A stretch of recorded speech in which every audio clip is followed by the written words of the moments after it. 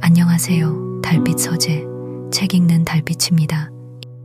에밀리 브론테의 폭풍의 언덕은 이제 후반부로 들어서고 있습니다.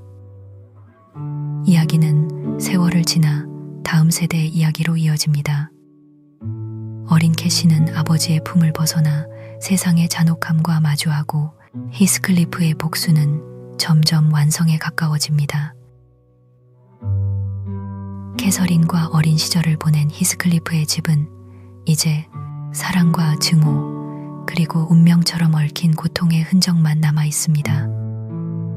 리트는 병약한 몸으로 사랑을 지키려 애쓰고 캐시는 그 절망 속에서도 자유를 꿈꿉니다. 이 장들 속에서 우리는 인간의 마음이 얼마나 쉽게 미움으로 타오르고 또 얼마나 고요히 용서로 식어가는지를 보게 됩니다. 폭풍의 언덕 제21장부터 제27장까지 이제 그들의 영혼이 마지막으로 흔들리는 순간을 함께 따라가 봅니다. 여러분의 구독과 좋아요는 앞으로 더 좋은 영상을 제작하는 데 큰 힘이 됩니다. 감사합니다.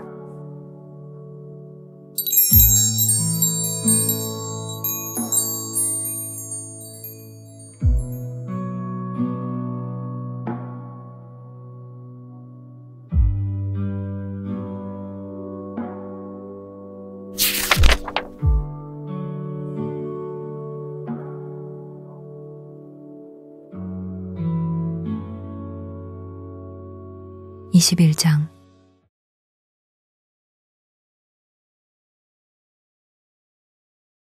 그날 우리는 작은 캐시 때문에 몹시 힘들었습니다.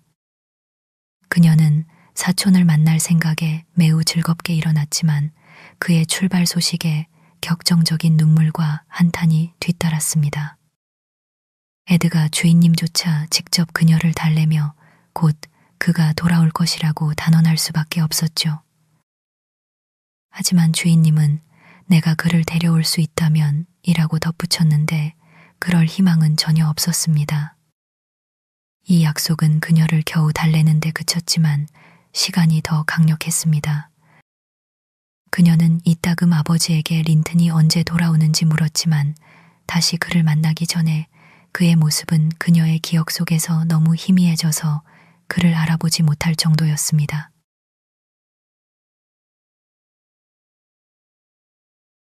제가 김머튼으로 업무차 방문했을 때 황무지 농장의 가정부를 우연히 만나면 저는 젊은 주인님이 어떻게 지내는지 묻곤 했습니다.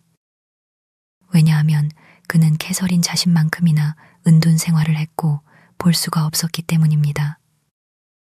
저는 그녀에게서 그가 여전히 허약한 상태이며 까다로운 가족이라는 것을 알 수 있었습니다.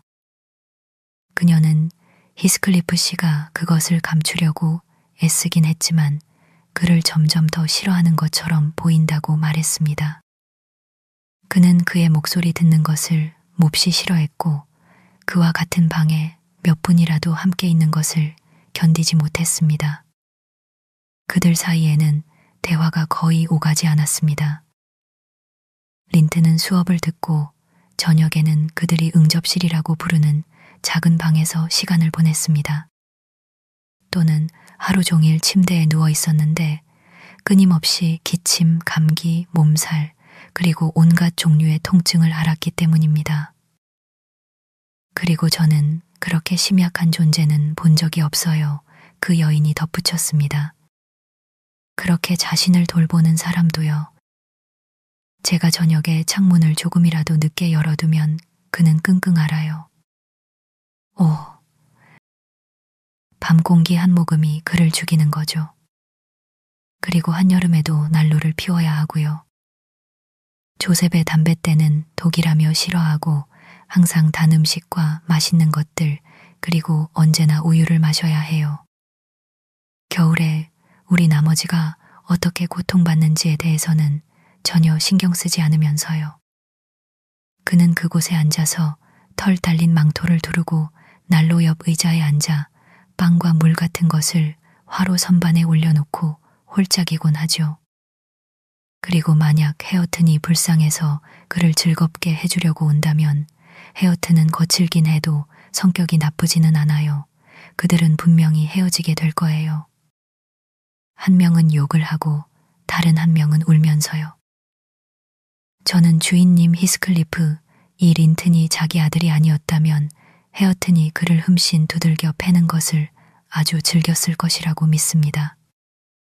그리고 저는 그가 린튼이 스스로를 돌보는 방식의 절반이라도 알았다면 그를 당장 집 밖으로 내쫓았을 것이라고 확신합니다. 하지만 그러면 히스클리프가 유혹의 위험에 빠지지 않을 거예요. 그는 절대로 응접실에 들어오지 않고 만약 린튼이 그가 있는 집에서 그런 식의 행동을 보인다면 그는 즉시 그를 위층으로 보냅니다. 저는 이 설명을 통해 젊은 히스클리프가 원래부터 그렇지 않았더라도 극심한 동정심 부족이 그를 이기적이고 불쾌한 사람으로 만들었다고 추측했습니다. 그 결과 그에 대한 저의 관심은 식어갔습니다. 그럼에도 불구하고 저는 그의 처지에 대한 슬픔과 그가 우리와 함께 남겨졌다면 좋았을 텐데 하는 아쉬움을 느꼈습니다. 에드가 주인님은 저에게 정보를 얻도록 권하셨습니다. 저는 그분이 그에 대해 많이 생각하셨을 것이라고 짐작합니다. 그를 보기 위해 어떤 위험이라도 감수했을 것입니다. 주인님은 한 번은 저에게, 가정부에게 그가 마을에 온 적이 있는지 물어보라고 말씀하셨습니다. 그녀는 그가 아버지를 따라 말을 타고 2번만 왔고 2번 모두 그 후로 사흘이나 나흘 동안 완전히 기진맥진한 척했다고 말했습니다. 그 가정부는 제가 기억하기에 그가 온 지 2년 후에 떠났습니다. 그리고 제가 모르는 다른 가정부가 그녀의 후임이었는데 그녀는 여전히 그곳에 살고 있습니다.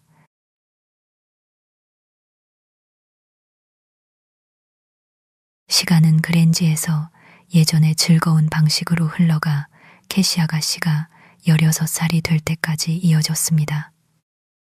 그녀의 생일에는 우리가 기쁨의 어떤 표시도 하지 않았는데 그것이 또한 저의 옛 안주인의 기일이었기 때문입니다.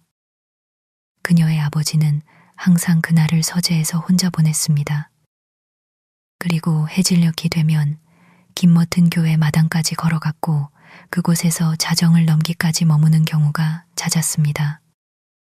따라서 캐서린은 스스로 오락거리를 찾아야 했습니다. 그 3월 20일은 아름다운 봄날이었고 그녀의 아버지가 은둔하시자 제 어린 아가씨는 외출할 옷을 입고 내려와 저와 함께 황무지 가장자리에서 산책을 하고 싶다고 말했습니다. 린튼 씨는 우리가 짧은 거리만 갔다가 1시간 안에 돌아온다는 조건으로 그녀에게 허락을 내렸습니다. 그러니 서둘러요, 넬리. 그녀가 외쳤습니다. 저는 어디로 가고 싶은지 알아요. 뇌조 무리가 정착한 곳이죠. 그들이 둥지를 틀었는지 보고 싶어요. 거기까지는 꽤 먼 거리일 텐데요. 제가 대답했습니다. 그들은 황무지 가장자리에서는 번식하지 않아요. 아니요, 그렇지 않아요. 그녀가 말했습니다.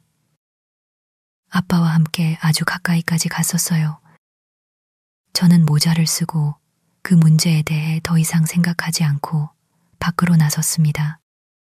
그녀는 제 앞에서 껑충거리다가 제 옆으로 돌아왔고 다시 어린 사냥개처럼 달려나갔습니다. 처음에는 저는 멀리 가까이서 지저귀는 종달새 소리를 듣고 달콤하고 따뜻한 햇살을 즐기며 그녀를 지켜보는 것만으로도 충분히 즐거웠습니다. 저의 귀엽고 사랑스러운 아이는 금발 곱슬머리를 뒤로 휘날리며 야생 장미처럼 부드럽고 순수한 뺨 그리고 티 없는 기쁨으로 빛나는 눈을 하고 있었습니다.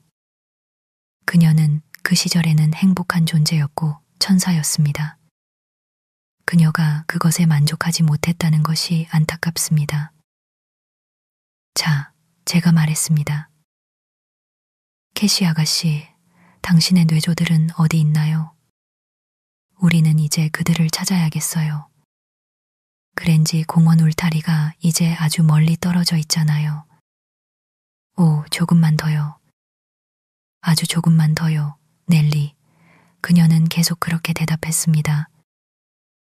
저 작은 언덕을 오르고 저 둑을 지나서 당신이 반대편에 도착할 때쯤이면 제가 새들을 놀라게 할 거예요. 하지만 그렇게 오르고 지나가야 할 언덕과 둑이 너무 많아서 마침내 저는 지치기 시작했고 그녀에게 멈춰서 발걸음을 되돌려야 한다고 말했습니다. 그녀가 저보다 한참 앞서갔기 때문에 저는 그녀에게 소리쳤습니다.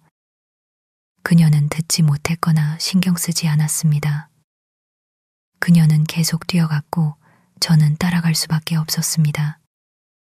마침내 그녀는 움푹 들어간 곳으로 뛰어들었고 제가 다시 그녀를 볼 수 있을 때쯤에는 그녀는 집에서 황무지 농장까지 2마일이나 더 가까이가 있었습니다. 그리고 저는 두 사람이 그녀를 붙잡는 것을 보았는데 그중 한 명은 히스클리프 씨임에 틀림없다고 확신했습니다.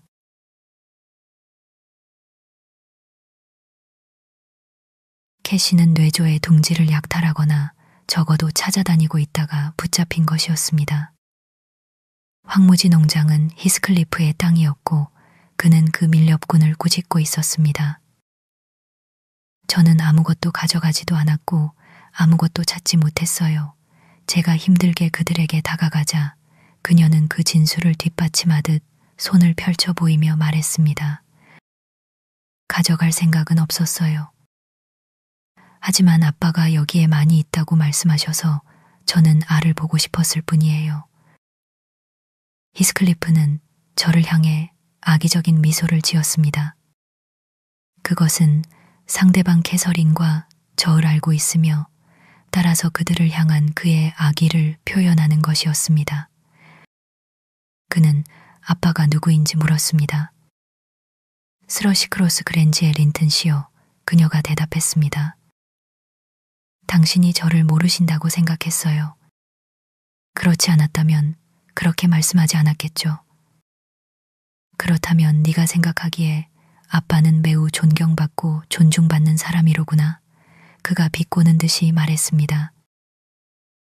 그리고 당신은 누구예요? 캐서린이 말을 하는 사람 히스클리프를 호기심 어린 눈으로 쳐다보며 물었습니다. 저 남자, 제가 전에 본 적이 있어요. 당신 아들인가요? 그녀는 다른 사람, 헤어튼을 가리켰습니다. 그는 2살 더 나이가 들면서 덩치와 힘만 늘었을 뿐 여전히 어색하고 거칠어 보였습니다. 캐시 아가씨, 제가 말을 끊었습니다.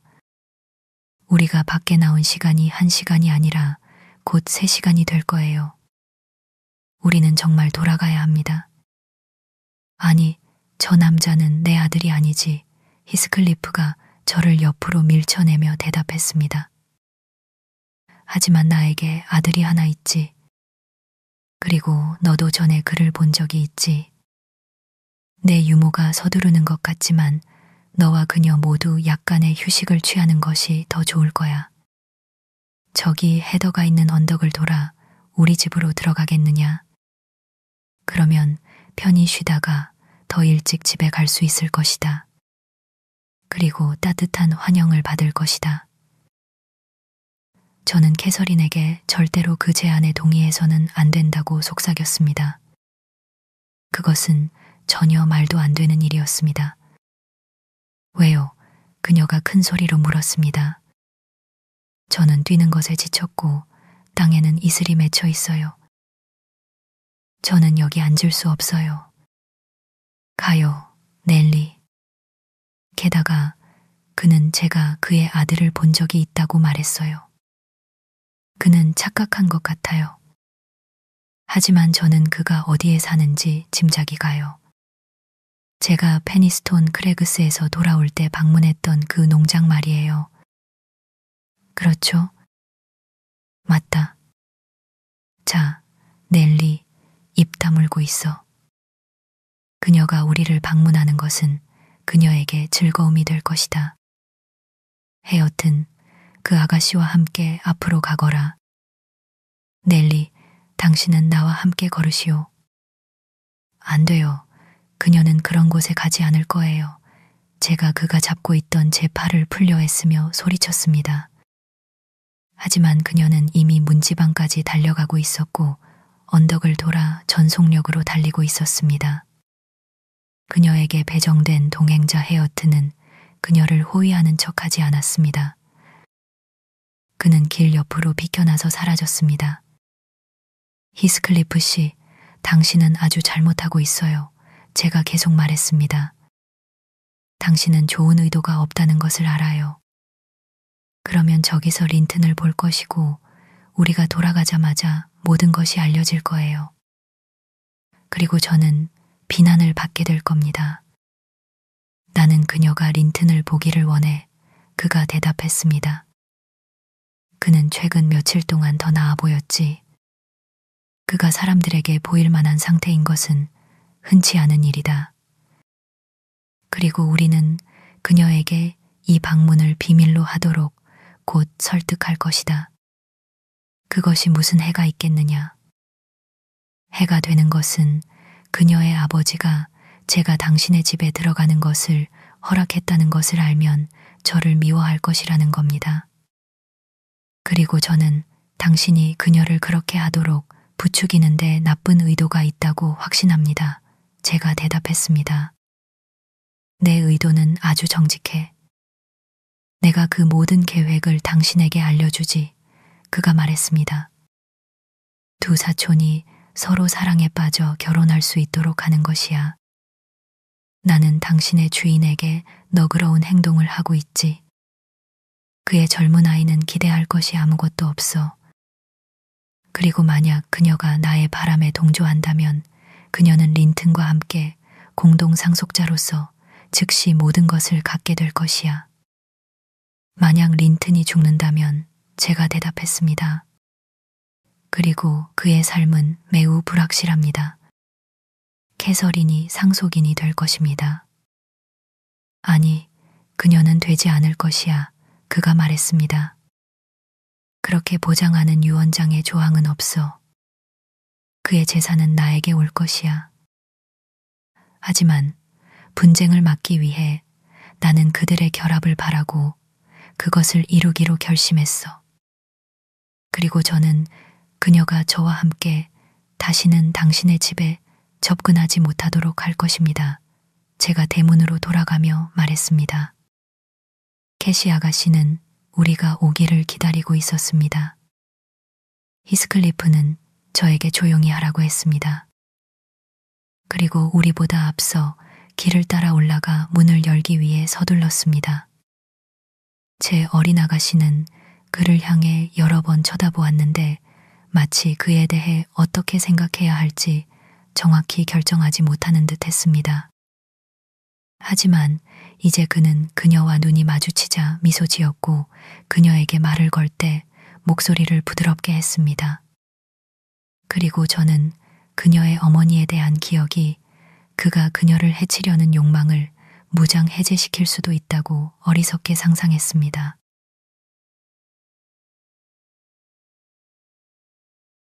린튼은 난로가에 서 있었습니다. 그는 모자를 쓰고 있었고 조셉에게 마른 신발을 가져오라고 말하고 있었던 것을 보니 들판에서 산책을 하고 온 것 같았습니다. 그는 16살이 되기 몇 달 전인데도 나이에 비해 키가 컸습니다. 그의 이목구비는 여전히 예뻤고 그의 눈과 안색은 제가 기억하는 것보다 더 밝았는데 그것은 건강한 공기와 온화한 햇살에서 잠시 빌려온 광채에 불과했습니다. 자, 저 아이는 누구냐? 히스클리프 씨가 캐시에게 돌아서서 물었습니다. 말할 수 있겠느냐? 당신 아들? 그녀는 의심스럽게 먼저 한 명을 그리고 다른 한 명을 살펴본 후에 말했습니다. 그래, 그가 대답했습니다. 하지만 네가 그를 본 것이 이번이 처음이냐? 생각해봐. 아, 너는 기억력이 짧구나. 린튼, 네가 그렇게 보고 싶어 해서 우리를 괴롭혔던 네 사촌을 기억하지 못하느냐? 뭐라고요, 린튼? 캐시가 그 이름에 기쁜 놀라움으로 외쳤습니다. 저 아이가 작은 린튼이라고요? 저보다 키가 더 크잖아요. 당신이 린튼이에요? 그 젊은이가 앞으로 나와 자신임을 인정했습니다. 그녀는 그에게 열렬히 키스했고 그들은 시간이 서로의 모습에 가져온 변화에 놀라움으로 응시했습니다. 캐서린은 자신의 키에 완전히 도달해 있었고 그녀의 몸매는 통통하면서도 날씬했으며 강철처럼 탄력이 있었고 그녀의 전체 모습은 건강과 활력으로 빛나고 있었습니다. 린튼의 표정과 움직임은 매우 나른했고 그의 몸은 극도로 가늘었습니다. 하지만 그의 태도에는 이러한 결점들을 완화시키고 그를 불쾌하지 않게 만드는 우아함이 있었습니다.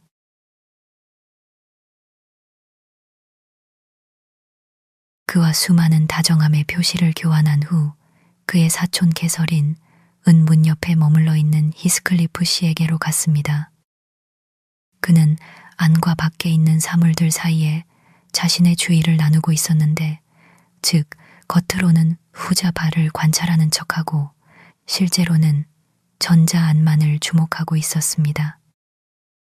그럼 당신이 제 삼촌이시네요. 그녀는 손을 뻗어 그에게 인사하며 외쳤습니다. 저는 당신이 좋다고 생각했어요. 처음에는 심술궂어 보였지만요. 왜 린튼과 함께 그랜지에 방문하지 않으세요? 이 모든 세월 동안 그렇게 가까운 이웃이면서 한 번도 보지 않다니 이상해요. 왜 그렇게 하신 거죠? 나는 네가 태어나기 전에 한두 번 너무 자주 방문했었어. 그가 대답했습니다. 됐어, 젠장. 남는 키스가 있다면 린튼에게 줘. 나에게는 낭비다. 못된 넬리, 캐서린이 다음으로 그녀의 아낌없는 애무로 저를 공격하며 외쳤습니다. 사악한 넬리, 제가 들어오는 것을 방해하려고 하다니. 하지만 저는 앞으로 매일 아침 이 산책을 할 거예요. 그래도 되죠, 삼촌. 그리고 가끔 아빠도 데려올게요. 저희를 보게 되면 기쁘시겠죠? 물론이지, 삼촌 히스클리프, 이 가까스로 억누른 험악한 표정으로 대답했습니다. 그것은 그가 두 명의 방문객에게 느끼는 깊은 혐오감에서 비롯된 것이었습니다. 하지만 잠깐, 그는 그 젊은 아가씨에게 돌아서며 말을 이었습니다. 이제 생각해보니 내가 말해주는 것이 좋겠군. 린튼 씨는 나에 대한 편견이 있다. 우리 삶의 한때 비기독교적인 맹렬함으로 다투었지. 그리고 만약 네가 그에게 여기 온다고 언급하면 그는 너의 방문을 완전히 막아버릴 것이다. 따라서 만약 네가 앞으로 내 사촌을 보는 것을 상관하지 않는다면 그것에 대해 언급해서는 안 된다. 너는 원하면 올 수 있지만 그것에 대해 말해서는 안 된다. 왜 싸웠어요? 캐서린이 상당히 풀이 죽은 채 물었습니다. 그는 내가 그의 여동생과 결혼하기에는 너무 가난하다고 생각했었지. 히스클리프가 대답했습니다. 그리고 내가 그녀를 얻은 것을 슬퍼했지. 그의 자존심이 상했고 그는 결코 용서하지 않을 것이야. 그건 잘못된 거예요. 그 젊은 아가씨가 말했습니다.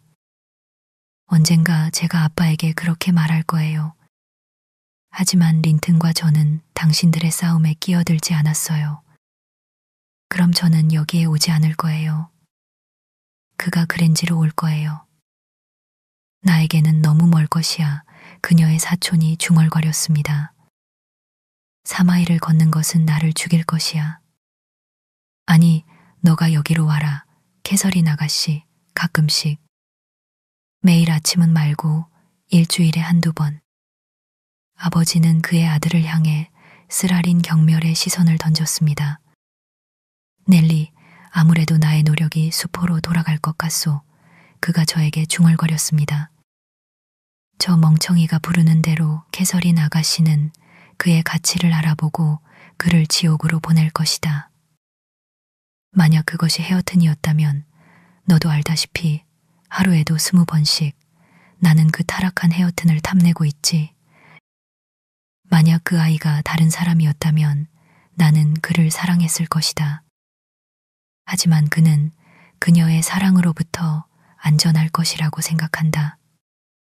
나는 그 보잘것없는 생물이 민첩하게 행동하지 않는 한 그를 헤어튼에게 맞붙게 할 것이다. 우리는 그가 18살까지 거의 살지 못할 것이라고 계산하고 있지. 오, 그 지루한 것 같으니. 그는 발을 말리는 데 몰두해 있고 그녀를 쳐다보지도 않는군, 린튼. 네, 아버지, 소년이 대답했습니다. 사촌에게 보여줄 만한 것이 어디에도 없느냐, 토끼나 족제비 둥지라도? 신발을 갈아 신기 전에 그녀를 정원으로 데려가라. 그리고 마구간으로 가서 내 말을 보여줘. 여기 앉아있는 게 더 좋지 않아요? 린튼이 캐시에게 다시 움직이는 것을 꺼려하는 어조로 물었습니다. 모르겠어요. 그녀가 대답했습니다. 문을 향해 간절한 시선을 던지는 것을 보니 분명 활발하게 움직이고 싶어 하는 것 같았습니다. 그는 자리에 앉아 난로에 더 바싹 다가갔습니다. 히스클리프는 일어나 부엌으로 갔고 그곳에서 마당으로 나가 헤어튼을 불렀습니다. 헤어튼이 대답했고 곧 두 사람이 다시 들어왔습니다. 젊은이는 얼굴에 흐르는 빛과 젖은 머리카락으로 보아 씻고 온 것 같았습니다.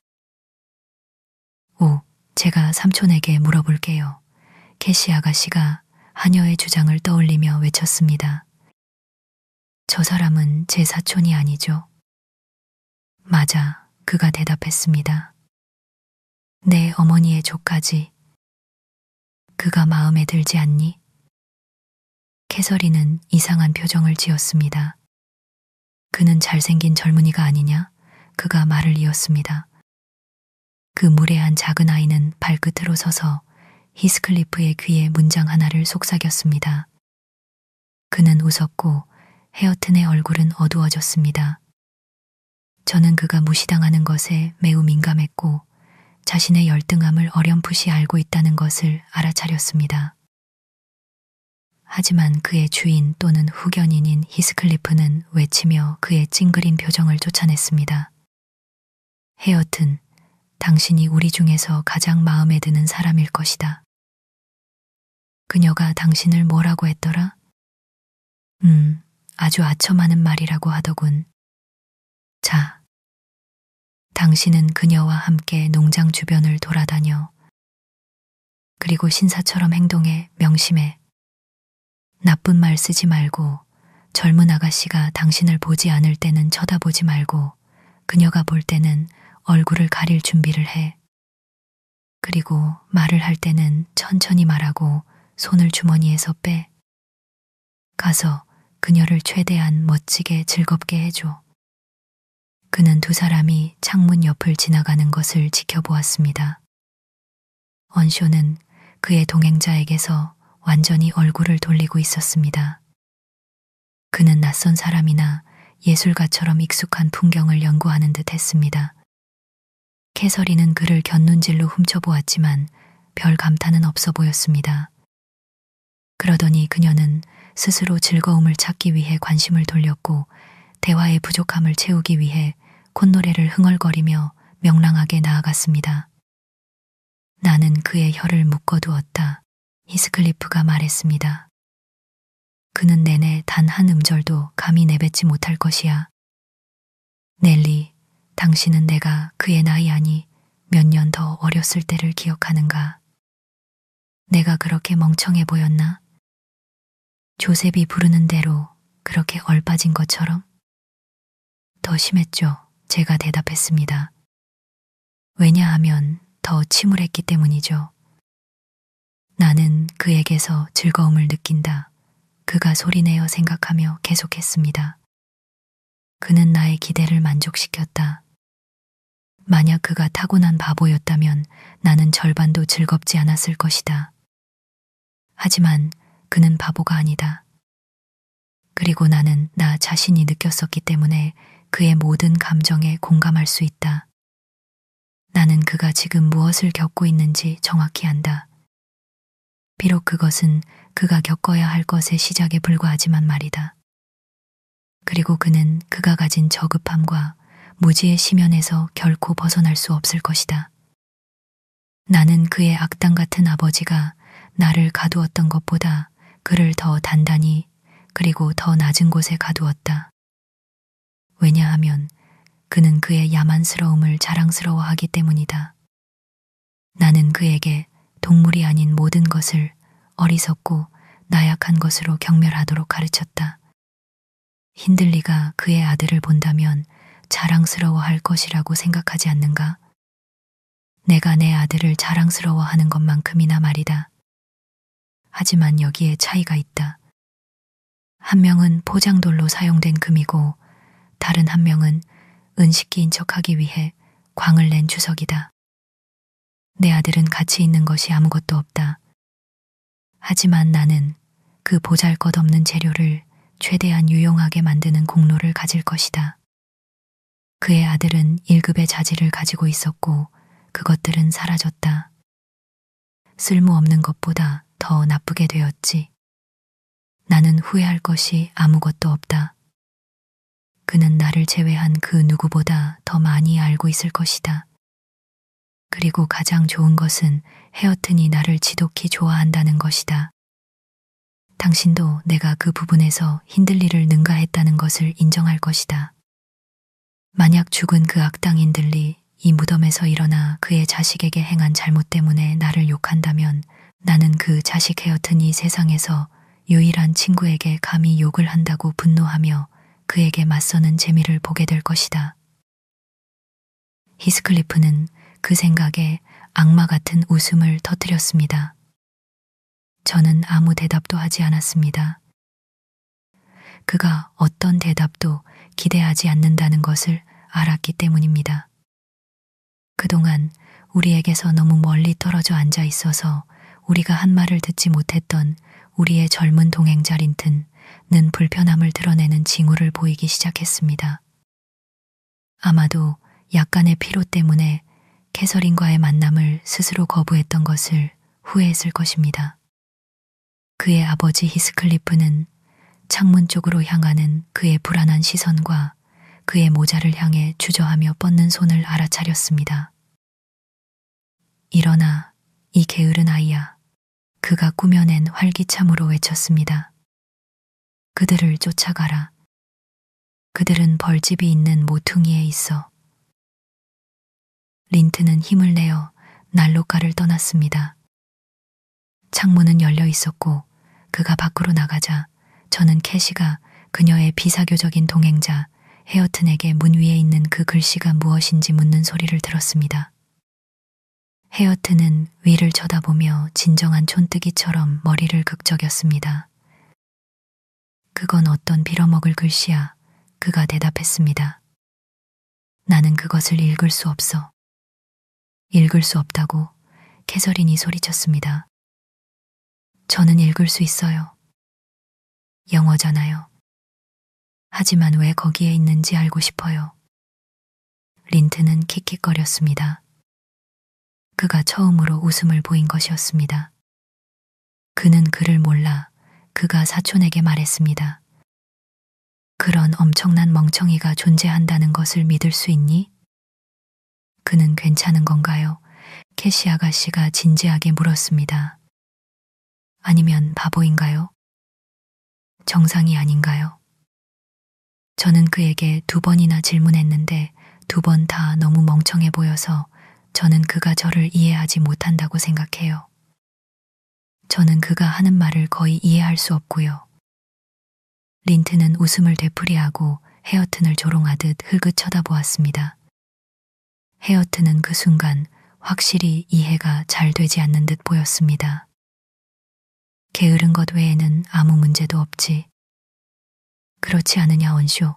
그가 말했습니다. 내 사촌은 너를 바보라고 생각하는군.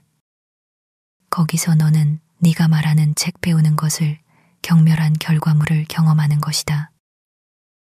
캐서린 그의 끔찍한 요크셔 발음을 알아차렸니? 왜, 그 빌어먹을 게 무슨 소용이 있소?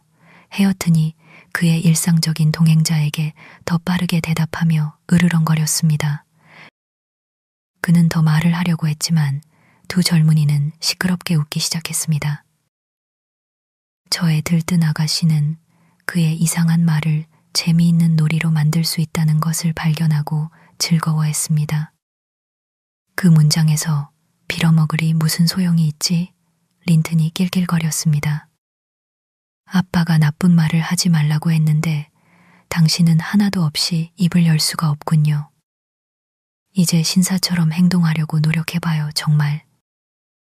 만약 네가 남자보다 계집에 더 가깝지 않다면 나는 지금 당장 너를 쓰러뜨릴 것이다.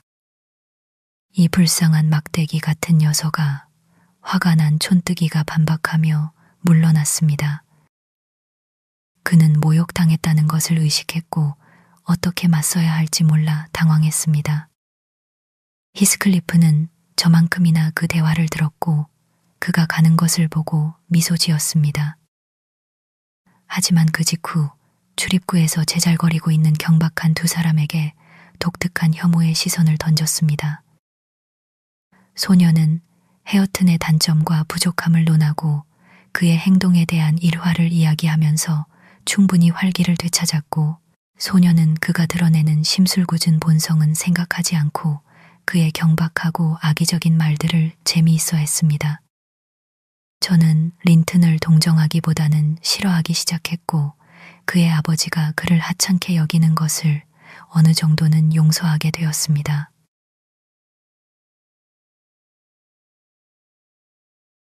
우리는 오후까지 머물렀습니다. 저는 캐시 아가씨를 더 일찍 데려올 수 없었습니다. 하지만 다행히도 주인님은 그의 방을 떠나지 않았고 우리의 긴 부재에 대해 모르고 계셨습니다. 우리가 집으로 걸어가는 동안 저는 우리가 방금 떠나온 사람들의 성격에 대해 저의 임무인 캐시에게 설명해 주고 싶었습니다. 하지만 그녀는 제가 그들에 대해 편견을 가지고 있다고 생각했습니다. 아하, 그녀가 외쳤습니다.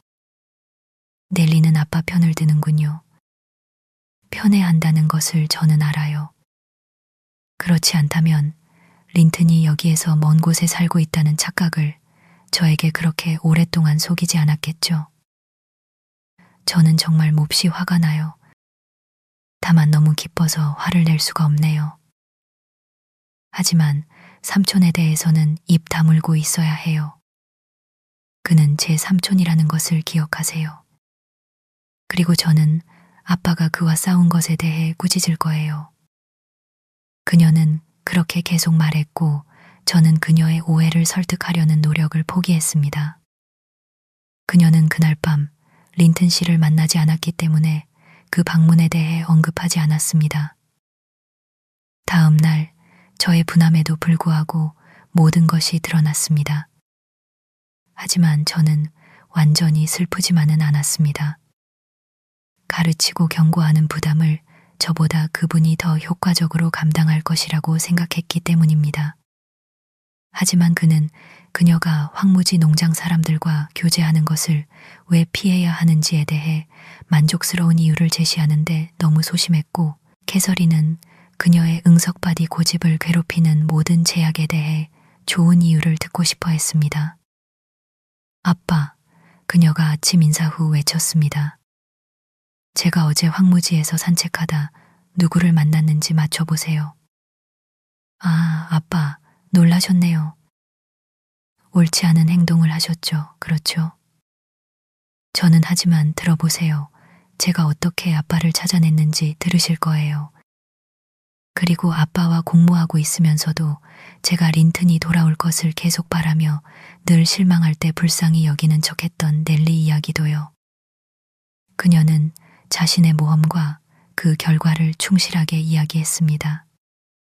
주인님은 저를 향해 여러 번 비난하는 눈길을 보냈지만 그녀가 이야기를 마칠 때까지 아무 말도 하지 않았습니다.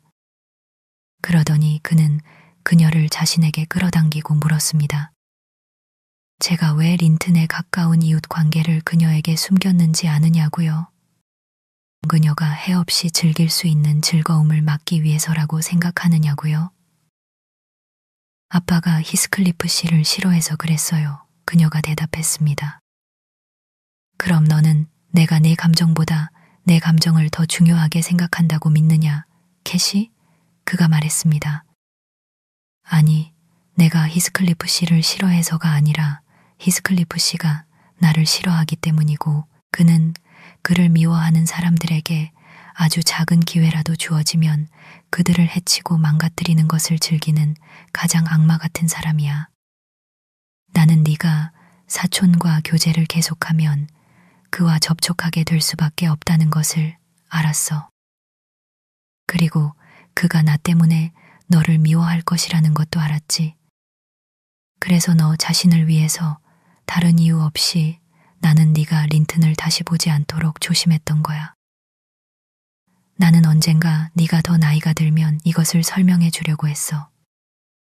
내가 늦어서 유감이다.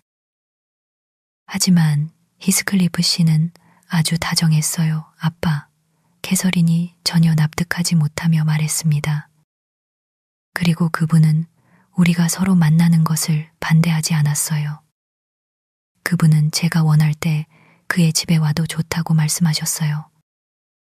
다만 아빠가 그와 싸웠고 숙모 이사벨라와 결혼한 것을 용서하지 않을 것이기 때문에 아빠에게 말해서는 안 된다고 하셨죠. 그리고 아빠는 용서하지 않으실 거예요. 비난받을 사람은 아빠예요. 그분은 적어도 저희 둘, 린튼과 제가 친구가 되는 것을 허락하려 하는데 아빠는 그렇지 않잖아요. 주인님은 그녀가 그의 처남의 사악한 성품에 대한 그의 말을 믿지 않을 것이라고 여기고 히스클리프가 이사벨라에게 했던 행동과 황무지 농장이 그의 소유가 된 과정을 서둘러 이야기해 주었습니다. 그는 그 주제에 대해 오래 이야기하는 것을 견디지 못했습니다. 왜냐하면 그가 그것에 대해 거의 말하지 않았지만 그는 린튼 부인이 죽은 이후로 그의 마음을 사로잡았던 그의 오랜 적에 대한 똑같은 공포와 혐오감을 여전히 느꼈기 때문입니다. 그가 아니었더라면 그녀는 아직 살아 있었을지도 몰라 라는 것이 그의 끊임없는 쓰라린 생각이었습니다. 그리고 그의 눈에는 히스클리프는 살인자처럼 보였습니다. 캐시 아가씨는 뜨거운 성질과 경솔함에서 비롯된 약간의 불복종, 불의, 그리고 격정 외에는 나쁜 행동에 익숙하지 않았고 그 행동들을 저지른 날 후회했었습니다. 그런 그녀는 몇 년 동안 복수를 품고 후회 한 번 없이 그 계획을 의도적으로 진행할 수 있는 그런 악마 같은 마음에 놀랐습니다. 그녀는 지금까지 그녀의 모든 공부와 생각에서 제외되었던 인간 본성에 대한 이 새로운 시각에 너무 깊이 감동하고 충격을 받은 듯 보였고 에드가 주인님은 그 주제를 더 이상 계속할 필요가 없다고 여겼습니다. 그는 그저 덧붙였습니다. 사랑하는 아이야, 내가 왜 네가 그의 집과 가족을 피하기를 바라는지 나중에 알게 될 거야. 이제 내 예전 일과 오락거리로 돌아가서 그들에 대해 더 이상 생각하지 말아라.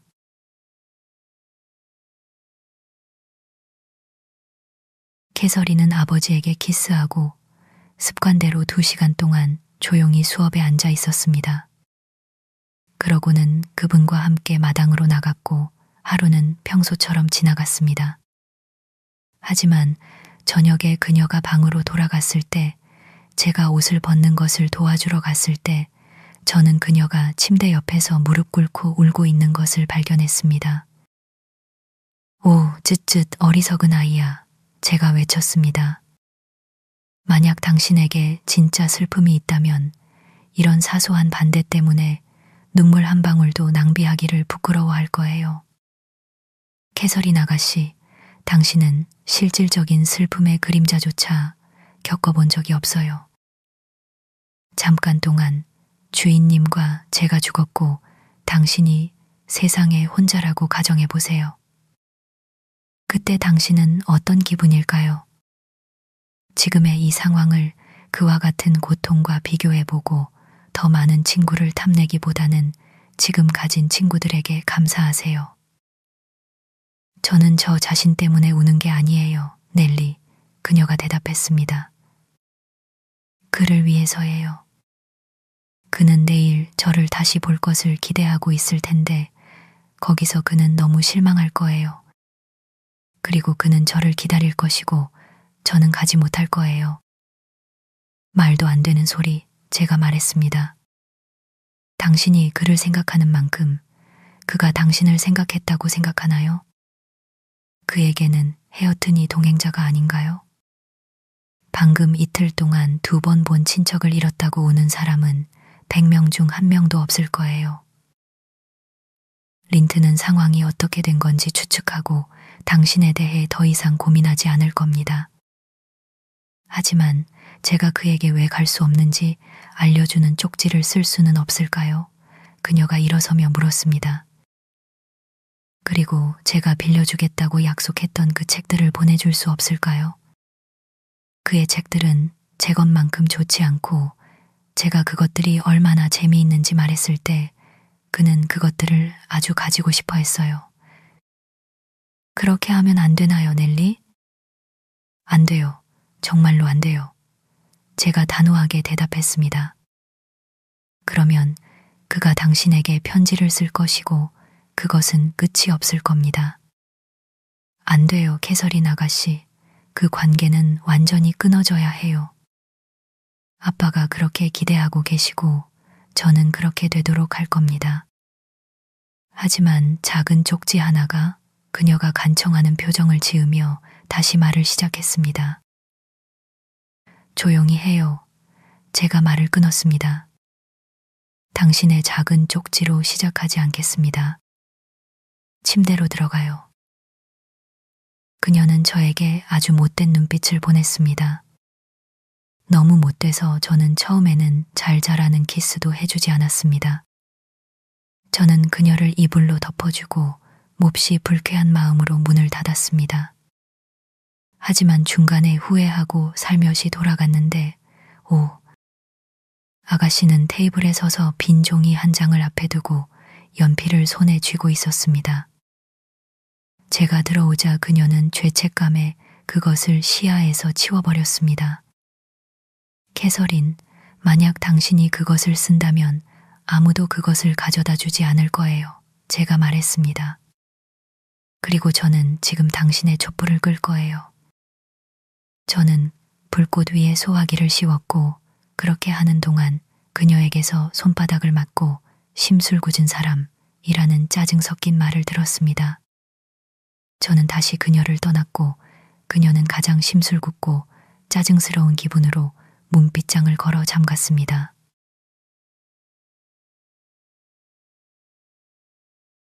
그 편지는 완성되어 마을에서 우유를 가져오는 아이에 의해 목적지로 전달되었습니다. 하지만 저는 그 사실을 한참 뒤에야 알게 되었습니다. 몇 주가 흘렀고 캐시는 그녀의 성미를 되찾았습니다.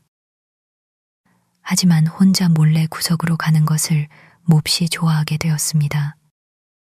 그리고 제가 독서하는 그녀에게 갑자기 다가가면 그녀는 놀라며 책 위로 몸을 숙였는데 분명 그것을 숨기려 애쓰는 것이었습니다. 그리고 저는 책장 너머로 삐져나온 낱장의 종이들을 발견했습니다. 그녀는 또한 아침 일찍 내려와 부엌 주변에 머물며 무언가가 도착하기를 기다리는 버릇이 생겼습니다. 그리고 그녀는 서재에 있는 캐비닛의 작은 서랍을 몇 시간 동안 만지작거렸고 떠날 때는 열쇠를 특별히 조심해서 챙겼습니다.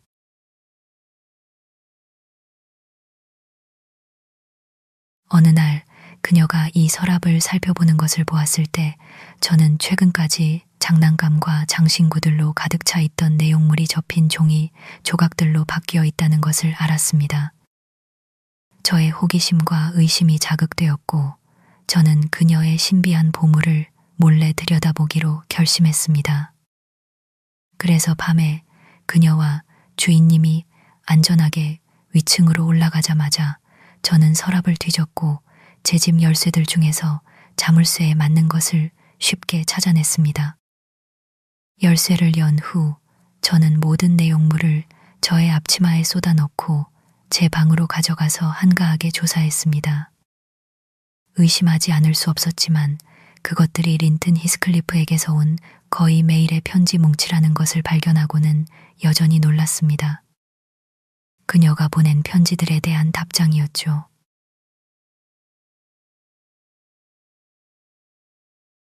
초기에 쓰인 것들은 어색하고 짧았습니다. 그러나 점차 그것들은 풍부한 연애 편지로 확장되었는데 작가의 나이로 볼 때 당연히 어리석었지만 군데군데 더 경험이 많은 출처에서 빌려온 듯한 느낌을 주는 구절들이 있었습니다. 그 편지들 중 일부는 열정과 평탄함이 기묘하게 뒤섞여 있다고 저에게는 느껴졌습니다. 강한 감정으로 시작했다가 상상 속에 실체 없는 연인에게 학교 소년이 쓸 법한 꾸며낸 말이 많은 문체로 끝나는 것이었죠. 그것들이 캐시를 만족시켰는지는 모르겠습니다. 하지만 저에게는 아주 쓸모없는 쓰레기처럼 보였습니다. 저는 적당하다고 생각하는 만큼 편지들을 넘겨본 후 그것들을 손수건에 묶어 한쪽에 치워두고 빈 서랍에 다시 자물쇠를 채웠습니다.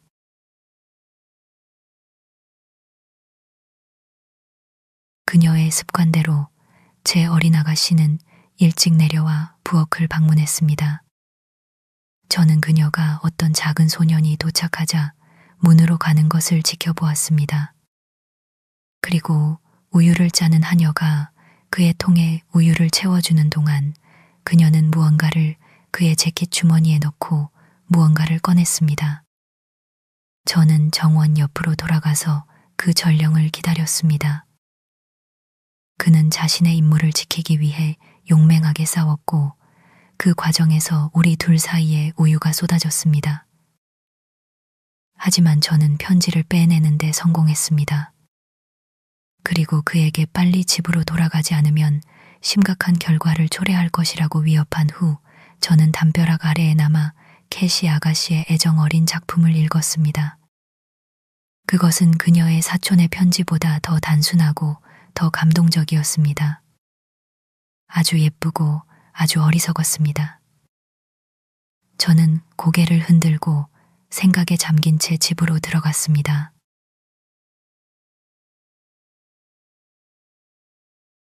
그날은 비가 왔기 때문에 그녀는 공원 주변을 산책하며 스스로 즐거움을 찾을 수 없었습니다.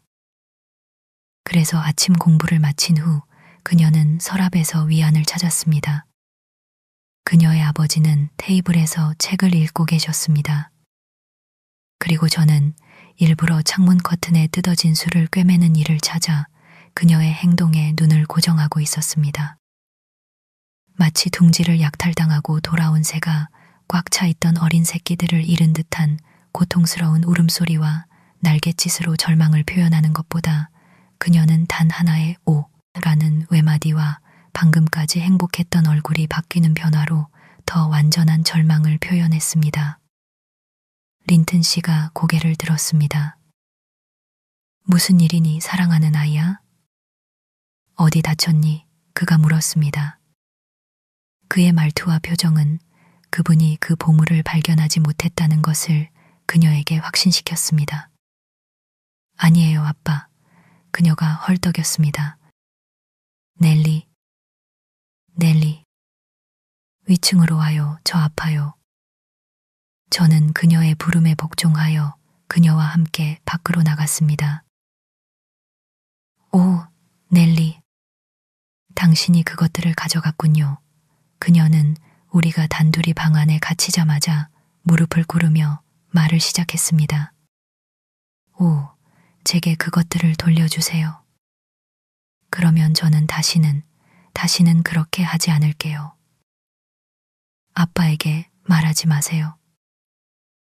아빠에게 말하지 않았죠, 넬리? 말하지 않았다고 말해주세요. 제가 몹시 버릇없게 굴었지만 다시는 그렇게 하지 않을 거예요. 저는 엄숙하고 심각한 태도로 그녀에게 일어서라고 말했습니다. 자, 제가 외쳤습니다. 캐서린 아가씨, 당신은 꽤나 멀리 나갔군요. 그것들을 부끄러워하는 것도 당연합니다. 당신이 여가 시간에 공부하는 멋진 쓰레기 뭉치군요. 정말 인쇄해도 될 만큼 좋네요.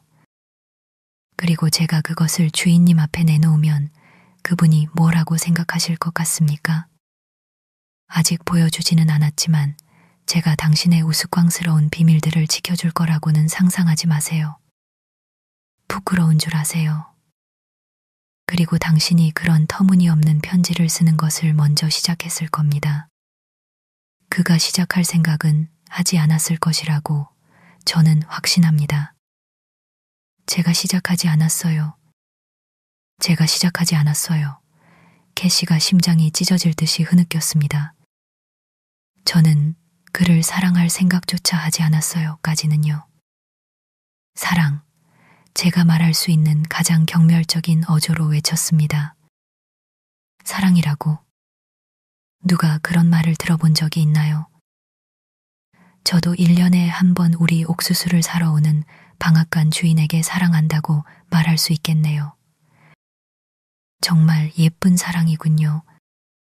당신이 린튼을 두 오후 동안 평생 통틀어 겨우 4시간밖에 보지 않았는데, 자, 여기 이 아기 같은 쓰레기가 있습니다.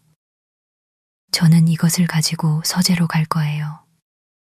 그리고 당신의 아버지가 이런 사랑에 대해 뭐라고 하시는지 봅시다. 그녀는 그녀의 소중한 편지들을 향해 달려들었지만 저는 그것들을 제 머리 위로 들었습니다. 그리고 그녀는 그것들을 불태워달라고, 어떤 것이든 보여주지 말라고 미친 듯이 간청했습니다. 저는 사실 그녀를 꾸짖는 것만큼이나 웃고 싶었는데 모두 소녀의 허영심이라고 여겼기 때문입니다. 마침내 어느 정도 누그러져서 물었습니다. 제가 그것들을 태워주는 것에 동의한다면 다시는 편지를 보내거나 받지 않고 책제가 당신이 그에게 책을 보냈다는 것을 알고 있습니다도 머리카락 한 묶음도 반지도 장난감도 주고받지 않겠다고 충실히 약속하겠습니까? 저희는 장난감을 보내지 않았어요. 캐서린이 부끄러움을 이기며 자존심을 부렸습니다. 그렇다면 어떤 것도 보내지 않겠다고요, 아가씨? 제가 말했습니다. 만약 그렇게 하지 않으신다면 저는 이대로 갈 겁니다. 약속할게요, 넬리. 그녀가 제 드레스를 붙잡으며 소리쳤습니다. 오, 제발, 제발 그것들을 불에 넣어줘요. 하지만 제가 부직갱이로 불에 공간을 만들려고 하자 그 희생은 그녀가 견디기에는 너무 고통스러웠습니다. 그녀는 진심으로 1~2개만 남겨달라고 간청했습니다. 1~2개만요, 넬리. 린튼을 위해 간직하게 해주세요. 저는 손수건의 매듭을 풀고 한쪽 모서리에서부터 편지들을 불 속으로 떨어뜨리기 시작했고 불길은 굴뚝을 타고 올라갔습니다. 나 하나 가질 거야, 이 잔인한 사람아. 그녀가 비명을 지르며 불 속으로 손을 던져 넣었고 손가락을 다치는 것을 무릅쓰고 반쯤 타버린 조각들을 꺼냈습니다.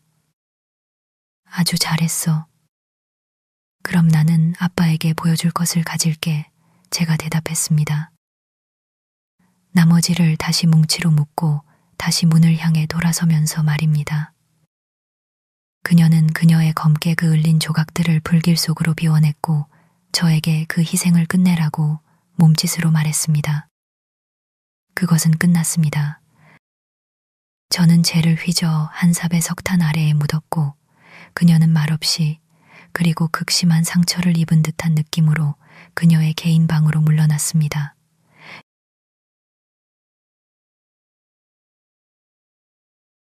저는 주인님에게 가서 아가씨의 갑작스러운 병은 거의 사라졌지만 그녀가 잠시 누워있는 것이 최선이라고 판단했다고 말씀드렸습니다. 그녀는 저녁 식사를 하지 않았습니다. 하지만 그녀는 차 시간에 다시 나타났고 창백한 얼굴에 눈가는 붉었으며 겉모습은 놀라울 정도로 조용해져 있었습니다.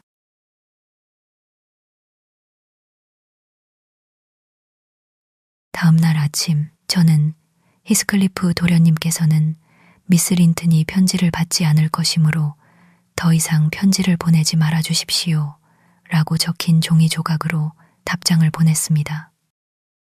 그리고 그 이후로 그 작은 소년 린튼은 빈 주머니로 왔습니다.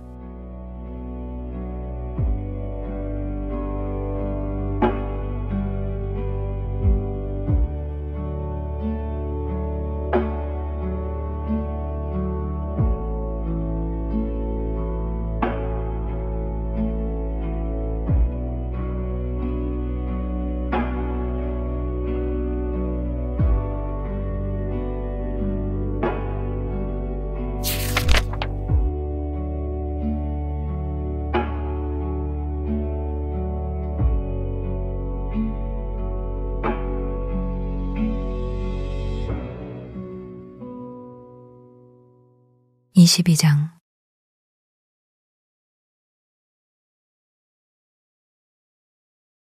여름이 끝났고 이른 가을도 지났습니다. 이미 마이클마스 축일 9월 29일이 지났지만 그 해에는 추수가 늦어 우리의 밭 몇 군데는 여전히 정리되지 않은 채 남아 있었습니다. 린튼 씨와 그의 딸은 자주 추수하는 사람들 사이를 걸어 다녔습니다. 마지막 곡식단을 나르는 날에는 해질녘까지 머물렀는데 그날 저녁 날씨가 춥고 습해서 주인님은 심한 감기에 걸렸습니다. 그 감기는 그의 폐에 완고하게 자리 잡아 거의 끊임없이 겨울 내내 그를 집안에 머물게 했습니다.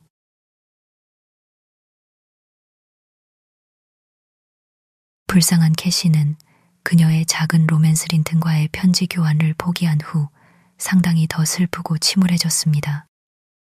그녀의 아버지는 그녀에게 독서를 줄이고 운동을 더 많이 하라고 고집했습니다.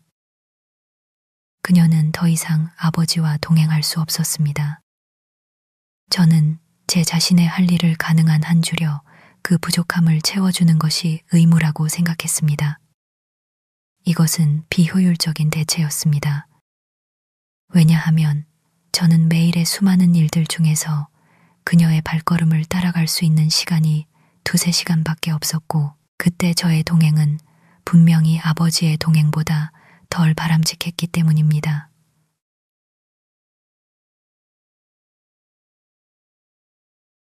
(10월의) 어느 오후 혹은 (11월) 초의 어느 오후였습니다. 촉촉하고 시원한 오후였는데 잔디와 길에는 젖은 마른 잎사귀들이 바스락거리고 있었고 차가운 푸른 하늘은 구름에 반쯤 가려져 있었습니다. 어두운 회색 구름 줄기들이 서쪽에서 빠르게 솟아오르며 많은 비를 예고하고 있었습니다. 저는 곧 소나기가 올 것이 확실했기 때문에 어린 아가씨에게 산책을 포기해달라고 요청했습니다. 그녀는 거절했고 저는 마지못해 망토를 걸치고 우산을 들고 그녀와 함께 공원 아래쪽까지 산책하러 나섰습니다. 그녀가 기분이 저조할 때 주로 택하는 공식적인 산책 코스였습니다. 그리고 그 저조함은 에드가 씨의 상태가 평소보다 더 나빠졌을 때 어김없이 나타났는데 이는 그분의 고백으로는 결코 알 수 없었지만 그분의 늘어난 침묵과 얼굴의 우울함으로 그녀와 제가 모두 짐작할 수 있는 일이었습니다.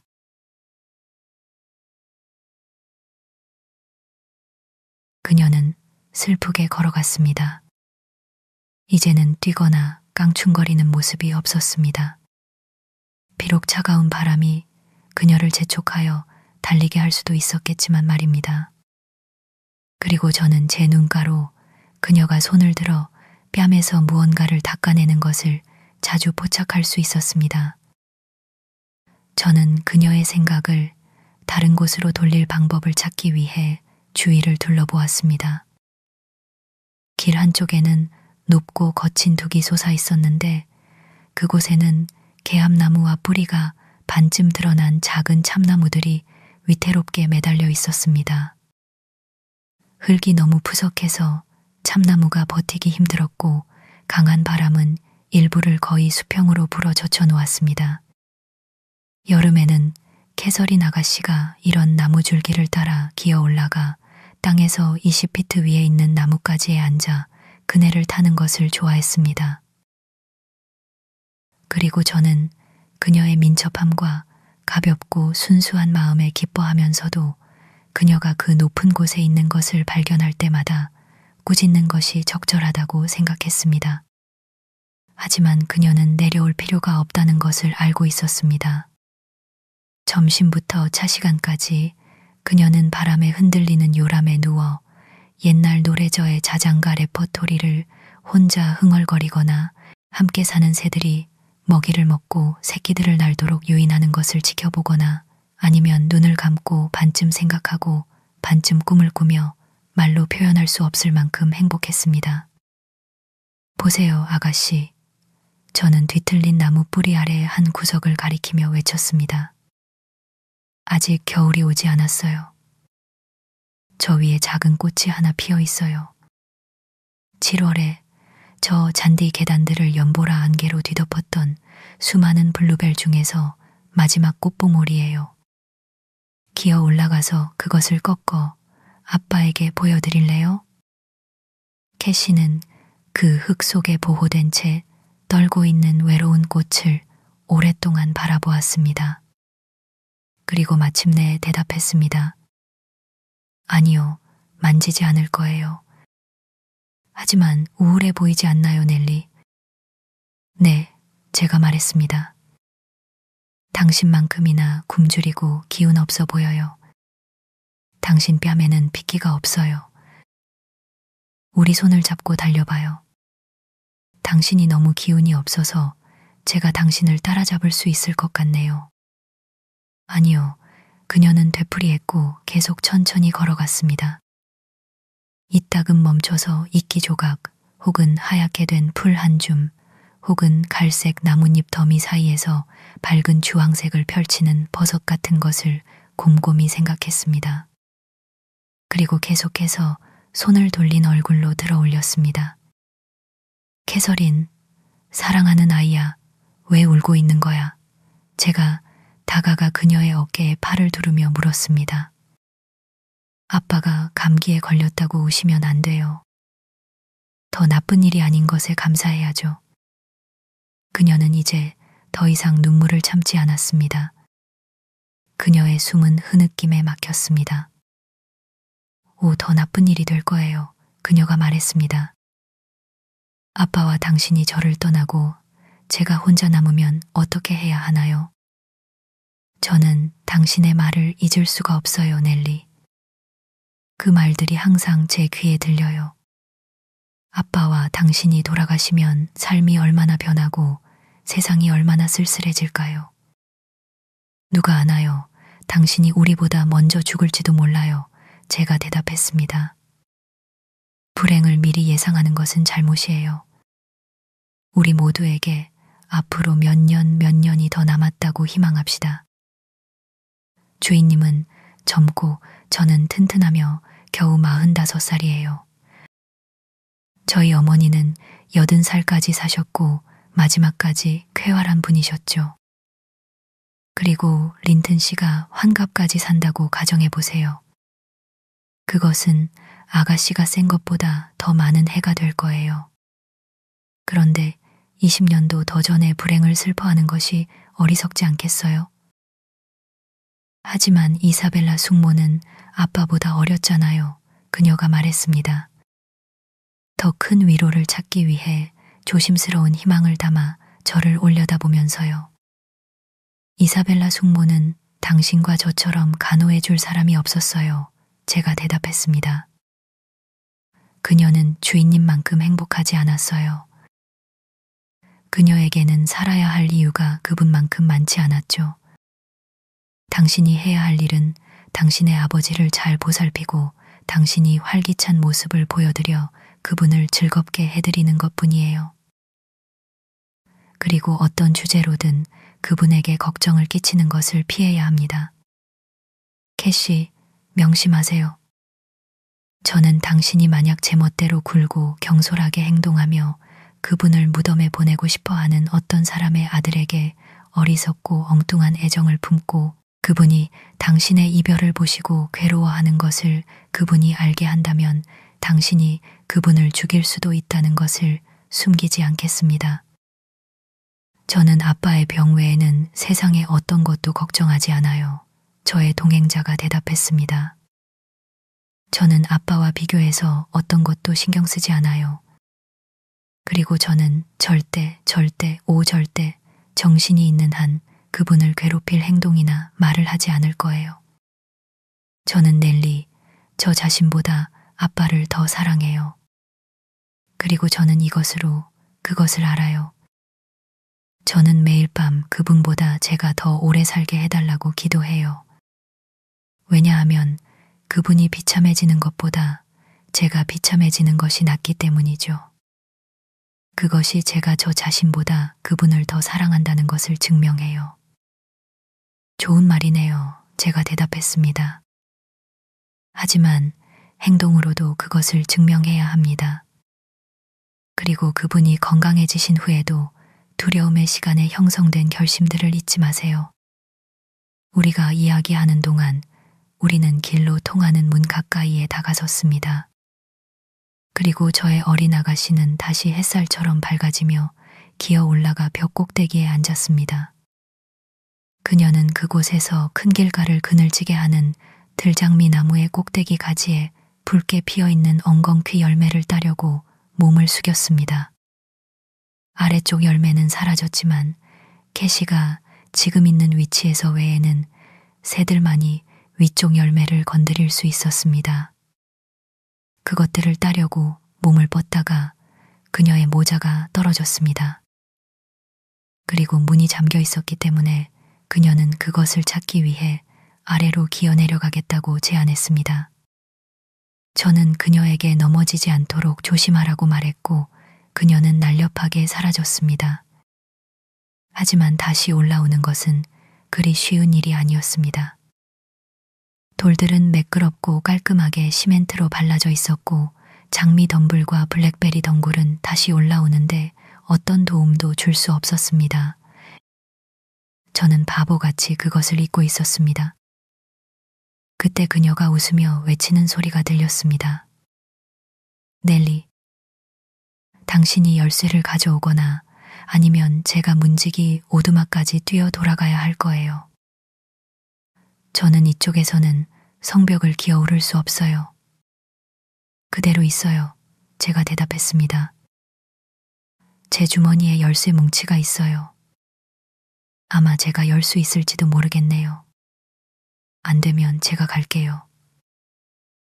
제가 차례로 모든 큰 열쇠들을 시도하는 동안 캐서린은 문 앞에서 이리저리 춤을 추며 즐거워했습니다. 저는 마지막 열쇠까지 사용했지만 맞는 것이 없다는 것을 알았습니다.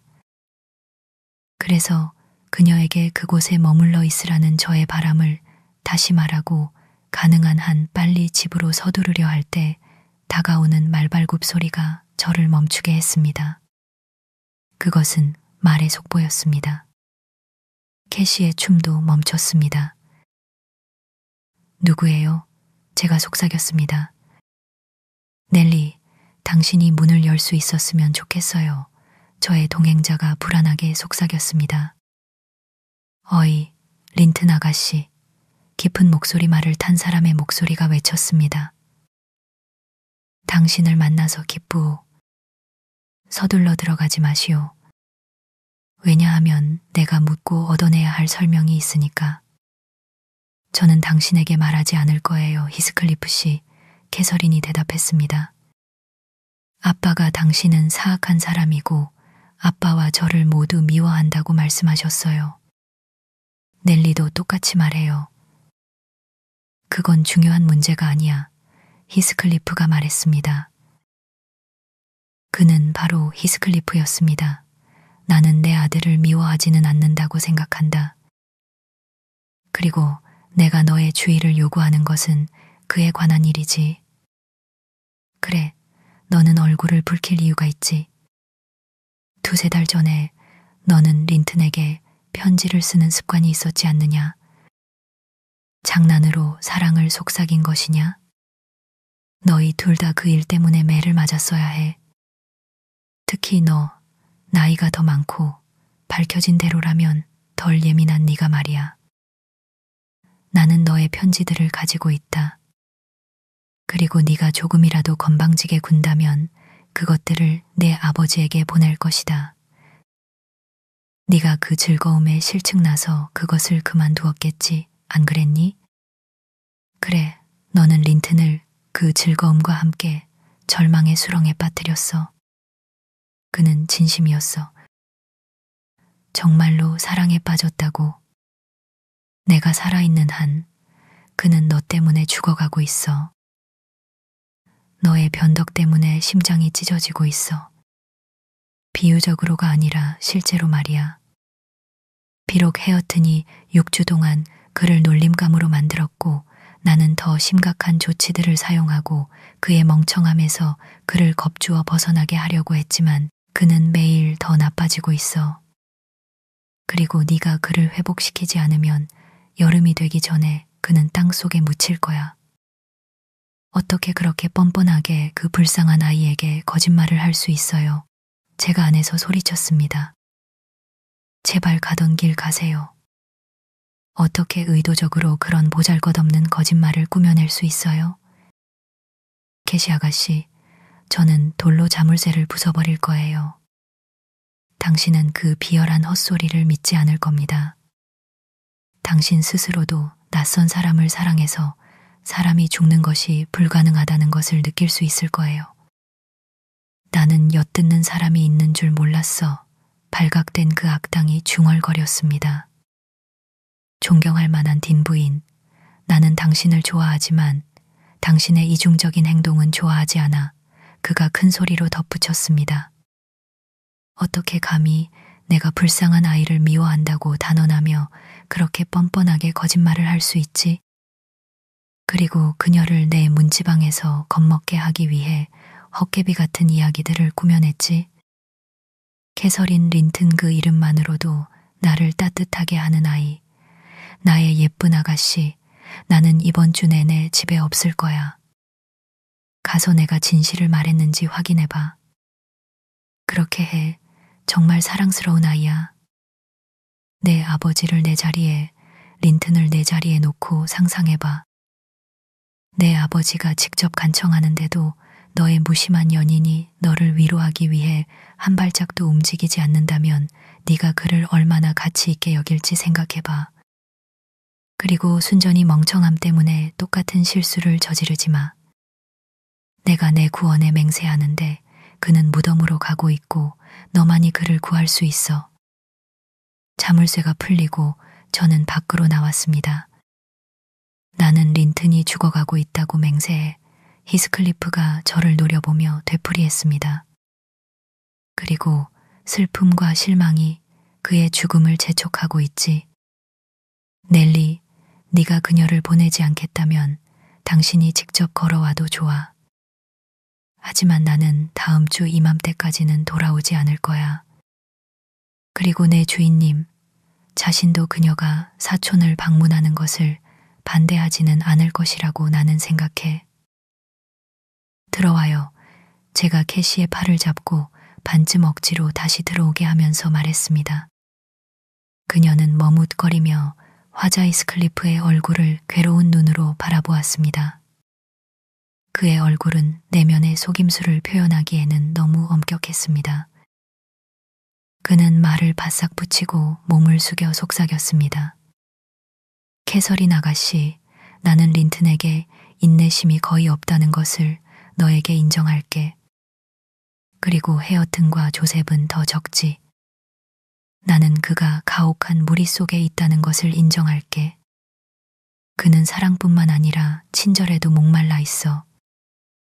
그리고 너의 친절한 말 한마디가 그에게 최고의 약이 될 거야. 딘 부인의 잔인한 경고는 신경 쓰지 마. 하지만 너그럽게 행동하고 그를 만나러 올 방법을 마련해. 그는 밤낮으로 너의 꿈을 꾸고 있고 네가 편지를 쓰거나 찾아오지 않으니 네가 그를 미워한다고 설득당하고 있어. 저는 문을 닫고 풀린 자물쇠를 지탱하기 위해 돌을 굴렸습니다. 그리고 우산을 펼쳐 그녀를 그 아래로 끌어당겼습니다. 비가 나무의 신음하는 가지들을 뚫고 쏟아지기 시작했고 우리에게 지체하지 않도록 경고했습니다.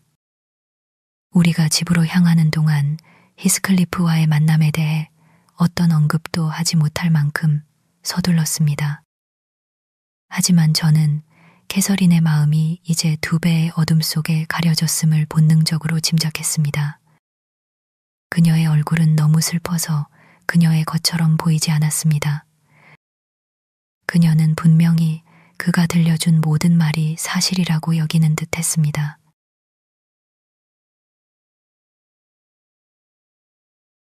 주인님은 우리가 들어오기 전에 이미 쉬러 가셨습니다. 캐시는 그의 방으로 살금살금 가서 그의 안부를 물었고 그는 잠들어 있었습니다. 그녀는 돌아와서 저에게 서재에서 함께 앉아달라고 부탁했습니다.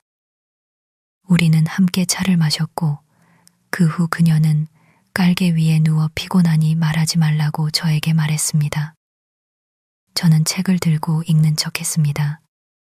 그녀가 제가 독서에 몰두했다고 생각하자마자 그녀는 다시 소리 없이 울기 시작했습니다. 그것은 현재 그녀가 가장 좋아하는 오락거리인 것 같았습니다. 저는 그녀가 잠시 그것을 즐기도록 내버려 두었습니다. 그러더니 저는 히스클리프가 그의 아들에 대해 했던 모든 주장을 비웃고 조롱하며 그녀에게 반대할 것이 확실한 것처럼 꾸짖었습니다. 저는 그의 이야기가 만들어낸 효과를 상쇄할 기술이 없었습니다. 그것은 바로 그가 의도했던 것이었습니다. 당신 말이 맞을 수도 있어요, 넬리. 그녀가 대답했습니다. 하지만 저는 알게 될 때까지는 결코 편안하지 않을 거예요. 그리고 저는 린튼에게 편지를 쓰지 않는 것이 제 잘못이 아니라는 것을 말해줘야 하고 제가 변하지 않을 것이라는 것을 확신시켜줘야 해요. 그녀의 어리석은 믿음에 맞서 분노와 항의가 무슨 소용이 있겠습니까? 우리는 그날 밤 적대적인 상태로 헤어졌습니다. 그러나 다음 날 저는 저의 고집불통인 어린 아가씨의 조랑말 옆에서 황무지 농장으로 향하는 길에 있었습니다. 저는 그녀의 슬픔을 목격하는 것을 견딜 수 없었습니다. 그녀의 창백하고 낙심한 얼굴과 무거운 눈을 보는 것을요. 그리고 저는 린튼 자신이 우리를 맞이하는 태도를 통해 그 이야기가 얼마나 사실에 근거했는지 증명해 줄 것이라는 희미한 희망 속에서 그녀에게 굴복했습니다.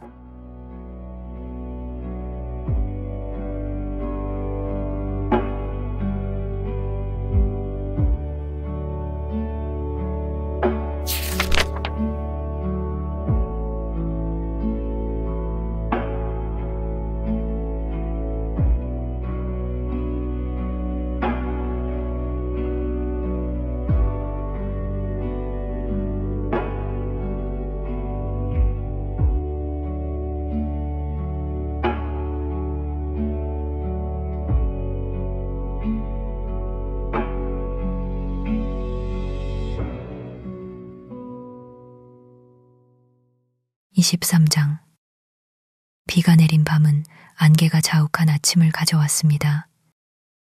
반은 서리, 반은 이슬비였고 임시로 생긴 시냇물들이 고지대에서 콸콸거리며 우리의 길을 가로질렀습니다.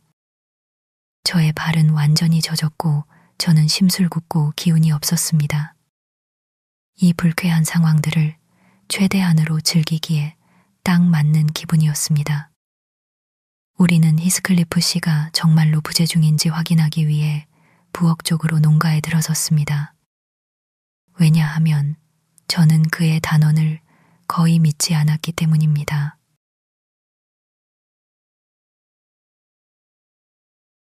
조셉은 활활 타는 불 옆에서 혼자 일종의 낙원에 앉아 있는 듯 했습니다. 그의 근처 테이블 위에는 구운 귀리 케이크 조각들이 잔뜩 밝힌 맥주 한 쿼트가 있었고 그의 입에는 검고 짧은 파이프가 물려 있었습니다. 캐서린은 몸을 녹이기 위해 난로로 달려갔습니다. 저는 주인님이 안에 계신지 물었습니다. 저의 질문은 너무 오랫동안 대답되지 않아서 저는 그 늙은이가 귀가 먹었다고 생각하고 더 큰 소리로 되풀이했습니다. 아니, 아니야. 그가 킁킁거리거나 오히려 코를 통해 소리쳤습니다. 아니, 아니야. 너는 온 곳으로 돌아가야 한다. 조셉. 안방에서 저와 동시에 짜증 섞인 목소리가 외쳤습니다. 내가 몇 번이나 불러야 해? 이제 붉은 재만 조금 남았잖아. 조셉. 당장 와. 힘찬 담배 연기 내뿜기와 쇠살대 안을 굳게 노려보는 것으로 보아 그는 이 호소에 귀 기울이지 않는다는 것을 알 수 있었습니다. 가정부와 헤어트는 보이지 않았습니다. 한 명은 심부름을 나갔고 다른 한 명은 아마 일터에 있었을 것입니다. 우리는 린튼의 목소리 톤을 알고 있었고 안으로 들어갔습니다. 오, 너는 다락방에서 굶어 죽기를 바라. 그 소녀는 우리가 그의 태만한 시중을 드는 사람이라고 착각하고 말했습니다. 그는 실수를 알아차리고 멈췄습니다. 그의 사촌은 그에게 달려갔습니다. 린튼 아가씨예요. 그가 기댄 큰 의자의 팔에서 머리를 들며 말했습니다. 아니, 키스하지 마. 숨 막혀. 세상에. 아빠가 당신이 올 거라고 말했는데 캐서린의 포옹에서 조금 회복된 후 그가 말을 이었습니다. 캐서린은 그 옆에 서서 매우 미안해 보였습니다. 문을 닫아주시겠어요? 당신이 열어뒀잖아요. 그리고 그 끔찍한 사람들이 불의 석탄을 가져다 주지 않아요. 너무 추워요. 저는 젤을 휘저었고 석탄 한 통을 직접 가져왔습니다.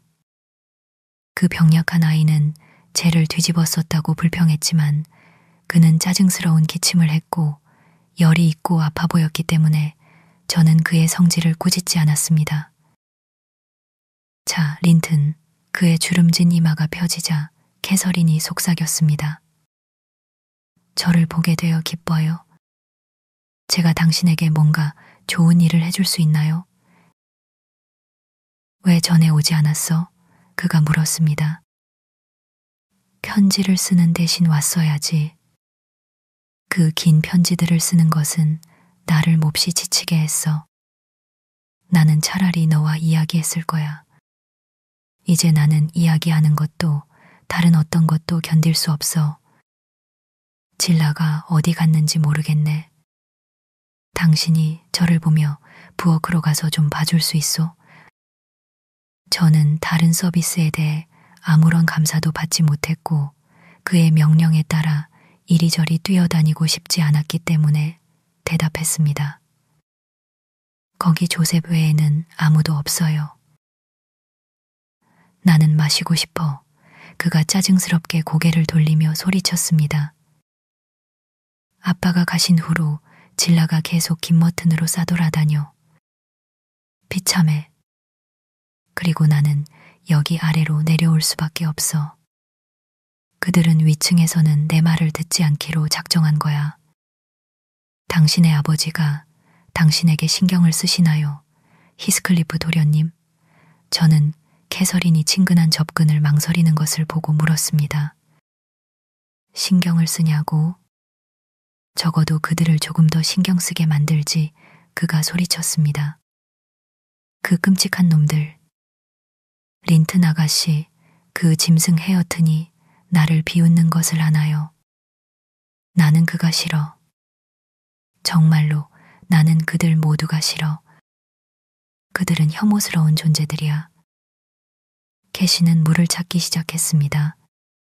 그녀는 찬장에서 물통을 발견하고 물을 가득 채운 유리잔을 가져왔습니다. 그는 테이블 위에 있는 병에서 와인 한 숟가락을 추가하라고 그녀에게 말했습니다. 그리고 조금 마신 후 더 평온해 보였고 그녀가 아주 친절하다고 말했습니다. 그리고 저를 보게 되어 기뻐요. 그녀가 이전 질문을 되풀이하며 희미한 미소의 시작을 감지하고 기뻐하며 물었습니다. 그래, 기뻐. 너 같은 목소리를 듣는 것은 새로운 일이야. 그가 대답했습니다. 하지만 네가 오지 않아서 짜증났어. 그리고 아빠는 그게 나 때문이라고 맹세했지. 그는 나를 가련하고 얼버무리는 쓸모없는 놈이라고 불렀어. 그리고 네가 나를 경멸한다고 했지. 그리고 만약 자신이 내 입장이었다면 지금쯤 내 아버지보다 그랜지의 주인이 더 되었을 거라고 했어. 하지만 너는 나를 경멸하지 않지, 안 그래 아가씨? 저는 당신이 캐서린이나 캐시라고 불러주면 좋겠어요. 제 어린 아가씨가 말을 끊었습니다. 당신을 경멸하냐고요? 아니요. 아빠와 넬리 다음으로 저는 살아있는 누구보다 당신을 더 사랑해요. 하지만 저는 히스클리프 씨를 사랑하지 않아요. 그리고 그분이 돌아오면 저는 감히 오지 못할 거예요. 그분은 며칠 동안 자리를 비우시나요? 며칠은 아니야, 린튼이 대답했습니다. 하지만 사냥철이 시작된 후로 자주 황무지로 가셔. 네가 그분 안 계실 때 한두 시간 정도 나와 함께 시간을 보낼 수도 있을 거야. 그렇게 한다고 말해줘.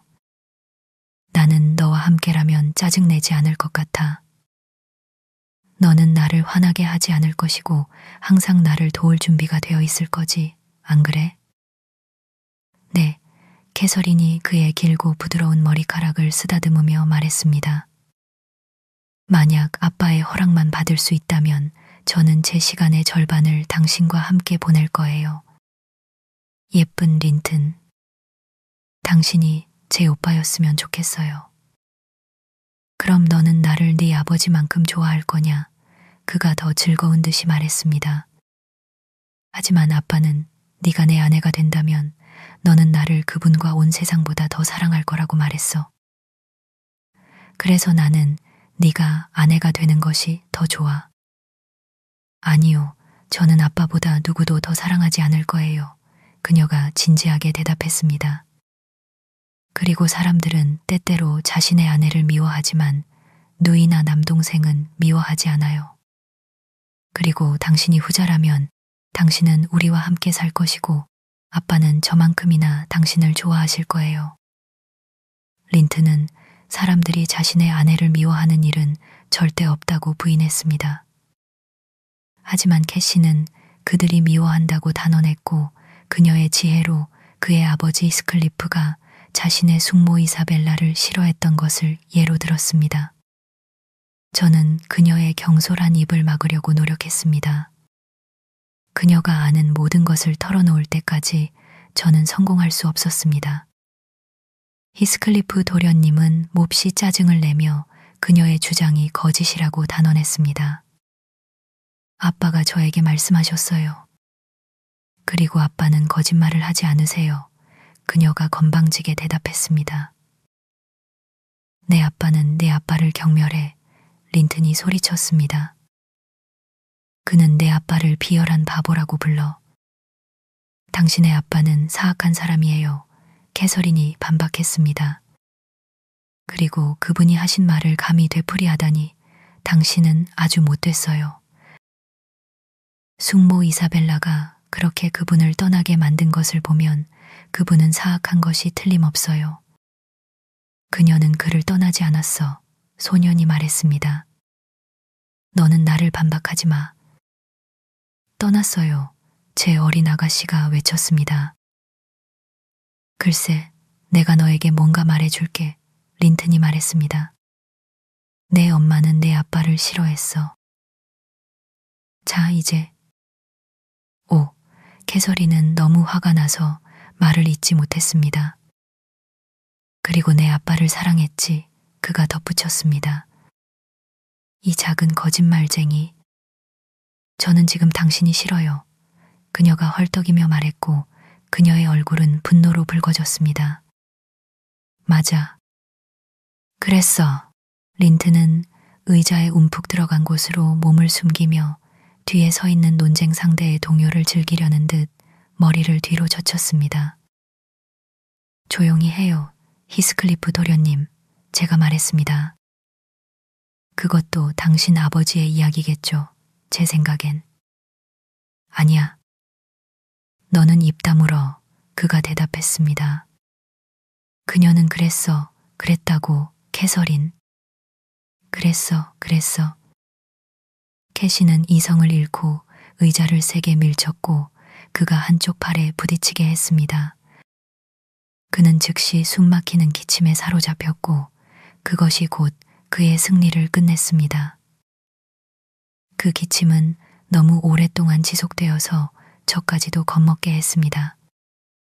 그의 사촌 캐서린은 자신이 저지른 장난에 기겁하여 아무 말도 하지 않고 울었습니다. 저는 발작이 끝날 때까지 그를 안고 있었습니다. 그러더니 그는 저를 밀쳐내고 조용히 머리를 숙였습니다. 캐서린도 울음을 억누르고 맞은편 자리에 앉아 엄숙하게 불을 바라보았습니다. 지금 기분이 어때요, 히스클리프 도련님? 제가 10분을 기다린 후 물었습니다. 나는 그녀가 나와 똑같이 느끼기를 바라. 그가 대답했습니다. 심술궂고 잔인한 녀석. 헤어트는 나를 만지지 않아. 그는 평생 나를 때린 적이 없어. 그리고 나는 오늘 더 나았는데, 그런데 그의 목소리는 훌쩍이는 소리로 사라졌습니다. 저는 당신을 때리지 않았어요. 캐시가 다른 감정이 터져 나오는 것을 막기 위해 입술을 깨물며 중얼거렸습니다. 그는 극심한 고통을 겪는 사람처럼 한숨 쉬고 신음했으며 15분 동안 그것을 계속했습니다. 분명히 그의 사촌을 괴롭히기 위함인 듯 했습니다. 왜냐하면 그녀의 참았던 흐느낌을 감지할 때마다 그는 목소리의 억양에 새로운 고통과 애절함을 더했기 때문입니다. 제가 당신을 다치게 해서 미안해요, 린튼. 마침내 그녀는 참을 수 없어 괴로워하며 말했습니다. 하지만 그 작은 밀침에 당신이 다칠 리 없었고 당신이 그럴 거라고도 생각하지 못했어요. 당신은 그렇게 약하지 않죠, 린튼? 제가 당신에게 해를 끼쳤다고 생각하며 집에 가지 않게 해주세요. 대답해요. 저에게 말해주세요. 나는 너에게 말할 수 없어. 그가 중얼거렸습니다. 네가 나를 너무 아프게 해서 이 기침 때문에 밤새도록 깨어 있을 거야. 네가 이것을 겪어본다면 어떤 것인지 알 텐데. 하지만 나는 고통 속에 있는데 너는 편안하게 잠들겠지. 그리고 내 옆에는 아무도 없을 거야. 나는 네가 그런 무서운 밤들을 어떻게 보낼지 궁금해. 그리고 그는 자신을 너무 불쌍히 여긴 나머지 큰 소리로 울기 시작했습니다. 당신이 끔찍한 밤들을 보내는 습관이 있다면 제가 말했습니다. 당신의 안식을 망치는 것은 이 아가씨가 아닐 겁니다. 그녀가 오지 않았더라도 당신은 똑같았을 거예요. 하지만 그녀는 다시는 당신을 방해하지 않을 겁니다. 그리고 우리가 당신을 떠나면 아마 더 조용해질 거예요. 제가 가야 하나요? 캐서린이 슬프게 그에게 몸을 숙이며 물었습니다. 제가 가는 것을 원하세요, 린튼? 네가 한 일은 바꿀 수 없어. 그가 짜증스럽게 대답하며 그녀에게서 몸을 움츠렸습니다. 네가 나를 연락에 괴롭혀서 상황을 더 나쁘게 바꾸는 경우가 아니라면 말이야. 그럼 저는 가야만 하는군요. 그녀가 되풀이했습니다. 적어도 나를 내버려둬. 그가 말했습니다. 너의 말하는 것을 견딜 수가 없어. 그녀는 머뭇거렸고 제가 떠나도록 설득하는 것을 한동안 지루하게 저항했습니다. 하지만 그가 올려다보지도 말하지도 않자 그녀는 마침내 문 쪽으로 움직였고 저는 뒤따랐습니다.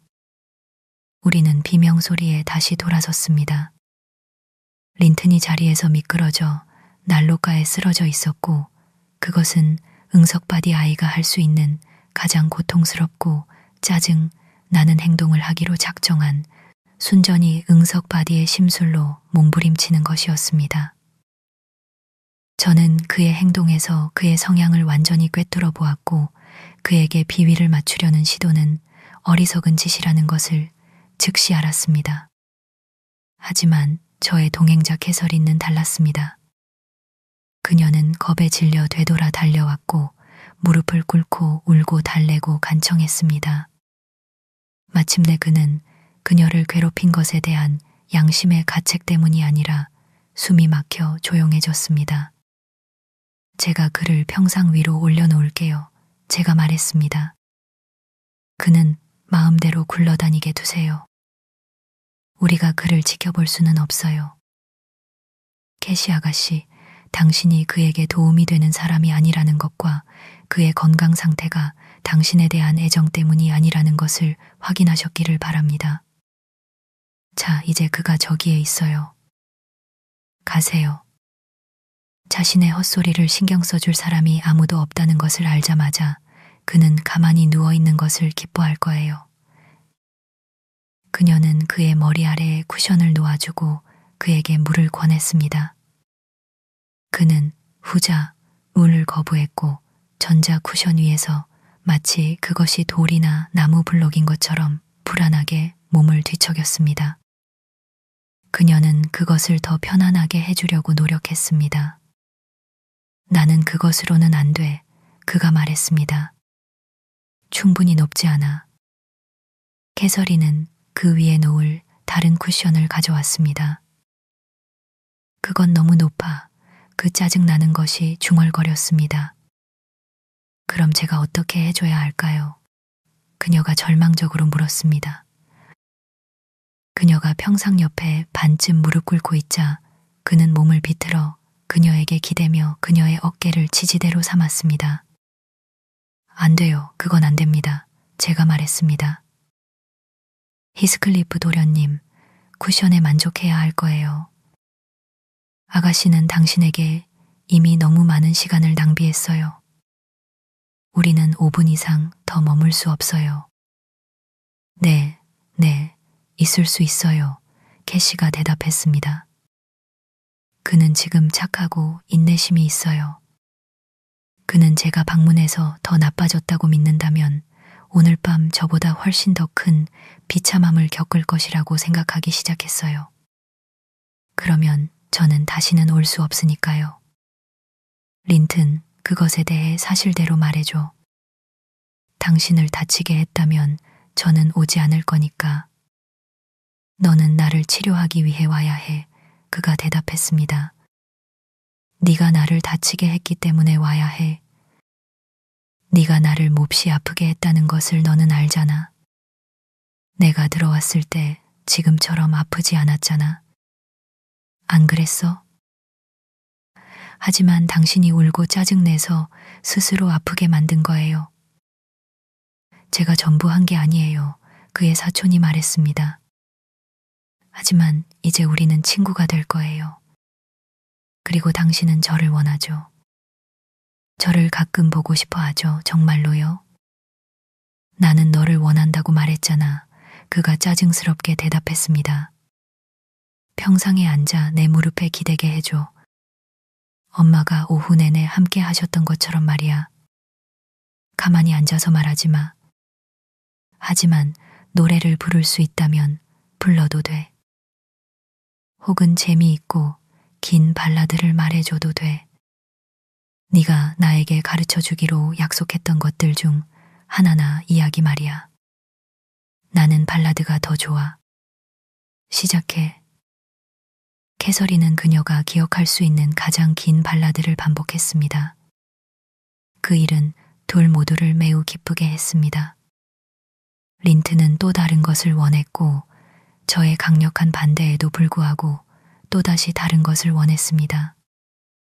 그렇게 그들은 시계가 12시를 치고 마당에서 헤어트니 점심 식사를 위해 돌아오는 소리가 들릴 때까지 계속했습니다. 그리고 내일 캐서린, 내일도 여기 올 거니? 젊은 히스클리프가 그녀가 마지못해 일어설 때 그녀의 드레스를 붙잡으며 물었습니다. 아니요, 제가 대답했습니다. 뭐래도 안 돼요. 하지만 그녀는 분명히 다른 대답을 했고 그녀가 몸을 숙여 그의 귀에 속삭이자 그의 이마가 펴졌습니다. 내일은 가지 않을 거예요. 명심하세요, 아가씨. 우리가 집을 나섰을 때 제가 말을 시작했습니다. 꿈꾸는 건 아니겠죠? 그렇죠? 그녀는 미소 지었습니다. 오, 저는 아주 조심할 거예요. 제가 계속 말했습니다. 저는 그 자물쇠를 고칠 것이고 당신은 다른 방법으로는 탈출할 수 없을 거예요. 저는 담을 넘을 수 있어요. 그녀가 웃으며 말했습니다. 그랜지는 감옥이 아니고 넬리는 저의 간수가 아니에요. 게다가 저는 거의 17살이에요. 저는 여자예요.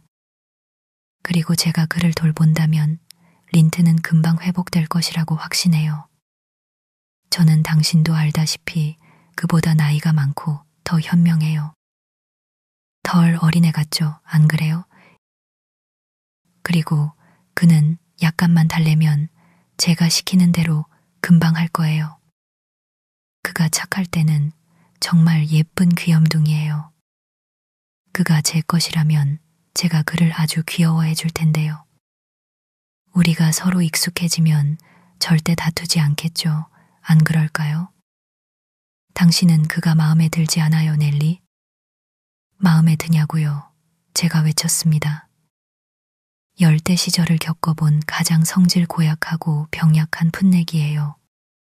다행히도 히스클리프 씨가 추측했듯이 그는 20살을 넘기지 못할 거예요. 저는 그가 봄을 볼 수 있을지도 의심스러워요. 그가 세상을 떠난다면 그의 가족에게는 작은 손실일 뿐입니다.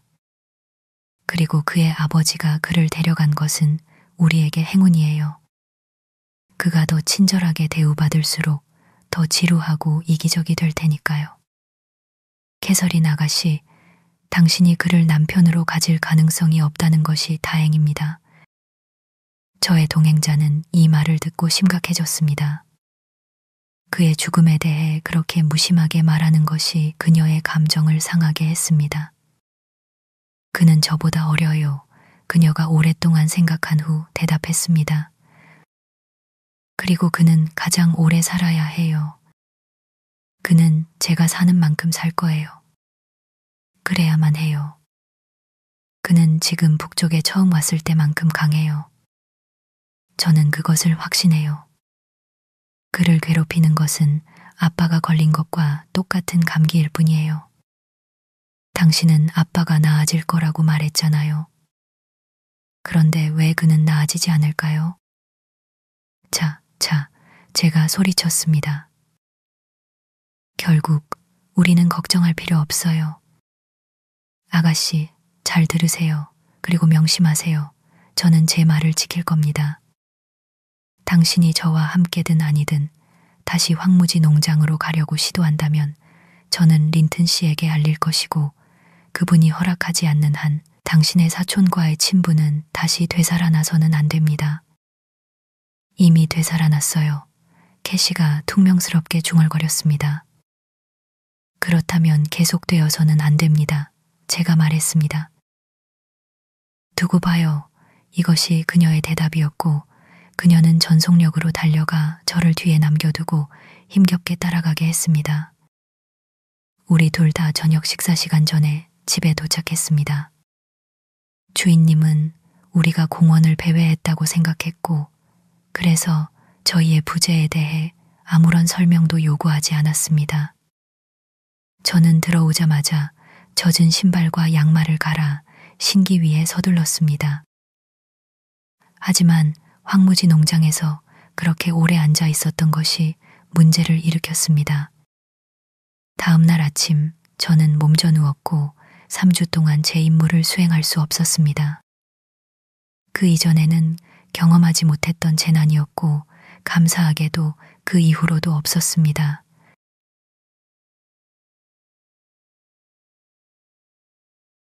저의 작은 아가씨는 천사처럼 행동하며 저를 간호하고 저의 고독을 달래주었습니다. 갇혀 있는 것은 저를 몹시 쇠약하게 만들었습니다. 그것은 활동적인 몸에는 지루한 일이지만 저만큼 불평할 이유가 없는 사람은 거의 없었습니다. 캐서린은 린튼 씨의 방을 떠나자마자 제 침대 옆에 나타났습니다. 그녀의 하루는 우리 둘 사이에서 나누어졌습니다. 어떤 즐거움도 1분도 차지하지 못했습니다. 그녀는 식사, 공부, 놀이를 소홀히 했고 이제까지 지켜본 가장 다정한 간호사였습니다. 그녀는 아버지를 그토록 사랑했으니 저에게 그렇게 많은 것을 내어줄 만큼 따뜻한 마음을 가졌던 것입니다. 저는 그녀의 하루가 우리 둘 사이에서 나누어졌다고 말했지만 주인님은 일찍 주무셨고 저는 보통 6시 이후에는 아무것도 필요하지 않았습니다. 따라서 저녁 시간은 그녀의 것이었습니다. 불쌍한 아가씨. 저는 차 마신 후에 그녀가 무엇을 했는지 전혀 생각하지 않았습니다. 그리고 그녀가 저에게 잘 자라고 인사하러 들렀을 때 그녀의 뺨에 새로운 혈색이 돌고 가는 손가락에 분홍빛이 도는 것을 자주 알아차렸지만 저는 그 색깔이 황무지를 가로지르는 차가운 승마에서 빌려온 것이라고 생각하는 대신 서재의 뜨거운 불 때문이라고 탓했습니다.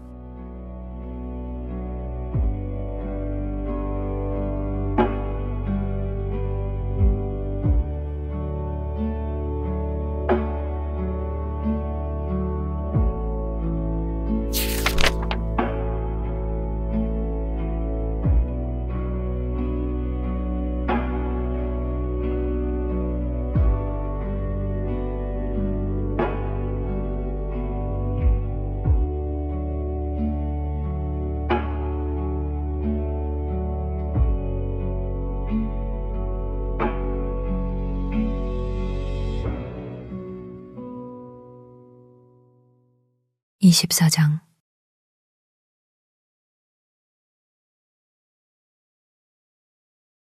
3주가 지날 무렵 저는 방을 나와 집안을 돌아다닐 수 있게 되었습니다. 그리고 저녁에 처음으로 앉아 있었을 때 눈이 약해져서 캐서린에게 저에게 책을 읽어달라고 부탁했습니다. 그때는 주인님이 주무시러 간 뒤라 우리는 서재에 있었습니다. 제 생각에 그녀는 다소 마지못해 동의했고 저는 제가 좋아하는 종류의 책이 그녀에게 맞지 않을 것이라고 짐작하여 그녀에게 읽을 책을 스스로 고르라고 말했습니다. 그녀는 자신이 가장 좋아하는 책 중 하나를 골랐고 약 1시간 동안 꾸준히 읽어나갔습니다. 그러더니 곧 잦은 질문들이 이어졌습니다. 넬리, 당신 피곤하지 않아요? 이제 가서 눕는 게 낫지 않겠어요? 넬리, 그렇게 오래 깨어 있으면 병날 거예요. 아니에요, 아가씨. 저는 피곤하지 않아요. 저는 계속 대답했습니다. 제가 움직이지 않는 것을 감지하자 그녀는 자신이 이 활동을 싫어한다는 것을 보여주는 또 다른 방법을 시도했습니다. 그것은 하품과 기지개로 바뀌었고 이내 넬리, 나 피곤해요 라고 말했습니다. 그럼 그만두고 이야기해요. 제가 대답했습니다. 그것은 더 나빴습니다. 그녀는 짜증을 내고 한숨을 쉬었고 8시까지 시계를 쳐다보다가 마침내 방으로 갔습니다. 그녀의 짜증스럽고 무거운 표정과 끊임없이 눈을 비비는 것으로 판단컨대 잠이 너무 쏟아져서 지쳐버린 듯 했습니다. 다음 날 밤, 그녀는 여전히 더 참을성이 없는 듯 했습니다. 그리고 제가 회복한 지 사흘째 되는 날, 저녁에는 두통을 호소하며 저를 떠났습니다. 저는 그녀의 행동이 이상하다고 생각했고, 오랫동안 혼자 머문 후 그녀가 좀 나아졌는지 알아보러 가고 어두운 위층 대신 소파에 와서 누워 있으라고 그녀에게 부탁하기로 결심했습니다.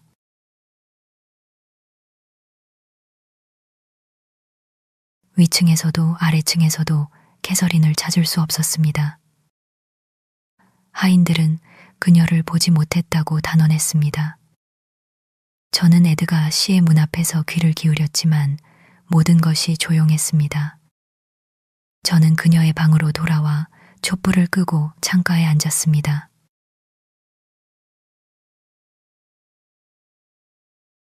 달은 밝게 빛났습니다. 땅에는 눈이 약간 흩뿌려져 있었고 저는 그녀가 기분 전환을 위해 정원을 산책하러 나갔을 수도 있다고 생각했습니다. 저는 공원의 안쪽 울타리를 따라 기어가는 인물을 발견했습니다. 하지만 저의 어린 아가씨는 아니었습니다. 그 인물이 빛 속으로 나오자 저는 마부 중 한 명임을 알아보았습니다. 그는 상당한 시간 동안 마차 길을 살펴보고 서 있었습니다. 그러더니 무언가를 발견한 듯 활발한 걸음으로 달려갔고 잠시 후 아가씨의 조랑말을 끌고 다시 나타났습니다. 그리고 그녀는 방금 말에서 내려 조랑말 옆을 걷고 있었습니다. 그 남자는 은밀하게 잔디를 가로질러 마구간 쪽으로 그들을 데려갔습니다. 캐시는 응접실의 격자창을 통해 들어왔고 제가 그녀를 기다리는 곳으로 소리 없이 미끄러져 왔습니다. 그녀는 문을 살며시 닫고 눈 묻은 신발을 벗고 모자를 풀고 있었습니다. 제가 그녀를 감시하고 있다는 것을 모른 채 망토를 벗으려 할 때 저는 갑자기 일어섰고 저의 존재를 드러냈습니다. 그 놀라움은 그녀를 잠시 얼어붙게 했습니다. 그녀는 알아들을 수 없는 외마디를 내뱉고 꼼짝 않고 서 있었습니다. 사랑하는 캐서린 아가씨, 저는 최근 그녀의 친절함에 깊은 감동을 받았기에 꾸짖는 대신 말을 시작했습니다. 이 시간에 어디를 말 타고 다녔어요? 그리고 왜 저에게 거짓말을 해서 속이려 하는 거죠? 어디에 있었나요? 말해봐요. 공원 아래쪽에요. 그녀가 더듬거리며 말했습니다. 저는 거짓말하지 않았어요. 그리고 다른 곳은 없나요? 제가 다그쳤습니다. 없어요. 중얼거리는 대답이었습니다. 오, 캐서린, 제가 슬프게 소리쳤습니다. 당신이 잘못했다는 것을 당신도 알아요. 그렇지 않다면 저에게 거짓말을 하려 하지 않았겠죠. 그것이 저를 정말 슬프게 해요. 저는 당신이 고의적인 거짓말을 하는 것을 듣는 것보다 석 달 동안 병상에 있는 것이 더 나아요. 그녀는 앞으로 달려와 눈물을 터뜨리며 제 목을 팔로 감았습니다. 넬리, 저는 당신이 화낼까봐 너무 무서워요. 그녀가 말했습니다. 화내지 않겠다고 약속해 주시면 제가 진짜 사실을 모두 알려드릴게요. 숨기는 것이 싫어요. 우리는 창가 자리에 앉았습니다. 저는 그녀의 비밀이 무엇이든 꾸짖지 않겠다고 그녀를 안심시켰고, 물론 저는 그것이 무엇인지 짐작하고 있었습니다. 그래서 그녀는 말하기 시작했습니다. 넬리, 저는 황무지 농장에 다녀왔어요. 당신이 아프신 후로 단 하루도 빠지지 않고 갔어요. 당신이 방을 떠나기 전에 3번, 그리고 그 후에 2번을 제외하고는요. 저는 매일 저녁 마이클에게 책과 그림을 주고 미니를 준비시키고 마구간에 다시 넣어달라고 했어요. 당신은 그를 꾸짖으면 안 돼요. 명심하세요. 저는 6시 반까지 황무지 농장에 있었고 보통 8시 반까지 있다가 말을 달려 집으로 돌아왔어요. 저는 재미로 간 것이 아니에요. 저는 그 시간 내내 종종 비참했어요. 가끔은 행복했어요. 아마 일주일에 1번 정도요. 처음에 저는 린튼에게 약속한 것을 지키도록 당신을 설득하는 것이 힘들 거라고 예상했어요. 왜냐하면 우리가 그를 떠날 때 다음 날 다시 찾아뵙겠다고 약속했었거든요. 하지만 당신이 다음 날 계속 위층에 계셔서 저는 그 수고를 덜었어요. 마이클이 오후에 공원 문 자물쇠를 다시 잠그는 동안 저는 열쇠를 손에 넣었어요. 그리고 그에게 저의 사촌이 아파서 그랜지에 올 수 없으니 제가 그를 방문하기를 바란다는 것과 아빠가 제가 가는 것을 반대할 것이라는 것을 말해줬죠. 그리고 저는 그와 조랑말에 대해 협상했어요. 그는 독서를 좋아하고 곧 결혼하기 위해 떠날 생각이에요. 그래서 그는 제가 도서관의 책들을 빌려준다면 제가 원하는 것을 해주겠다고 제안했어요. 하지만 저는 제 책들을 그에게 주는 것을 더 좋아했고 그것이 그를 더 만족시켰죠. 두 번째 방문에서 린트는 활기차 보였어요. 그리고 질라그들의 가정부는 우리에게 깨끗한 방과 좋은 불을 마련해주고 조셉은 기도회에 나가고 헤어튼 언쇼는 그의 개들과 함께 나가서 나중에 들으니 우리 숲의 꿩을 훔치고 있었대요. 우리가 원하는 것을 할 수 있다고 말했어요. 그녀는 저에게 따뜻한 와인과 진저브레드를 가져다 주었고 아주 친절해 보였습니다. 린트는 안락 의자에 앉았고 저는 난로가의 작은 흔들의자에 앉아서 아주 즐겁게 웃고 이야기했어요. 할 말이 너무 많았죠. 우리는 여름에 어디로 갈지, 무엇을 할지 계획했어요. 당신이 어리석다고 할까봐 그것은 되풀이할 필요 없겠죠. 하지만 한 번은 거의 다툴 뻔했어요. 그는 더운 7월의 하루를 가장 즐겁게 보내는 방법은 황무지 한가운데에 있는 해더둑에 아침부터 저녁까지 누워있는 것이라고 말했어요. 벌들이 꽃들 사이에서 꿈결처럼 윙윙거리고 종달새들이 머리 위 높은 곳에서 노래하며 푸른 하늘과 밝은 해가 꾸준하고 티 없이 빛나는 거죠. 그것이 그가 생각하는 천국의 행복에 대한 가장 완벽한 생각이었어요. 저의 생각은 서풍이 불고 밝고 흰 구름들이 위로 빠르게 흘러가는 바스락거리는 푸른 나무 위에서 그네를 타는 것이었어요. 그리고 종달새뿐만 아니라 집박이, 검은새, 홍방울새, 그리고 뻐꾸기들이 사방에서 음악을 쏟아내고 멀리 보이는 황무지는 시원하고 어두운 작은 골짜기들로 갈라져 있지만 가까이에는 긴 풀들이 산들바람에 파도처럼 물결치고 숲과 소리나는 물, 그리고 온 세상이 깨어나 기쁨으로 가득한 것이었죠.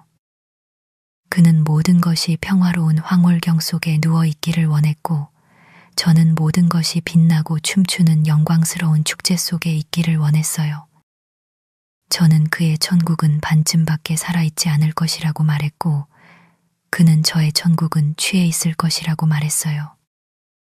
저는 그의 천국에서는 잠들 것이라고 말했고 그는 저의 천국에서는 숨을 쉴 수 없을 것이라고 말하며 몹시 짜증을 내기 시작했습니다. 마침내 우리는 날씨가 좋아지는 대로 둘 다 시도해 보기로 합의했고 그러고 나서 서로에게 키스하고 화해했어요. 1시간 동안 가만히 앉아 있은 후 저는 부드럽고 카펫이 깔리지 않은 바닥의 큰 방을 보았습니다. 테이블만 치운다면 얼마나 놀기 좋을까 생각했고 린튼에게 질라를 불러 우리를 돕게 하고 숨바꼭질을 하자고 했어요. 질라가 우리를 잡으려고 시도하는 거죠. 당신이 예전에 그랬듯이요, 넬리. 그는 거절했어요. 그것에는 즐거움이 없다고 말했어요. 하지만 그는 저와 공놀이를 하는 것에는 동의했습니다. 우리는 찬장에서 팽이, 굴렁쇠, 배드민턴채와 셔틀콕 같은 옛날 장난감 더미 속에서 2개의 공을 발견했습니다. 하나는 C, 가, 다른 하나는 H, 가 표시되어 있었어요. 저는 C를 가지고 싶었는데 그것이 캐서린을 의미했기 때문이죠. 그리고 H는 그의 이름인 히스클리프를 의미했을 거예요. 하지만 H에서 밀기울이 빠져나왔고 린트는 그것을 싫어했어요. 저는 그를 계속 이겼고 그는 다시 짜증을 내고 기침을 하며 의자로 돌아갔습니다. 하지만 그날 밤 그는 쉽게 기분을 회복했어요. 당신의 노래들인 두세 개의 예쁜 노래에 매료되었죠, 넬리. 그리고 제가 가야 했을 때 그는 다음 날 저녁에 와달라고 저에게 간청했고 저는 약속했어요. 미니와 저는 공기처럼 가볍게 날아서 집으로 돌아왔고 아침까지 황무지 농장과 저의 다정하고 사랑스러운 사촌 꿈을 꾸었습니다. 다음 날 아침 저는 슬펐습니다. 부분적으로는 당신이 편찮으셨기 때문이고 부분적으로는 아버지가 저의 외출을 알고 승인해 주시기를 바랐기 때문입니다. 하지만 차를 마신 후에는 달빛이 아름다웠고 제가 말을 타고 가자 우울함이 사라졌습니다. 오늘 저녁도 행복할 거야. 저는 혼잣말했습니다. 그리고 저의 예쁜 린튼도 더 행복할 거야. 저는 그들의 정원으로 달려갔고 뒤쪽으로 돌아가려 할 때 그 녀석 언쇼가 저를 만났습니다. 그는 제 고삐를 잡고 정문으로 들어오라고 말했습니다. 그는 미니의 목을 쓰다듬으며 그녀가 예쁜 짐승이라고 말했고 제가 자신에게 말을 걸기를 원하는 듯 했습니다. 저는 그에게 제 말에서 손을 떼지 않으면 발로 찰 것이라고만 말했습니다. 그는 그의 천박한 말투로 그래도 별로 아프지 않을 거야 라고 대답했고 웃으며 말의 다리를 살펴보았습니다. 저는 그 말이 시도하게 만들고 싶은 마음이 반쯤 있었지만 그는 문을 열기 위해 비켜섰습니다. 그리고 그가 빗장을 들어 올리면서 위에 있는 명문을 올려다보며 어색함과 의기양양함이 어리석게 뒤섞인 채 말했습니다. 캐서린 아가씨, 나는 이제 저것을 읽을 수 있소. 놀랍네요. 제가 외쳤습니다. 자, 어디 한번 들어봅시다. 당신 똑똑해졌네요. 그는 헤어튼 언쇼라는 이름을 음절별로 더듬거리며 길게 읽었습니다. 그리고 숫자는요. 그가 완전히 멈춰서는 것을 보고 저는 격려하며 소리쳤습니다. 그것들은 아직 말할 수 없소. 그가 대답했습니다.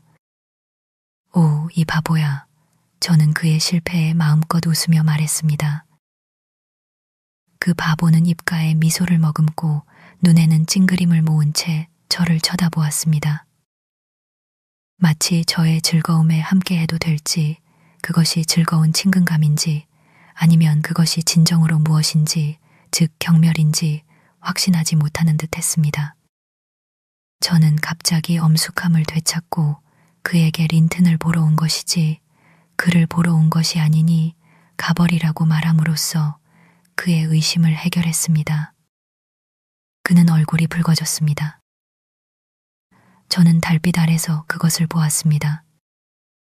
빗장에서 손을 떼고 상처 입은 허영심의 표본처럼 살금살금 물러났습니다. 그는 자신의 이름을 철자대로 읽을 수 있기 때문에 자신이 린튼만큼이나 교양이 있다고 상상했던 것 같습니다. 그리고 제가 그렇게 생각하지 않는다는 것에 놀라울 정도로 당황했습니다. 잠깐, 사랑하는 캐서린 아가씨, 제가 말을 끊었습니다. 제가 꾸짖지는 않겠지만 저는 그곳에서의 당신 행동이 마음에 들지 않아요.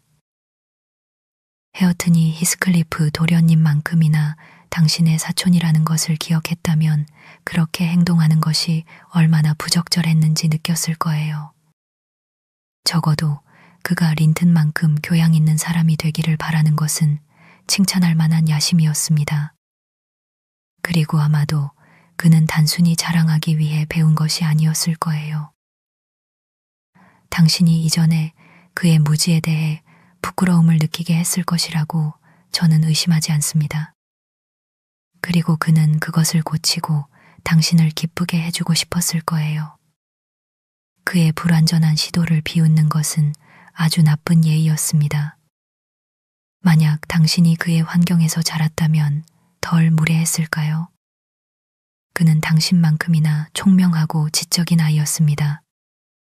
그리고 그 비열한 히스클리프가 그를 그렇게 부당하게 대했기 때문에 그가 이제 경멸당해야 한다는 것이 저를 아프게 합니다.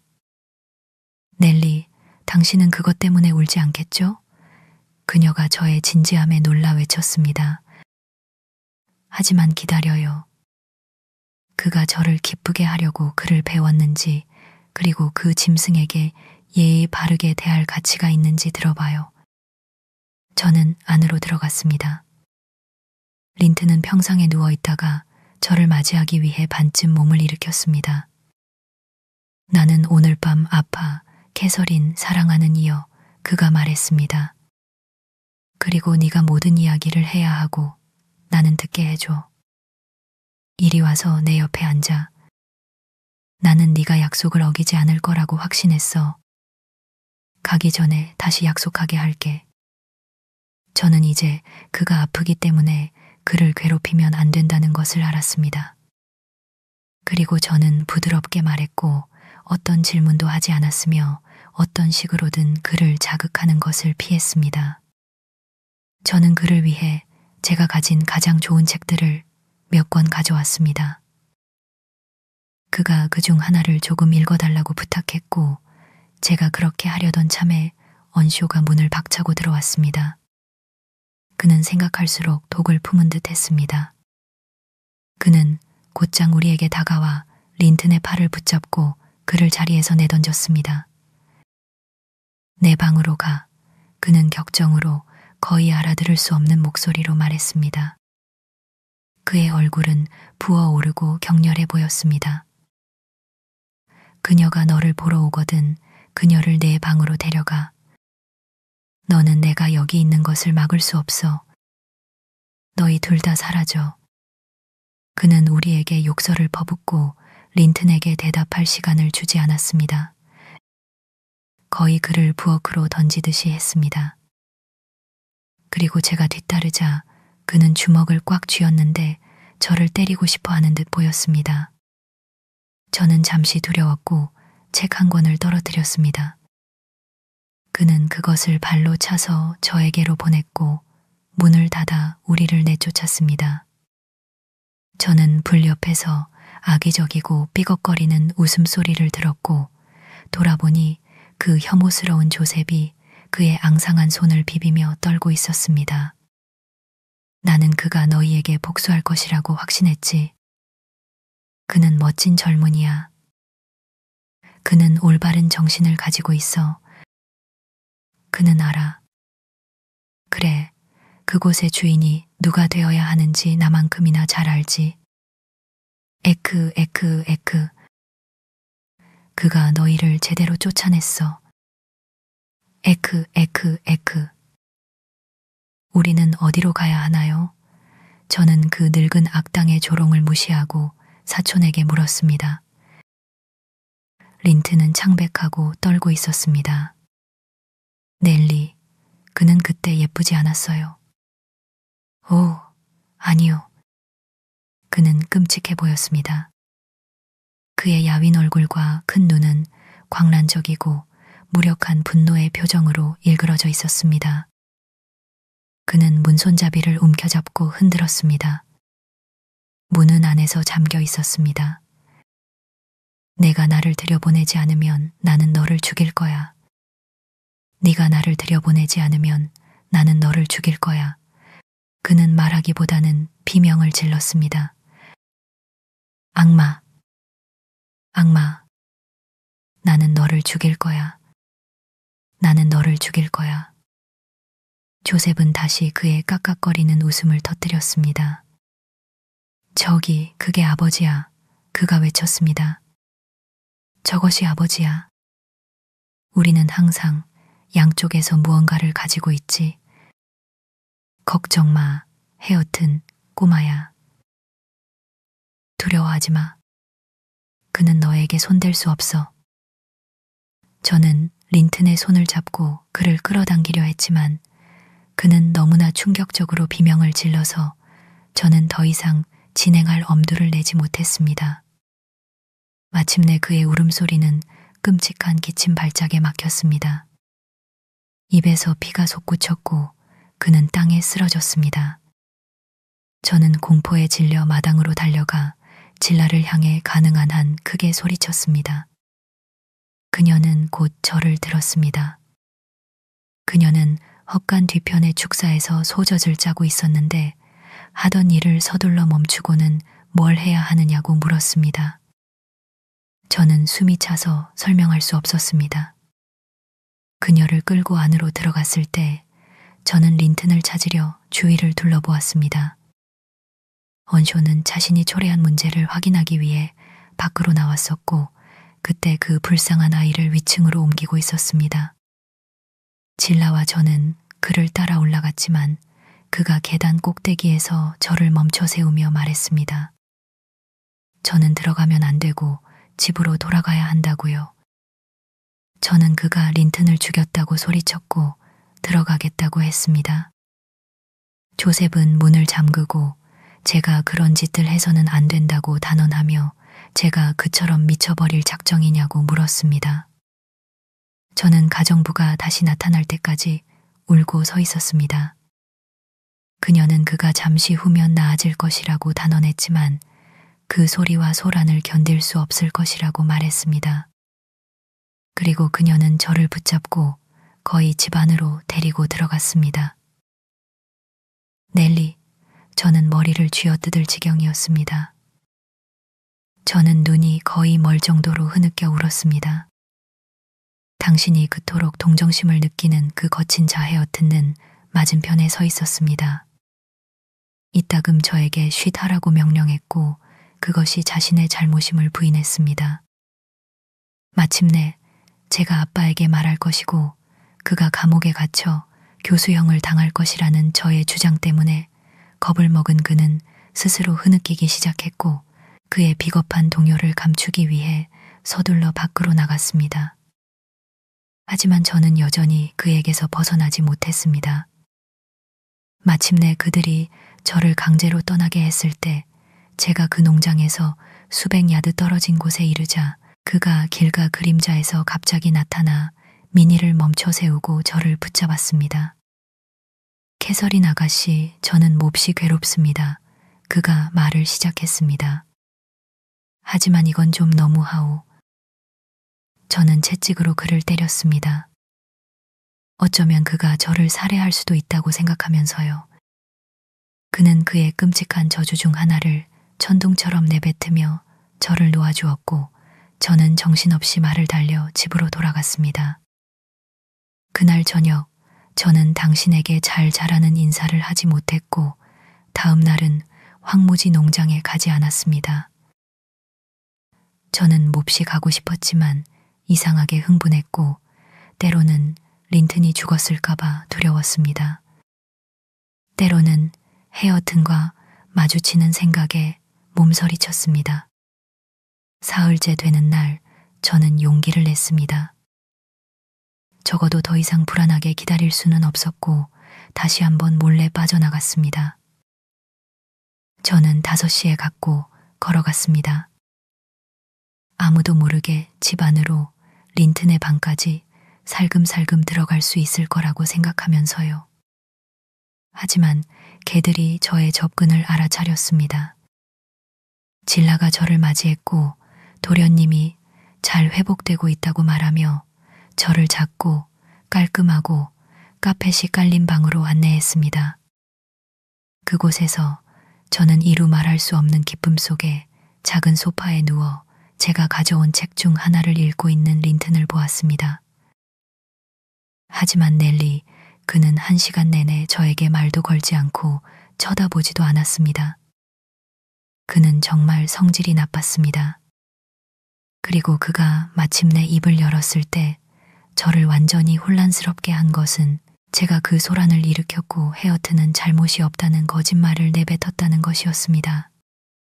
격정적으로밖에 대답할 수 없었던 저는 일어나 방에서 걸어 나왔습니다.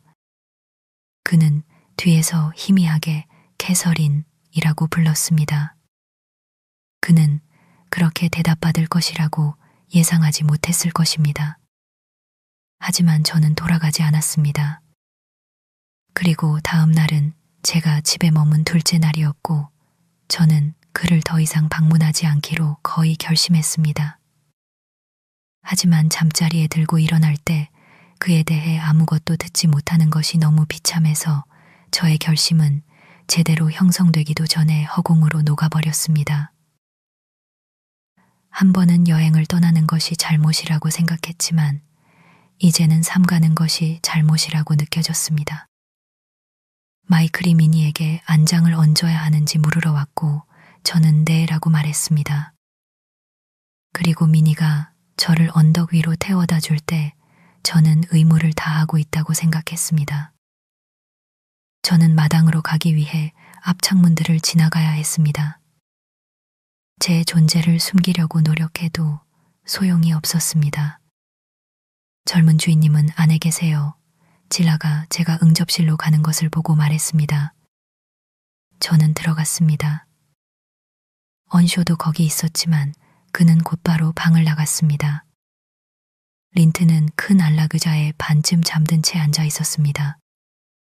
불 옆으로 걸어가서 저는 부분적으로 진심을 담아 진지한 어조로 말하기 시작했습니다. 린튼, 당신은 저를 싫어하고 제가 당신을 해치기 위해 일부러 왔다고 생각하고 올 때마다 그렇게 행동하는 척하니 이번이 우리의 마지막 만남입니다. 작별 인사를 합시다. 그리고 히스클리프 씨에게 당신은 저를 보고 싶지 않다고, 그리고 그분이 이 문제에 대해 더 이상 거짓말을 꾸며내서는 안 된다고 전해주세요. 앉아서 모자를 벗어 캐서린, 그가 대답했습니다. 너는 나보다 훨씬 행복하니까 더 나은 사람이 되어야 해. 아빠는 내 결점에 대해 충분히 이야기하고 나를 충분히 경멸해서 내가 스스로를 의심하는 것이 당연하게 만들지. 나는 자주 내가 그분이 부르는 것처럼 완전히 쓸모없는 것이 아닌가 의심하게 돼. 그러면 나는 너무 심술궂고 쓰라려서 모두가 미워져. 나는 거의 항상 쓸모없고 성질도 나쁘고 정신도 나빠. 네가 원한다면 작별 인사를 해도 돼. 너는 성가신 존재를 제거하는 것이 될 거야. 다만 캐서린, 나에게 이것만은 공평하게 해줘. 네가 지금처럼 다정하고 친절하고 착할 수만 있다면 나는 기꺼이 행복하고 건강한 것보다 더 기꺼이 그렇게 할 것이라고 믿어줘. 그리고 너의 친절함이 내 사랑을 받을 자격이 있는 것보다 나를 더 깊이 사랑하게 만들었다는 것을 믿어줘. 그리고 내가 너에게 나의 본성을 드러내는 것을 막을 수 없었고 지금도 막을 수 없지만 나는 그것을 후회하고 뉘우친다. 그리고 죽을 때까지 후회하고 뉘우칠 거야. 저는 그가 진실을 말하고 있다고 느꼈습니다. 그리고 저는 그를 용서해야 한다고 느꼈습니다. 그리고 다음 순간 우리가 다툰다고 해도 저는 다시 그를 용서해야만 했습니다. 우리는 화해했지만 제가 머무는 내내 우리 둘 다 울었습니다. 완전히 슬픔 때문만은 아니었습니다. 하지만 저는 린튼이 그런 뒤틀린 본성을 가졌다는 것이 안타까웠습니다. 그는 결코 친구들을 편안하게 내버려 두지 않을 것이고 그 자신도 결코 편안하지 않을 것입니다. 그날 밤 이후로 저는 항상 그의 작은 응접실로 갔습니다. 그의 아버지가 그 다음날 돌아왔기 때문입니다. 제 생각에 우리가 처음 만난 저녁처럼 명랑하고 희망찼던 것은 3번 정도였습니다. 저의 나머지 방문들은 우울하고 힘들었습니다. 때로는 그의 이기심과 악애 때문에, 때로는 그의 고통 때문에요. 하지만 저는 후자만큼이나 전자도 거의 붕괴하지 않고 견디는 법을 배웠습니다. 히스클리프 씨는 일부러 저를 피합니다. 저는 그를 거의 보지 못했습니다. 지난 일요일에는 평소보다 일찍 왔을 때 그가 전날 밤의 행동 때문에 불쌍한 린튼을 잔인하게 꾸짖는 것을 들었습니다. 그가 그것을 어떻게 알았는지 엿듣지 않았다면 알 수 없었을 것입니다. 린튼은 분명히 짜증나게 행동했습니다. 하지만 그것은 저와 상관없는 일이었고 저는 방으로 들어가 그에게 그렇게 말함으로써 히스클리프 씨의 훈계를 중단시켰습니다. 그는 웃음을 터뜨리며 제가 그런 관점으로 문제를 본 것을 기뻐한다고 말하며 떠났습니다. 그 이후로 저는 린튼에게 그의 쓰라린 말들을 속삭여야 한다고 말했습니다. 넬리, 이제 당신은 모든 것을 들었습니다. 저는 두 사람에게 비참함을 안겨주는 것 외에는 황무지 농장에 가는 것을 막을 수 없습니다. 반면에 당신이 아빠에게 말하지 않기만 한다면 제가 가는 것이 아무의 평온도 방해할 필요가 없습니다. 당신은 말하지 않을 거죠, 그렇죠?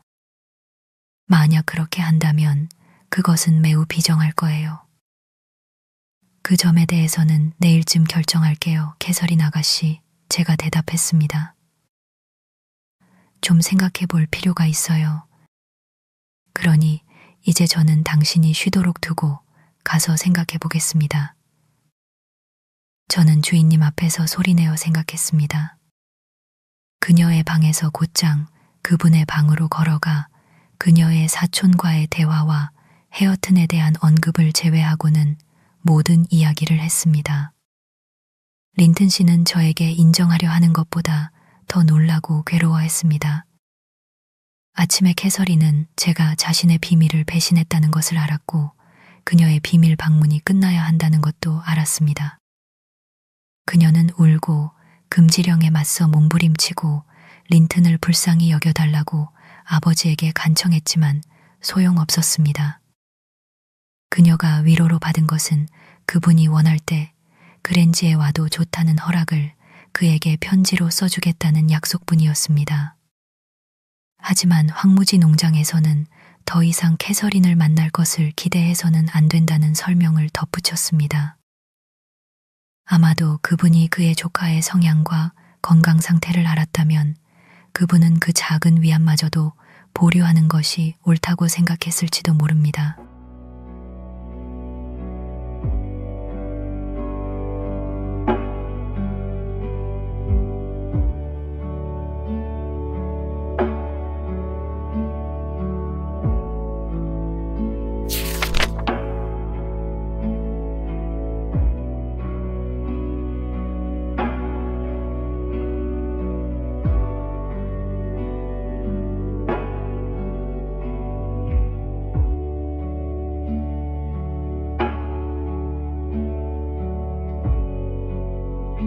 이 25장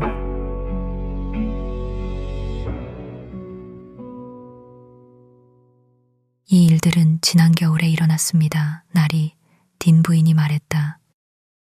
겨우 1년 남짓 전의 일이죠. 지난 겨울 저는 1년 뒤에 제가 가족과 아무런 관계가 없는 낯선 사람을 즐겁게 해주려고 이 이야기들을 하고 있을 것이라고는 생각하지 못했습니다. 하지만 나리께서 언제까지 낯선 사람으로 남아 계실지는 누가 알겠습니까? 나리께서는 혼자 사시기에 항상 만족하기에는 너무 젊습니다. 그리고 저는 캐서린 린튼을 보고도 사랑하지 않을 사람은 아무도 없을 것이라고 어쩐지 생각합니다. 나리께서는 미소를 짓고 계시네요. 제가 그녀에 대해 이야기할 때 왜 그렇게 활기차고 관심 있는 표정을 지으시나요?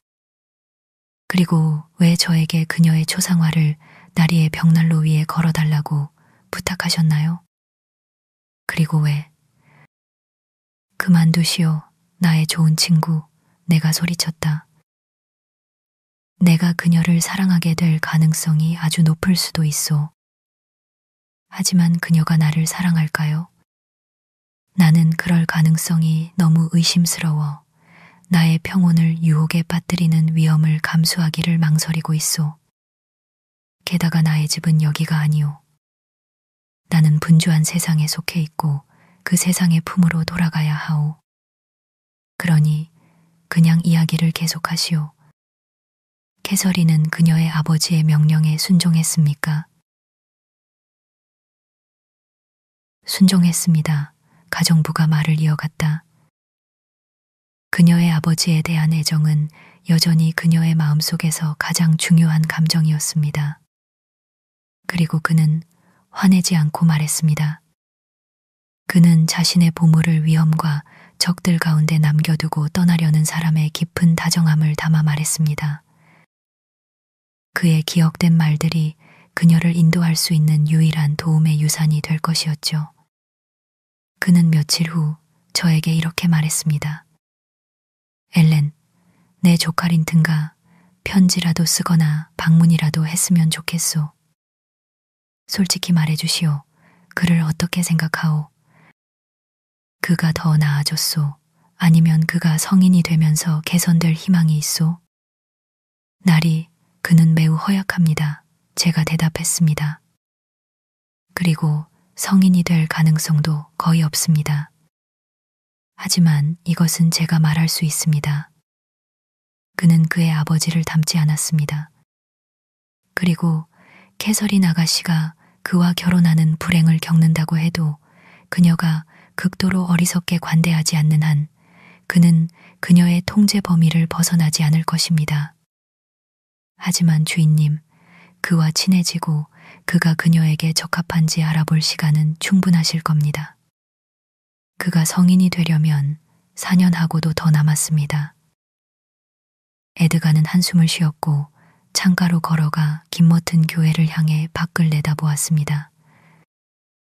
안개가 자욱한 오후였지만 2월의 태양이 희미하게 비추었고 우리는 마당에 있는 두 전나무와 드문드문 흩어져 있는 묘비들을 겨우 분간할 수 있었습니다. 나는 종종 그가 거의 혼잣말 하듯이 말했습니다. 다가오는 것에 대해 기도했소. 그리고 이제 나는 움츠러들고 그것을 두려워하기 시작하오. 내가 신랑으로서 저 계곡을 내려왔던 시간의 기억이 몇 달, 어쩌면 몇 주 안에 내가 그 외로운 구덩이 위로 실려 올라가 눕게 될 것이라는 예상보다 덜 달콤할 것이라고 생각했소. 엘렌, 나는 나의 작은 캐시와 함께 매우 행복했소. 겨울밤과 여름날 내내 그녀는 내 옆에 살아있는 희망이었소. 하지만 나는 저 낡은 교회 아래 저 돌들 사이에서 혼자 생각에 잠기는 것도 행복했소.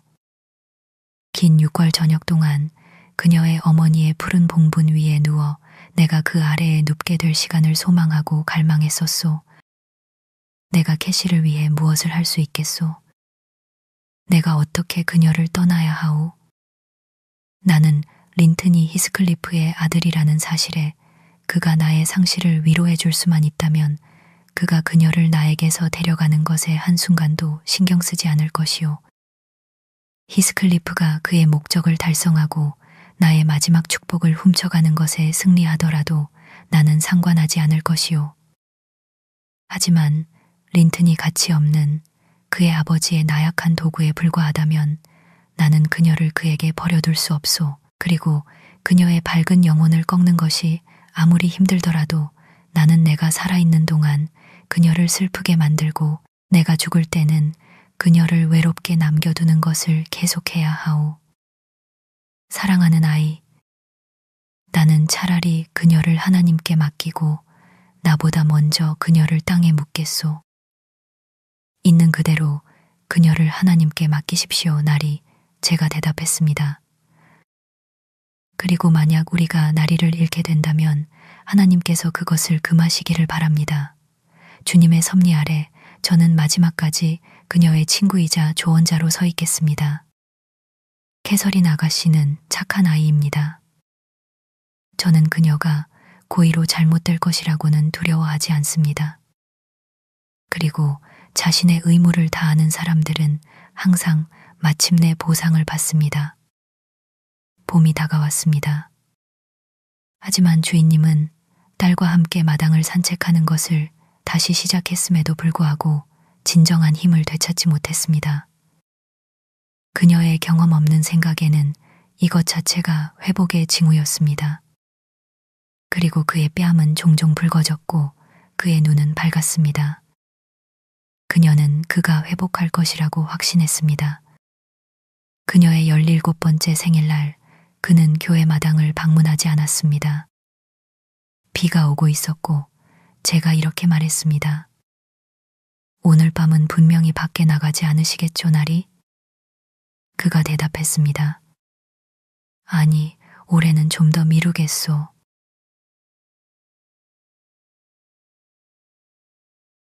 그는 린튼에게 다시 편지를 써서 그를 보고 싶은 강한 바람을 표현했습니다. 그리고 그 병약한 아이가 남에게 보일 만한 상태였다면 저는 그의 아버지가 그가 오는 것을 허락했을 것이라고 확신합니다. 현재 상태로는 지시를 받은 대로 그는 히스클리프 씨가 그랜지에 오는 것을 반대한다는 내용의 답장을 보냈습니다. 하지만 그의 삼촌의 다정한 기억은 그를 기쁘게 했고 그는 가끔 산책 중에 그를 만나서 사촌과 자신이 그렇게 완전히 떨어져 있지 않도록 개인적으로 간청하기를 희망했습니다.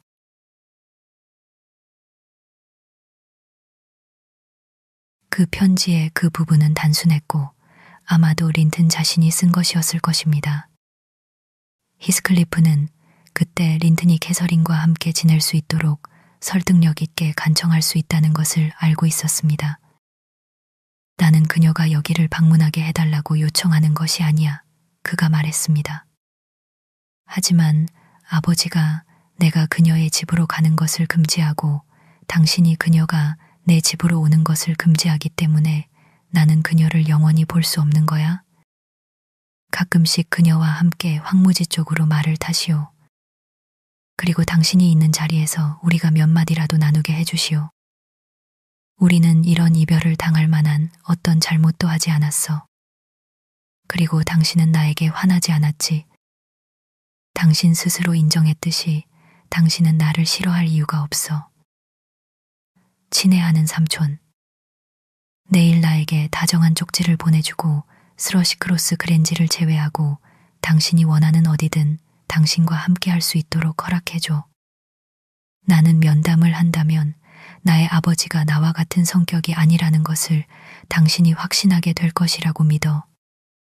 그는 내가 당신의 조카이지 그의 아들이 아니라고 단언해. 그리고 내가 캐서린에게 부적합한 결점들을 가지고 있지만 그녀는 그것들을 용서해줬고 그녀를 위해서라도 당신도 그렇게 해야 해. 당신은 내 건강에 대해 묻고 있지. 나는 더 나아졌어. 하지만 희망이 모두 끊기고 고독이나 나를 좋아하지 않았고 앞으로도 좋아하지 않을 사람들과 함께 지내야 하는 운명이라면 내가 어떻게 명랑하고 건강할 수 있겠어? 에드가는 그 소년에게 연민을 느꼈지만 캐서린과 동행할 수 없었기 때문에 그의 요청을 들어줄 수 없었습니다.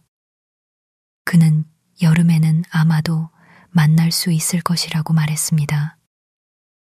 그동안 그는 그가 가족 내에서 겪는 힘든 상황을 잘 알고 있었기 때문에 편지로 그에게 조언과 위로를 해줄 수 있기를 바라며 린튼이 계속해서 간간히 편지를 쓰기를 바랐습니다. 린튼은 따랐습니다.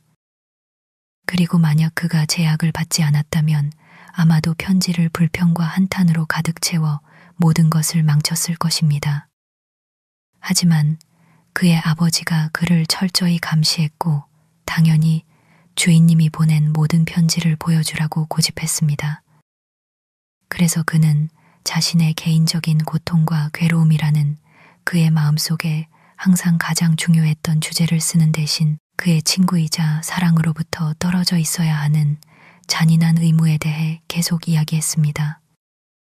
그리고 린튼 씨가 곧 면담을 허락해야 한다고 부드럽게 암시했고 그렇지 않으면 그분이 헛된 약속으로 그를 고의적으로 속이고 있다고 두려워할 것이라고 했습니다.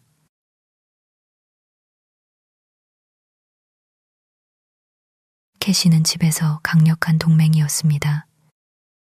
그들 둘은 마침내 주인님을 설득하여 일주일에 한 번 정도 저의 보호 아래 그랜지에서 가장 가까운 황무지에서 함께 말을 타거나 산책하는 것을 묵인하도록 했습니다.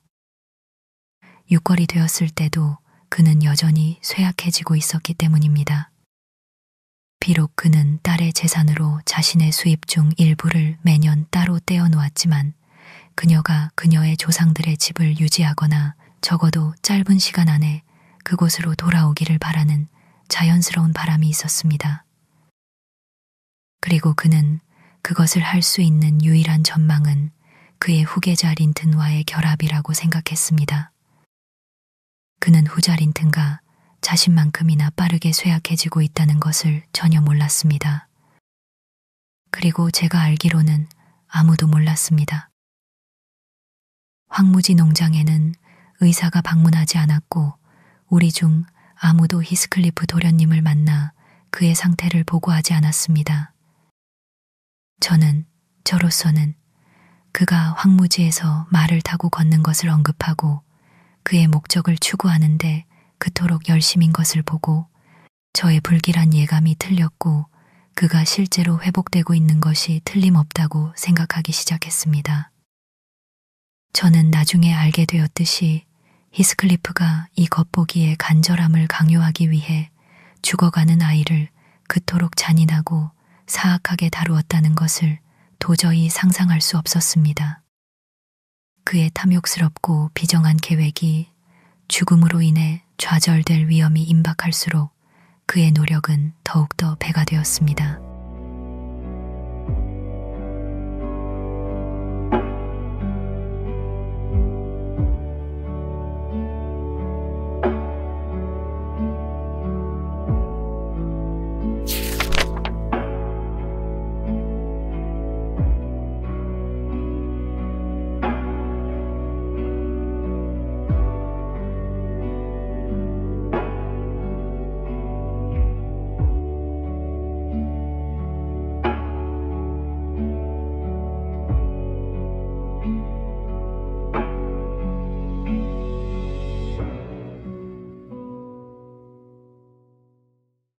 (26장)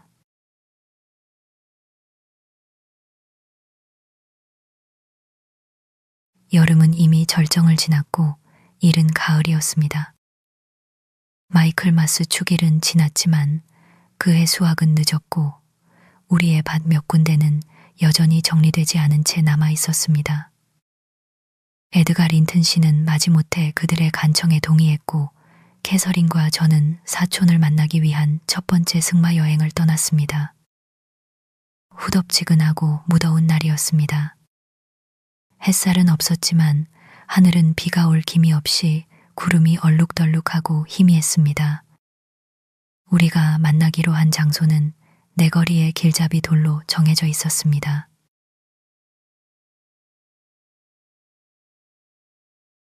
그러나 그곳에 도착했을 때 전령으로 보내진 한 작은 양치기 소년이 우리에게 말했습니다. 린튼 주인님은 황무지 농장 이쪽 편에 계셨어요. 그리고 우리가 조금만 더 가주면 대단히 고맙겠다고 하셨어요. 그럼 린튼 도련님은 그의 삼촌의 첫 번째 명령을 잊으셨군요. 제가 말했습니다. 그분이 우리에게 그랜지 땅에 머물라고 하셨는데 우리는 벌써 벗어났습니다. 글쎄요, 그에게 도착하면 말머리를 돌리면 되죠. 제 동행자가 대답했습니다. 우리의 소풍은 집으로 향하는 쪽이 될 거예요. 하지만 우리가 그에게 도착했을 때 그곳은 그의 집에서 불과 4분의 1마일도 채 되지 않는 거리였는데 그에게는 말이 없다는 것을 알게 되었습니다. 우리는 말에서 내려 말들이 풀을 뜯게 내버려 둘 수밖에 없었습니다. 그는 황무지에 누워 우리가 다가오기를 기다리고 있었고 우리가 몇 야드 안으로 들어설 때까지 일어나지 않았습니다. 그러더니 그는 너무 힘없이 걸었고 너무 창백해 보여서 저는 즉시 외쳤습니다. 히스클리프 도련님, 당신은 오늘 아침 산책을 즐길 몸 상태가 아닙니다. 얼마나 아파 보이시는지.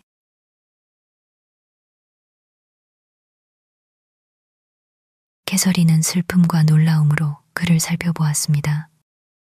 그녀는 입술에 머금었던 기쁨의 외침을 경각심의 외침으로 바꾸었고 오랫동안 미뤄졌던 만남에 대한 축하를 평소보다 더 나쁜 것은 아닌지 묻는 불안한 질문으로 바꿨습니다.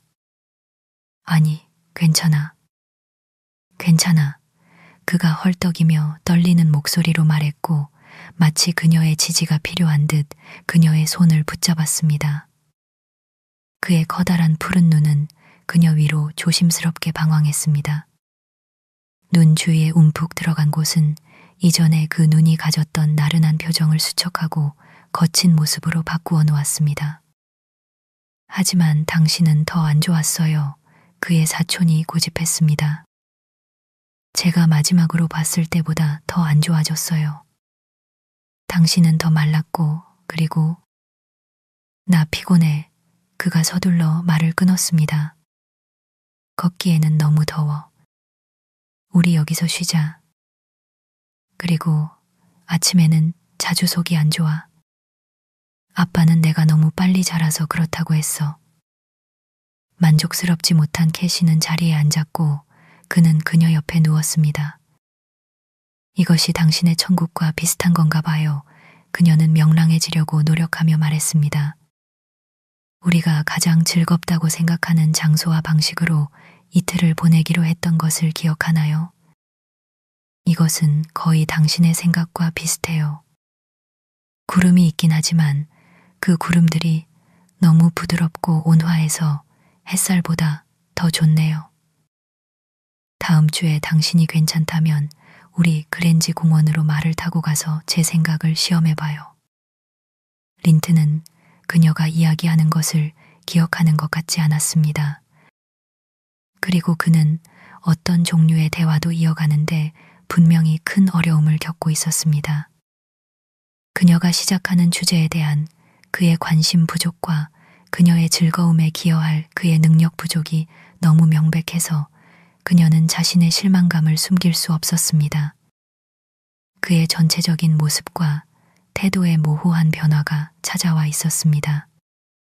애정을 갈구하며 짜증내던 태도는 무기력한 무관심으로 바뀌었고 달래주기를 목적으로 일부러 보채고 괴롭히는 아이의 심술궂은 성질은 줄어들었습니다.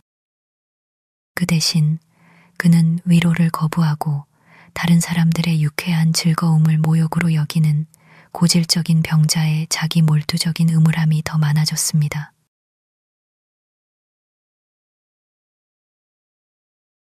캐서린은 저만큼이나 그가 우리와 함께 있는 것을 만족보다는 고통으로 여긴다는 것을 알아차렸습니다.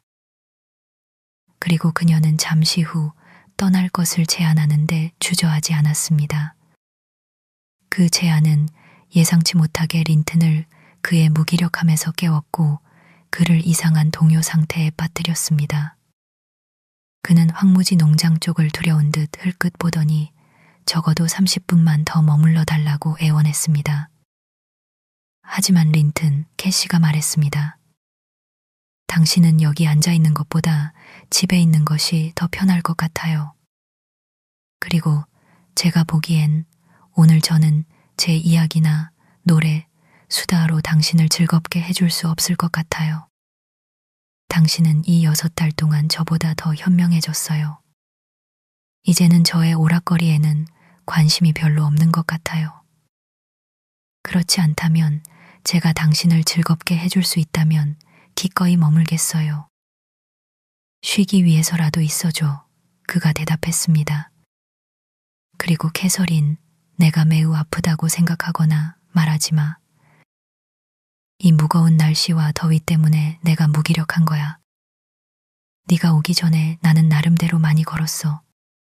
삼촌에게 내가 건강이 괜찮다고 전해줄래? 당신이 그렇게 말한다고 전해드릴게요, 린튼. 하지만 제가 그렇다고 단언할 수는 없어요. 저의 어린 아가씨가 말했습니다. 명백한 거짓말을 그가 고집하는 것에 의아해하면서요. 그리고 다음 주 목요일에 다시 여기 와줘. 그가 그녀의 당혹스러운 시선을 피하며 말을 이었습니다. 그리고 네 아버지에게 네가 오는 것을 허락해 주셔서 감사하다고 나의 최고의 감사를 전해줘. 캐서린. 그리고 혹시 네 아버지를 만났고 그가 나에 대해 물으면 내가 극도로 말이 없고 멍청했다고는 생각하지 않도록 해. 네가 지금처럼 슬프고 기죽은 표정을 짓지 마. 그는 화를 낼 거야. 저는 그분의 화는 아무렇지도 않아요. 캐시가 외쳤습니다. 자신이 화의 대상이 될 것이라고 생각하면서요. 하지만 나는 신경 써. 그의 사촌이 몸을 떨며 말했습니다. 나 때문에 그분을 자극하지 마. 캐서린. 그분은 매우 엄격한 분이야. 그분이 당신에게 엄격한가요, 히스클리프 도련님? 제가 물었습니다. 그분이 관용에 지쳐서 수동적인 증오에서 능동적인 증오로 바뀌었나요? 린트는 저를 쳐다보았지만 대답하지 않았습니다. 그녀는 그의 옆에 10분 더 앉아 있었는데 그동안 그의 머리는 졸린 듯 가슴 위로 떨어졌고 그는 지치거나 아파서 억누르는 신음 외에는 아무 말도 하지 않았습니다. 캐시는 위안을 찾기 위해 빌베리 열매를 찾아다니기 시작했고 그녀가 찾은 것을 저와 나누었습니다. 그녀는 그에게는 주지 않았는데 더 많은 관심을 주는 것이 그를 지치게 하고 짜증나게 할 뿐이라는 것을 알았기 때문입니다. 이제 30분이 되었나요, 넬리? 마침내 그녀가 제 귀에 속삭였습니다. 왜 우리가 머물러야 하는지 모르겠어요. 그는 잠들었고 아빠는 우리가 돌아오기를 바라실 거예요. 글쎄, 그가 잠든 채로 그를 떠나서는 안 됩니다. 제가 대답했습니다. 그가 깰 때까지 기다리고 인내심을 가지세요. 당신은 떠나고 싶어 안달했지만 불쌍한 린튼을 보고 싶어 하던 당신의 간절함은 금방 사라져버렸군요. 왜 그가 저를 보고 싶어 했죠? 캐서린이 반문했습니다. 이전에는 그가 가장 짜증을 낼 때에도 저는 지금의 그의 이상한 기분에서보다 그를 더 좋아했어요. 마치 아버지가 꾸짖을까봐 억지로 수행해야 하는 임무처럼 느껴져요. 이 만남이 말입니다. 하지만 저는 히스클리프 씨에게 기쁨을 주기 위해 여기 온 것은 아닙니다. 그분이 린튼에게 이런 고통을 겪게 명령하는 이유가 무엇이든 말입니다. 그리고 저는 그가 건강히 나아진 것은 기쁘지만 저에게는 덜 즐겁고 애정이 훨씬 줄어든 것이 슬퍼요. 그럼 당신은 그가 건강히 나아졌다고 생각하는군요? 제가 말했습니다. 네, 그녀가 대답했습니다. 그가 항상 자신의 고통에 대해 그렇게 큰 소리를 냈다는 것을 당신도 알잖아요. 그가 아빠에게 말해달라고 했던 것처럼 그는 아주 건강한 상태는 아닙니다. 하지만 나아진 것은 분명해요. 거기서 당신과 저는 의견이 다릅니다. 캐시 아가씨, 제가 말했습니다. 저는 그가 훨씬 더 나빠졌다고 추측합니다. 이때 린튼이 당황한 공포 속에서 잠에서 벌떡 깨어나 누가 자신의 이름을 불렀는지 물었습니다. 아무도요, 캐서린이 말했습니다. 꿈속에서가 아니라면요. 아침에 밖에서 어떻게 잠들 수 있는지 모르겠어요. 나는 내 아버지를 들은 것 같았어. 그가 우리 위에 험상궂은 언덕을 올려다보며 헐떡였습니다. 아무도 말하지 않았다는 것이 확실해? 완전히 확실해요. 그의 사촌이 대답했습니다. 저와 넬리만 당신의 건강에 대해 논쟁하고 있었어요. 린튼, 우리가 겨울에 헤어졌을 때보다 당신이 정말 더 강해졌나요? 만약 그렇다면 저는 한 가지는 더 강해지지 않았다고 확신해요. 당신의 저에 대한 애정이요. 말해봐요, 그런가요? 맞아, 그래. 그가 대답할 때 린튼의 눈에서 눈물이 솟구쳤습니다. 그리고 여전히 그 상상 속의 목소리의 마법에 걸린 듯 그의 시선은 그 목소리의 주인을 찾기 위해 위아래로 방황했습니다. 캐시가 일어섰습니다.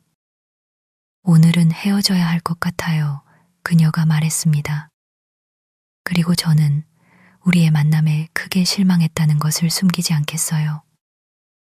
하지만 당신에게만 말할 것이고 다른 사람에게는 말하지 않을 거예요.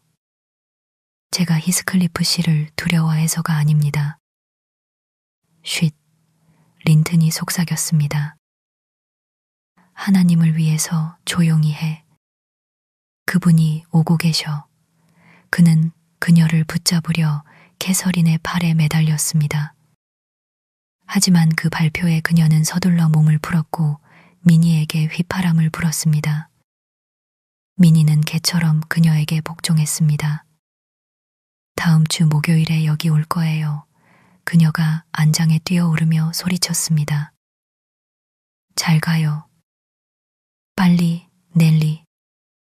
그리고 우리는 그를 그렇게 남겨두고 떠났습니다. 그는 아버지의 접근을 예상하는 것에 너무 몰두해서 우리가 떠나는 것을 거의 의식하지 못했습니다.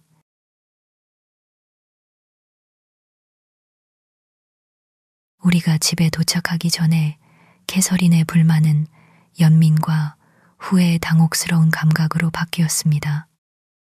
그 감정에는 린튼의 실제 상황, 육체적 사회적에 대한 막연하고 불안한 의심이 크게 뒤섞여 있었는데 저 역시 그런 의심을 품었지만 그녀에게는 말을 많이 하지 말라고 조언했습니다. 두 번째 여행을 해보면 더 잘 판단할 수 있을 것이기 때문입니다. 주인님은 우리의 외출 내용에 대해 설명을 요청했습니다. 그의 조카가 보낸 감사는 제대로 전달되었지만 캐시 아가씨는 나머지 부분에 대해서는 부드럽게만 언급했습니다. 저 역시 무엇을 숨기고 무엇을 드러내야 할지 거의 알 수 없었기 때문에 그의 질문에 거의 도움이 되지 못했습니다.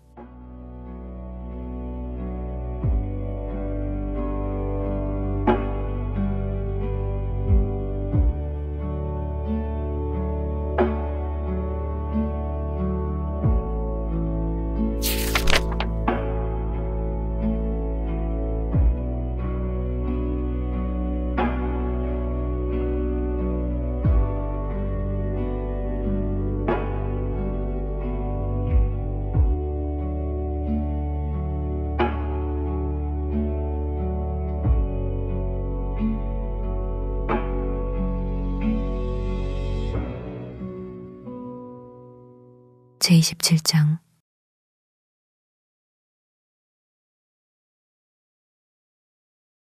일곱 날이 흘러갔습니다.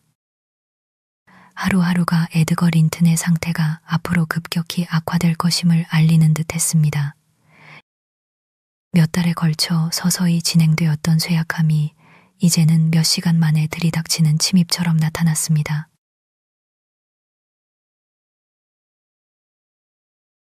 우리는 캐서린에게만은 아직 사실을 숨기고 싶었지만 그녀의 예민한 정신은 속임을 거부했습니다. 그녀는 은밀히 아버지의 운명을 직감하고 있었고 그 무서운 개연성에 대해 끊임없이 생각하며 그것이 점차 확실성으로 굳어져 갔습니다. 목요일이 되었을 때 그녀는 자기 입으로 외출 이야기를 꺼낼 마음이 없었습니다.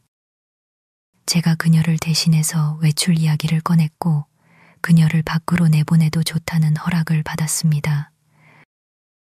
왜냐하면 아버지가 매일 잠시 머무르는 서재에 버틸 수 있는 짧은 시간 동안만 앉아 있을 수 있는 와 그의 침실이 그녀의 세상 전부가 되어버렸기 때문입니다. 그녀는 아버지의 베개에 몸을 숙이거나 그의 곁에 앉아 있지 않은 매 순간을 아까워했습니다.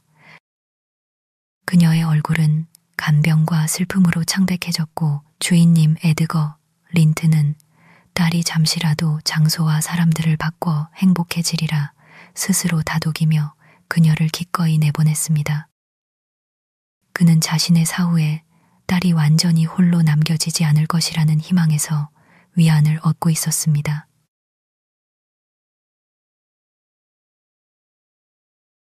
그가 흘린 몇 가지 말들로 짐작하건대 그는 자기 조카 린튼 히스클리프가 자신과 외모가 닮았으니 마음도 닮았을 것이라는 확고한 생각을 하고 있었습니다. 린튼의 편지들에는 그의 결함 있는 성격을 나타내는 징후가 거의 없거나 전혀 없었기 때문입니다.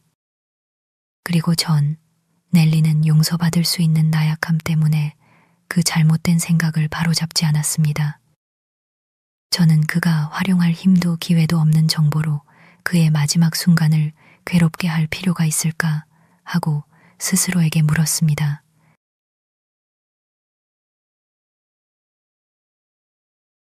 우리는 오후로 소풍을 미뤘습니다. 황금빛 8월의 오후였습니다. 언덕에서 불어오는 모든 숨결은 생명력으로 가득 차 있어서 그것을 들이마시는 사람은 죽어가고 있을지라도 소생할 수 있을 것 같았습니다. 캐서린의 얼굴은 마치 그 풍경 같았습니다. 그림자와 햇살이 빠른 속도로 번갈아 스쳐 지나갔습니다. 하지만 그림자가 더 오래 머물렀고 햇살은 더 덧없었습니다. 그리고 그녀의 가여린 마음은 잠깐 동안이나마 근심을 잊었던 그 순간조차 스스로를 책망했습니다.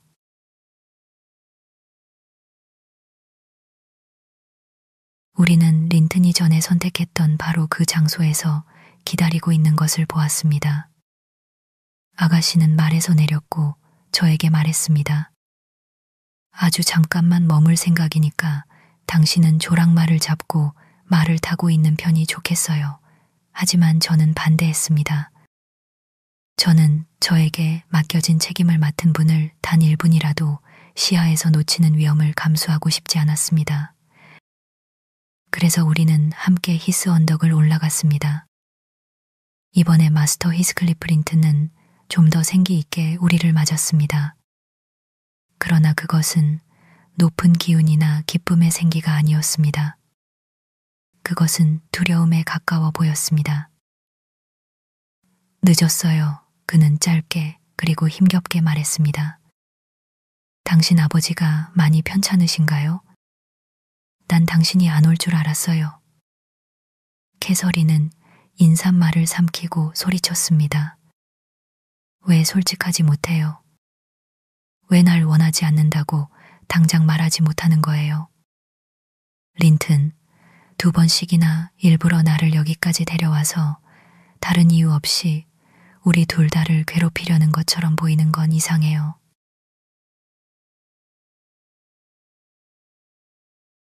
린튼은 몸을 떨며 그녀를 힐끗 쳐다봤습니다. 반은 간청하는 듯 했고 반은 부끄러워하는 듯 했습니다. 하지만 그의 사촌 캐서린의 인내심은 이 수수께끼 같은 행동을 견딜 만큼 충분하지 않았습니다. 우리 아버지는 아주 편찮으세요. 그녀가 말했습니다. 그런데 왜 내가 아버지의 병실에서 불려나와야 해요? 왜 날 원하지 않는다면 약속에서 풀어주겠다는 전가를 보내지 않았어요? 자, 해명해봐요. 놀이나 시시한 장난은 내 마음속에서 완전히 사라졌어요. 이제 더 이상 당신의 가식에 맞춰줄 여유가 없어요. 나의 가식이라니. 그가 중얼거렸습니다. 그게 뭔데요? 제발, 캐서린, 그렇게 화난 얼굴로 쳐다보지 마세요. 날 원하는 만큼 경멸하세요. 난 쓸모없고 겁쟁이인 비참한 놈이에요. 아무리 경멸해도 모자라지 않아요. 하지만 난 당신의 분노를 살 가치도 없는 비열한 존재예요. 우리 아버지를 미워하고 날 경멸로 내버려 두세요. 캐서린은 격분하며 소리쳤습니다. 말도 안 돼. 어리석고 바보 같은 소년 같으니. 저것 봐. 내가 정말로 그를 건드리려는 것처럼 떨고 있잖아. 린튼, 경멸을 애써 부탁할 필요는 없어. 누구나 자발적으로 당신에게 경멸을 느낄 테니까. 비켜. 난 집에 돌아갈 거야. 당신을 난로가에서 끌어내고 무언가를 가장하는 건 바보짓이야. 우리가 뭘 가장하고 있는 거지? 내 치마를 놓아. 울고 너무 무서워하는 당신을 내가 불쌍히 여긴다면 당신은 그런 동정을 거부해야 해. 엘렌, 이 행동이 얼마나 수치스러운지 그에게 말해줘.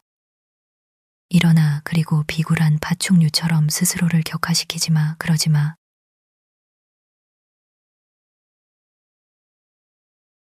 얼굴에 눈물이 흐르고 극심한 고통의 표정을 지으며 린튼은 그의 힘없는 몸을 땅바닥에 내던졌습니다. 그는 극심한 공포에 사로잡혀 경련하는 것처럼 보였습니다.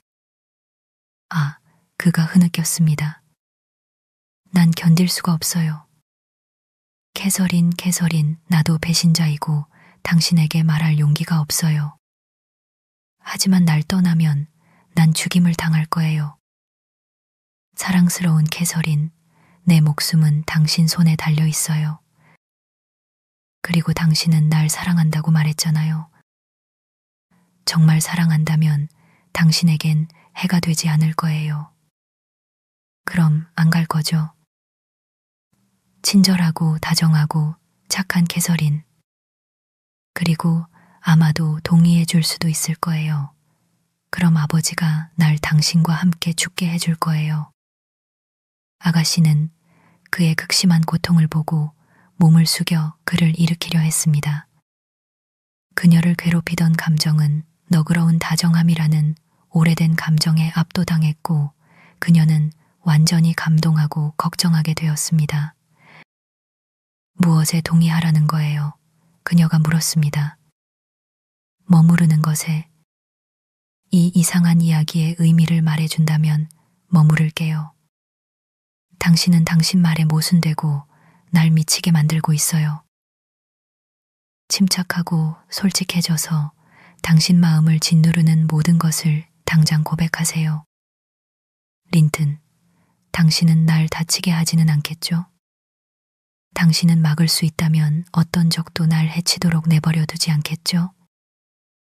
나는 당신이 당신 자신을 위해서는 겁쟁이라고 믿겠지만 당신의 가장 친한 친구를 비겁하게 배신하는 사람이라고는 믿지 않을 거예요. 하지만 우리 아버지가 날 협박했어요.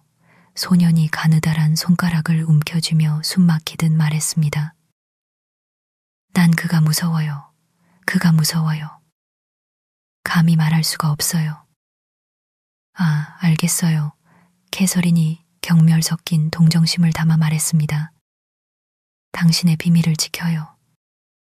난 겁쟁이가 아니에요. 당신 자신을 구하세요. 난 두렵지 않아요. 그녀의 관대함은 그의 눈물을 자극했습니다. 그는 격렬하게 울면서 그녀를 지탱하는 손에 입을 맞추었지만 그럼에도 용기를 내어 말을 꺼내지 못했습니다. 제가 그 미스터리가 무엇인지 골똘히 생각했고 캐서린이 저의 선의로 인해 그나 다른 누구에게도 이익이 되도록 고통받게 하지 않겠다고 결심했습니다. 그때 저는 헤더 사이에서 바스락거리는 소리를 듣고 고개를 들어보니 히스클리프 씨가 거의 우리 가까이 황무지 언덕에서 내려오고 있는 것을 보았습니다. 그는 제 동반자들 쪽으로는 시선조차 주지 않았지만 린튼의 흐느낌이 들릴 만큼 충분히 가까웠습니다. 그는 저에게만 취하는 거의 진심 어린 어조로 저를 불렀는데 저는 그 진심에 대해 의심하지 않을 수 없었지만 그는 말했습니다. 넬리, 너를 우리 집 가까이에서 보게 되니 반갑군. 그랑지에서는 잘 지내고 있나? 말해봐. 소문에 그는 낮은 목소리로 덧붙였습니다. 에드거 린튼이 임종에 들었다던데 혹시 사람들이 병세를 과장하는 건가? 아닙니다. 주인님은 돌아가시는 중입니다. 저는 대답했습니다. 그것은 사실입니다. 우리 모두에게 슬픈 일이지만 그분에게는 축복이 될 것입니다. 그가 얼마나 버틸 것 같나? 그가 물었습니다. 모르겠습니다. 제가 말했습니다. 왜냐하면 그는 말을 이어가며 그의 시선 아래 고정된 두 젊은이를 바라보았습니다.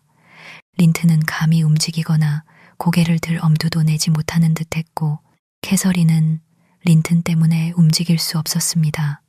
저기 저 애송이가 나를 이기기로 작정한 것 같아. 그래서 그의 삼촌에게 서둘러서 그보다 먼저 가달라고 고맙다고 전하고 싶군. 야, 저 새끼가 저런 울보짓을 한 지 오래됐나? 내가 흐느끼는 것에 대해 몇 가지 가르침을 주긴 했는데 미스 린튼과는 보통 꽤 활발하게 지내는 편인가? 활발하다고요? 아닙니다. 그는 극심한 괴로움을 보였습니다. 제가 대답했습니다. 그를 보면 저는 그가 연인과 함께 언덕을 거닐기보다는 의사의 손 아래 침대에 있어야 한다고 말하고 싶습니다. 하루 이틀 안에 그렇게 될 걸세. 히스클리프가 중얼거렸습니다. 하지만 먼저 일어나, 린튼. 일어나. 그가 소리쳤습니다. 거기 땅바닥에 엎드려 있지 마. 당장 일어나. 린튼은 다시 한번 무력한 두려움의 발작에 빠져 엎드려 버렸습니다.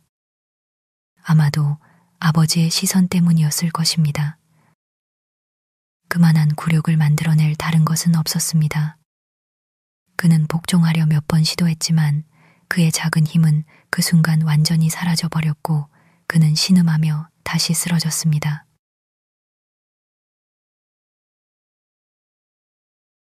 히스클리프 씨가 다가와 그를 들어 잔디 두 개 기대게 했습니다. 자, 그는 억제된 맹렬함으로 말했습니다. 나 화나기 시작했네. 만약 내 그 보잘것없는 정신을 다잡지 못한다면 젠장. 당장 일어나. 그럴게요, 아버지. 그가 헐떡였습니다. 그냥 절 혼자 있게 해주세요. 안 그러면 기절할 거예요. 저는 아버지가 원하시는 대로 했어요. 정말이에요. 캐서린이 말해줄 거예요. 내가 명랑하게 굴었다고. 아, 내 곁에 있어줘요, 캐서린. 내 손을 잡아줘요. 내 손을 잡아라, 그의 아버지가 말했습니다. 발로 서. 자, 이제 그녀가 팔을 빌려줄 거다. 그래, 바로 그거야. 그녀를 봐. 미스 린튼, 이런 공포심을 불러일으키는 나를 악마 그 자체라고 생각하겠군. 그와 함께 집으로 걸어가는 친절을 베풀어 주겠나? 내가 그를 만지면 그는 몸서리치거든. 린튼 자기야, 캐서린이 속삭였습니다. 나 폭풍의 언덕에 갈 수 없어요. 아버지가 금지하셨어요. 그분이 당신을 해치지는 않을 거예요. 왜 그렇게 두려워해요? 난 절대 그 집에 다시 들어갈 수 없어요. 그가 대답했습니다. 당신 없이는 다시 들어갈 수 없어요. 멈춰. 그의 아버지가 소리쳤습니다. 우리는 캐서린의 효심을 존중해야지. 넬리, 그를 안으로 데리고 들어가. 그리고 의사에 관한 내 조언을 지체 없이 따르마. 잘하실 겁니다. 제가 대답했습니다. 하지만 저는 아가씨와 함께 있어야 합니다. 아드님을 돌보는 것은 제가 할 일이 아닙니다. 너는 매우 고집이 세다는 것을 내가 안다. 히스클리프가 말했습니다. 하지만 내 자비를 움직이게 하려면 내가 아기를 꼬집어서 비명을 지르게 만들 수밖에 없겠군. 그럼 이 용감한 영웅 린트나, 나와 함께 호위를 받으며 돌아갈 용의가 있느냐? 그가 다시 한번 다가와 그 연약한 존재를 붙잡으려는 신용을 했습니다. 그러나 몸을 움츠리며 린트는 그의 사촌에게 달라붙었고 거절할 수 없는 광적인 간청으로 그녀에게 동행해달라고 애원했습니다. 제가 아무리 반대했더라도 그녀를 막을 수는 없었습니다. 사실 그녀 자신이 어떻게 그를 거절할 수 있었겠습니까? 무엇이 그를 두려움으로 가득 채웠는지 우리는 알 길이 없었지만 그는 그 두려움의 소나기 아래 무력했고 어떤 추가적인 충격이라도 그를 백치 상태로 만들 수 있을 것 같았습니다.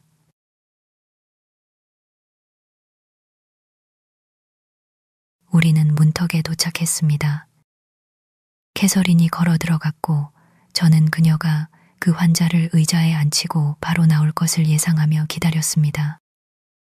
그때 히스클리프 씨가 저를 앞으로 밀치며 소리쳤습니다. 우리 집이 전염병에 걸린 것은 아니네, 넬리. 그리고 오늘은 손님 대접을 할 마음이 생겼어. 앉아. 그리고 내가 문을 닫도록 해.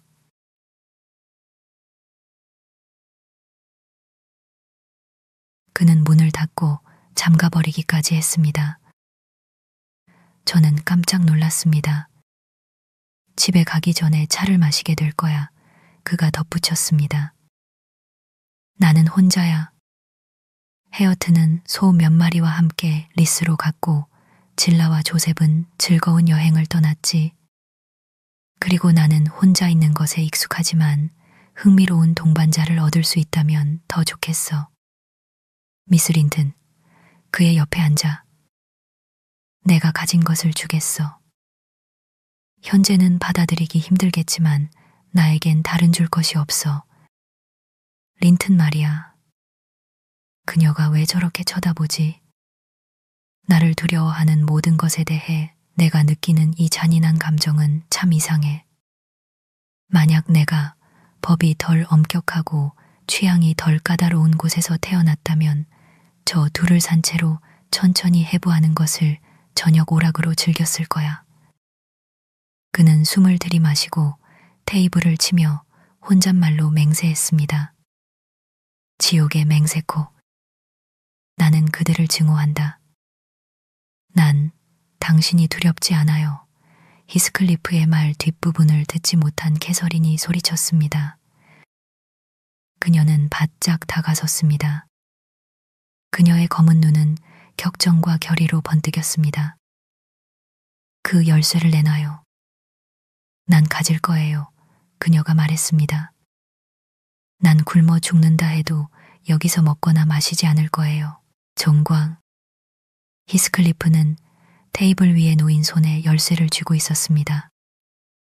그는 고개를 들었는데 그녀의 대담함에 일종의 놀라움을 느꼈거나 어쩌면 그녀의 목소리와 눈빛에서 그것을 물려준 사람고 캐서린 언쇼를 상기했는지도 모릅니다.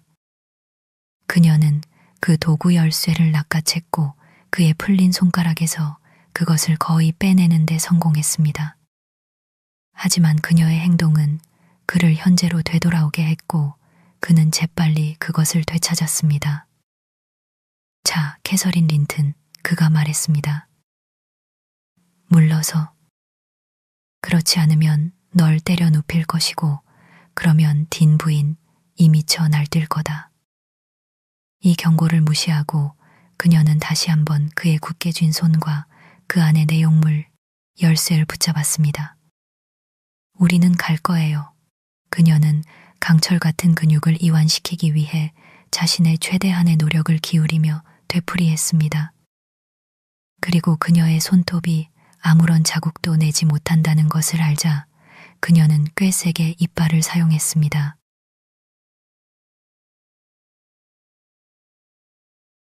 히스클리프는 저를 향해 힐끗 쳐다봤고 그 시선은 제가 잠시 간섭하지 못하게 했습니다. 캐서린은 그의 손가락에 너무 집중해서 그의 얼굴을 알아차리지 못했습니다. 그가 갑자기 손을 펴서 논쟁의 대상 열쇠를 내주었습니다. 하지만 그녀가 그것을 제대로 확보하기도 전에 그는 자유로워진 손으로 그녀를 붙잡고 그녀를 자신의 무릎 위로 끌어당겼습니다. 그리고 다른 손으로는 그녀의 머리 양쪽에 끔찍한 따귀를 퍼부었습니다.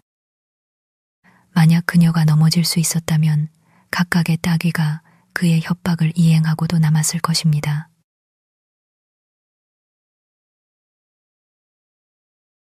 이 악마적인 폭력에 저는 맹렬히 그에게 달려들었습니다. 이 악당, 저는 소리치기 시작했습니다.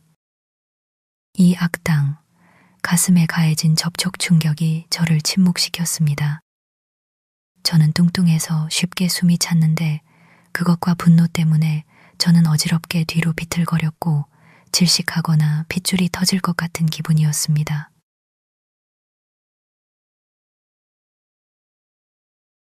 그 장면은 2분 만에 끝났습니다. 풀려난 캐서린은 두 손으로 관자놀이를 잡고 마치 자신의 귀가 달려있는지 아닌지 확신할 수 없는 것처럼 보였습니다.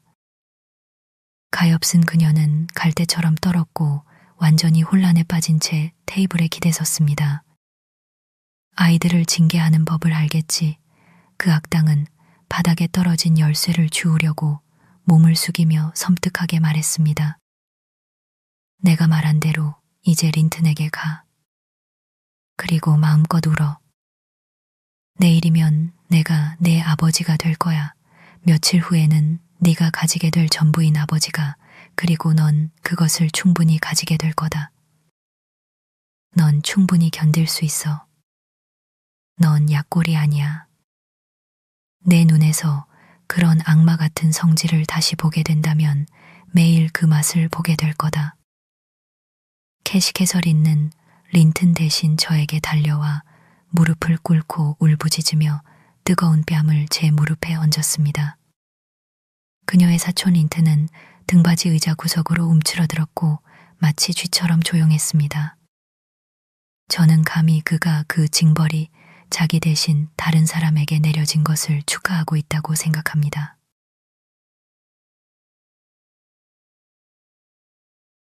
히스클리프 씨는 우리 모두가 당황한 것을 보고 일어나서 재빨리 직접 차를 만들었습니다.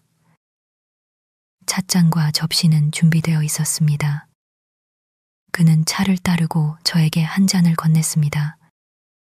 내 울분을 씻어내, 그가 말했습니다.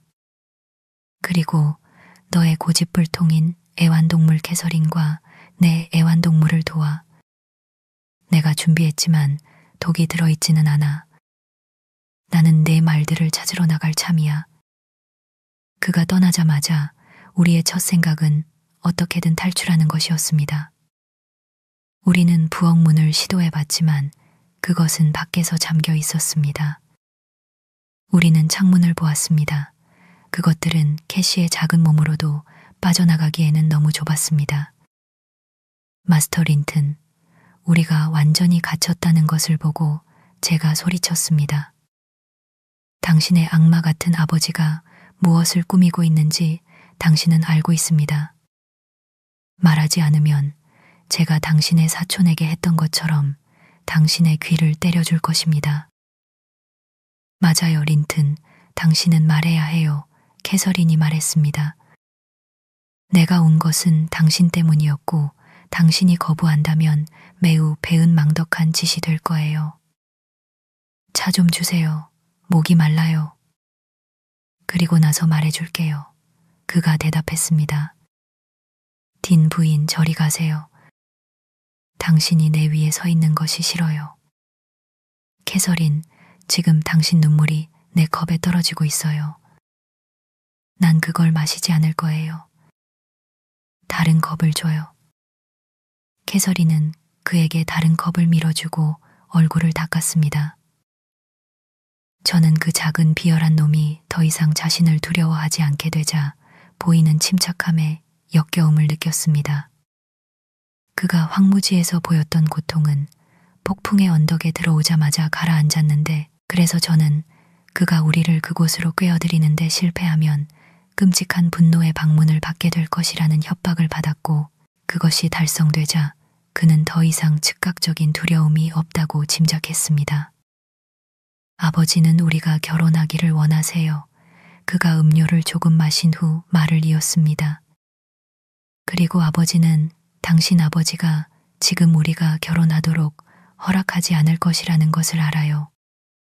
그리고 아버지는 우리가 기다리면 내가 죽을까봐 두려워해요. 그래서 우리는 아침에 결혼할 거예요. 그리고 당신은 여기서 밤새 머물러야 해요. 그리고 당신이 아버지가 원하는 대로 한다면 다음 날 집에 돌아가서 날 데리고 갈 수 있을 거예요. 너를 데리고 가라고? 가엾은 대리인 같으니 제가 소리쳤습니다. 네가 결혼을 한다고? 이 남자는 미쳤거나 우리 모두를 바보로 생각하는군. 그리고 너는 저 아름다운 아가씨, 저 건강하고 활기찬 소녀가 너 같은 작고 시들어가는 원숭이에게 자신을 묶을 것이라고 상상하니? 미스 캐서린 린튼은 고사하고 누구라도 너를 남편으로 삼을 것이라는 생각을 품고 있니? 내 비겁하고 칭얼거리는 속임수로 우리를 여기까지 데려온 것만으로도 매를 맞아야 해. 그리고 이제 그만 그렇게 멍청하게 쳐다보지 마. 내 경멸스러운 배신과 어리석은 자만심 때문에 너를 심하게 흔들어주고 싶은 마음이 간절하다. 저는 그를 살짝 흔들었지만 그것이 기침을 유발했고 그는 그의 평소 수단인 신음과 울음으로 돌아갔고 캐서린이 저를 꾸짖었습니다. 밤새 머무르라고? 안 돼. 그녀는 천천히 주위를 둘러보며 말했습니다. 엘렌, 내가 저 문을 태워서라도 나갈 거예요. 그리고 그녀는 당장이라도 자신의 협박을 실행에 옮기려 했을 것이지만 린튼이 그의 소중한 자신 때문에 다시 놀라서 일어났습니다. 그는 흐느끼며 그녀를 그의 약한 두 팔로 껴안았습니다. 날 가져서 날 구해줄 수 없나요? 그랑지에 날 오게 해줄 수 없나요? 아, 사랑하는 캐서린. 당신은 결국 가버리고 날 떠나서는 안 돼요. 당신은 우리 아버지에게 복종해야 해요. 해야만 해요. 나는 내 아버지에게 복종해야 해요. 그녀가 대답했습니다. 그리고 그분을 이 잔인한 불안감에서 해방시켜드려야 해요. 밤새도록이라니. 아버지가 뭐라고 생각하실까요? 아버지는 이미 괴로워하실 거예요. 내가 이 집에서 부수거나 태워서 길을 만들 거예요. 조용히 해요. 당신은 위험하지 않아요. 하지만 날 방해한다면 린튼, 난 당신보다 아버지를 더 사랑해요. 그가 히스클리프 씨의 분노에 대해 느끼는 죽음과 같은 공포가 그 소년에게 겁쟁이의 웅변을 되찾아 주었습니다. 캐서린은 거의 정신이 나갈 지경이었지만 여전히 집에 가야 한다고 주장했고 이제는 그녀가 간청하는 차례가 되어 그에게 그의 이기적인 고통을 억누르도록 설득했습니다.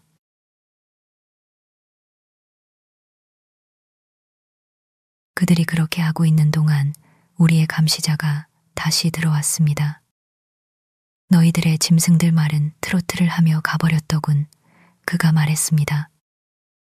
그리고 자, 린튼. 또 흐느끼고 있나? 그녀가 너에게 무슨 짓을 했지? 자, 그만하고 잠자리에 들어. 한두 달 후면 내 아들아, 너는 강력한 손으로 그녀의 지금의 폭정을 갚아줄 수 있을 거야. 너는 순수한 사랑 때문에 시들어가고 있는 거지? 세상에 다른 것은 없지. 그리고 그녀는 너를 갖게 될 거다. 자, 자러 가. 질라는 오늘 밤 여기에 없을 거야. 너는 스스로 옷을 벗어야 해. 쉿. 시끄럽게 하지 마. 일단 내 방에 들어가면 난 너에게 가까이 가지 않을 거야. 두려워할 필요 없어. 그는 말을 이어갔습니다. 우연히 너는 꽤 잘 해냈어. 나머지는 내가 알아서 할게. 네, 가니마 니가네. 그럼. 그는 이 말을 하면서 아들이 지나가도록 문을 열어주었고 아들은 마치 자신을 돌보는 사람이 심술궂은 꼬집음을 계획하고 있다고 의심하는 스페니얼 개처럼 정확히 그렇게 나갔습니다.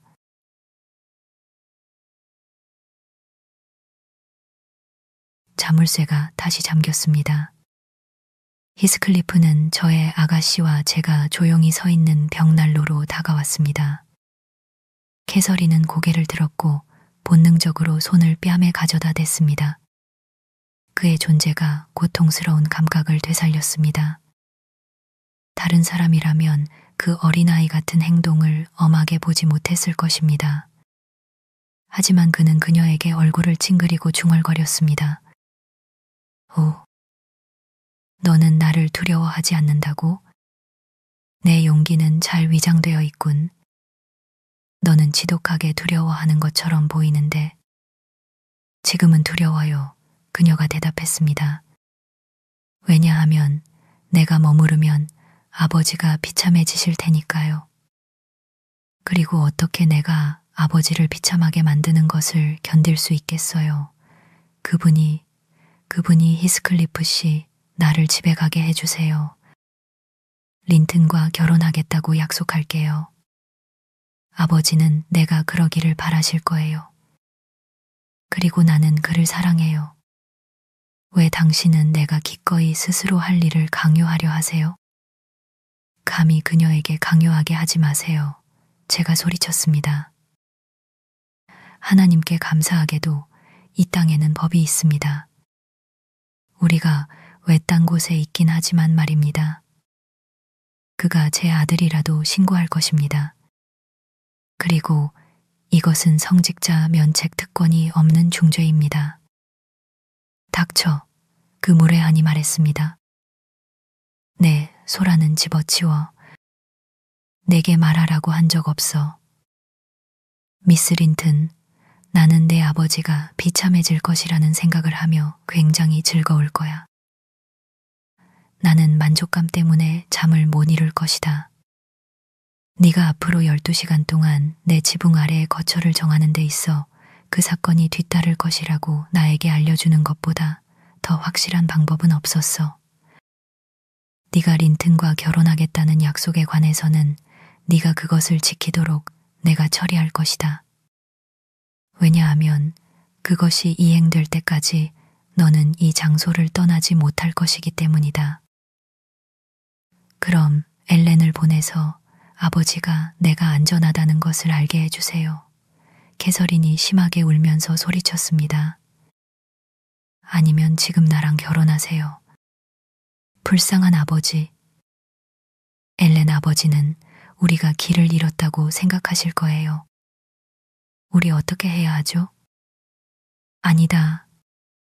그는 네가 그를 간호하는 것에 지쳐서 잠시 오락을 위해 도망쳤다고 생각할 것이다.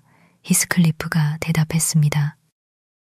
너는 그의 금지령에도 불구하고 자발적으로 내 집에 들어왔다는 것을 부인할 수 없어.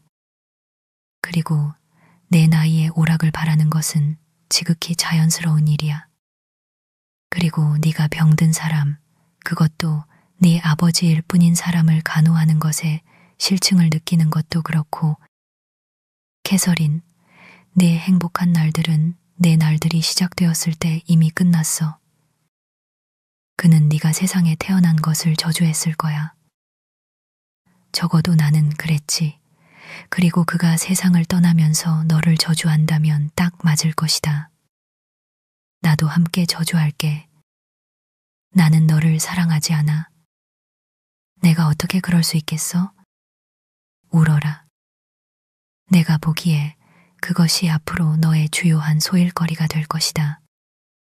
린튼이 다른 손실들을 보상해주지 않는 한 말이야. 그리고 네 신중한 부모는 그가 그럴 수 있다고 생각하는 것 같더군. 그의 조언과 위로의 편지는 나를 아주 즐겁게 했어. 그의 마지막 편지에서 그는 내 보석에게 그의 보석을 조심하고 그녀를 얻으면 친절하게 대하라고 권했더군. 조심하고 친절하게, 그것이 아버지답다고. 하지만 린튼은 자신을 위해 그의 모든 보살핌과 친절을 필요로 해. 린튼은 작은 폭군 역할을 아주 잘할 수 있어. 그는 이빨이 뽑히고 발톱이 깎인 고양이라면 몇 마리든 고문하는 일을 맡을 수 있을 거다. 네가 다시 집에 돌아가면 그의 삼촌에게 그의 친절에 대한 멋진 이야기를 해줄 수 있을 거야. 내가 장담하건대. 그 말은 맞습니다. 제가 말했습니다. 당신의 아들 성격을 설명해 보세요. 그가 당신과 어떻게 닮았는지 보여주십시오. 그러면 저는 캐시 아가씨가 그 독사 같은 놈을 취하기 전에 2번 생각할 것이라고 바랍니다. 이제 그의 사랑스러운 자질에 대해 말하는 것을 별로 신경 쓰지 않아 그가 대답했습니다. 왜냐하면 그녀는 그를 받아들이거나 내 주인 에드거 린튼, 이 죽을 때까지 너와 함께 포로로 남아 있어야 하니까. 나는 너희 둘 다를 여기 완전히 숨겨서 붙잡아둘 수 있어. 네가 의심한다면 그녀에게 자기 말을 철회하도록 부추겨봐. 그러면 판단할 기회를 얻게 될 것이다. 나는 내 말을 철회하지 않을 거예요. 캐서린이 말했습니다. 1시간 이내에 그와 결혼할게요. 그 후에 스래시크로스 그랑지로 갈 수만 있다면요. 히스클리프 씨, 당신은 잔인한 사람이지만 악마는 아니잖아요. 그리고 당신은 단지 악의 때문에 내 모든 행복을 돌이킬 수 없게 파괴하지는 않을 거예요. 만약 아버지가 내가 일부러 그분을 떠났다고 생각하시고 내가 돌아가기 전에 돌아가신다면 내가 어떻게 살 수 있겠어요? 나는 울음을 그쳤어요. 하지만 여기서 당신 무릎 앞에 무릎 꿇을 거예요. 그리고 당신이 나를 다시 쳐다볼 때까지 일어나지 않을 거고 당신 얼굴에서 내 눈을 떼지 않을 거예요. 안 돼요. 고개 돌리지 마세요. 쳐다봐 주세요. 당신을 화나게 할 것은 아무것도 보이지 않을 거예요. 난 당신을 미워하지 않아요. 당신이 나를 때린 것에 대해 화나지 않아요. 삼촌, 당신은 평생 단 한 번도 누구를 사랑해 본 적이 없나요? 단 한 번도요?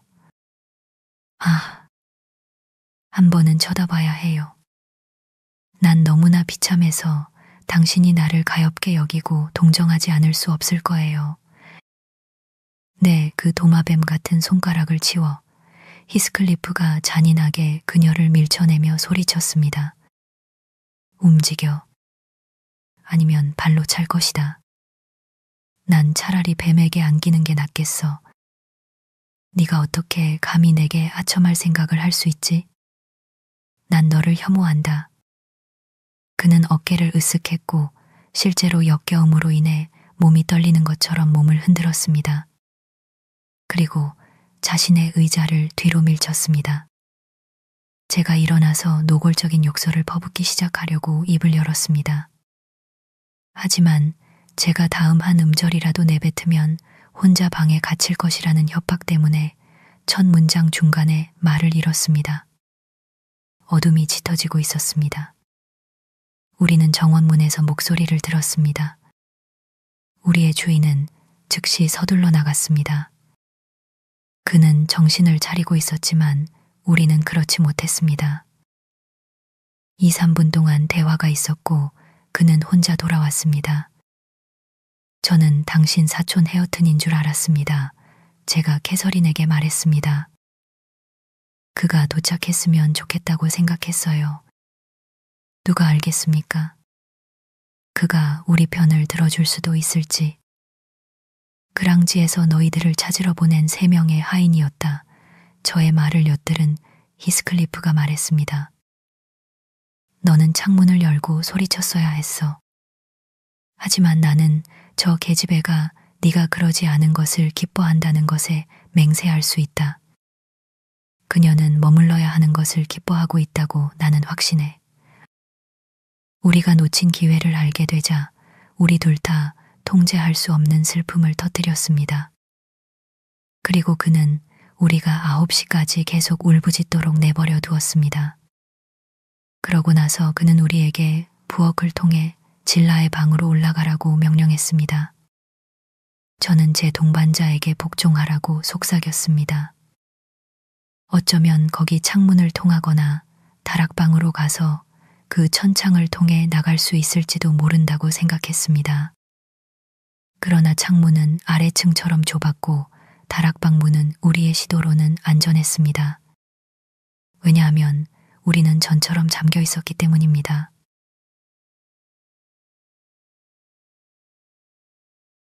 우리 둘 다 눕지 않았습니다. 캐서린은 창살 옆에 자리를 잡고 불안하게 아침을 기다렸습니다. 제가 그녀에게 쉬려고 노력해보라고 자주 간청했지만 제가 얻을 수 있는 유일한 대답은 깊은 한숨뿐이었습니다. 저는 의자에 앉아 앞뒤로 흔들며 제가 의무를 소홀히 했던 많은 일들에 대해 가혹하게 판단했습니다. 그때 저에게는 저의 모든 고용주들의 불행이 거기서 비롯된 것처럼 느껴졌습니다. 실제로는 그렇지 않다는 것을 저는 알고 있지만 그 음울한 밤에는 저의 상상 속에서 그러했고 저는 히스클리프 자신보다 제가 덜 유죄라고 생각했습니다.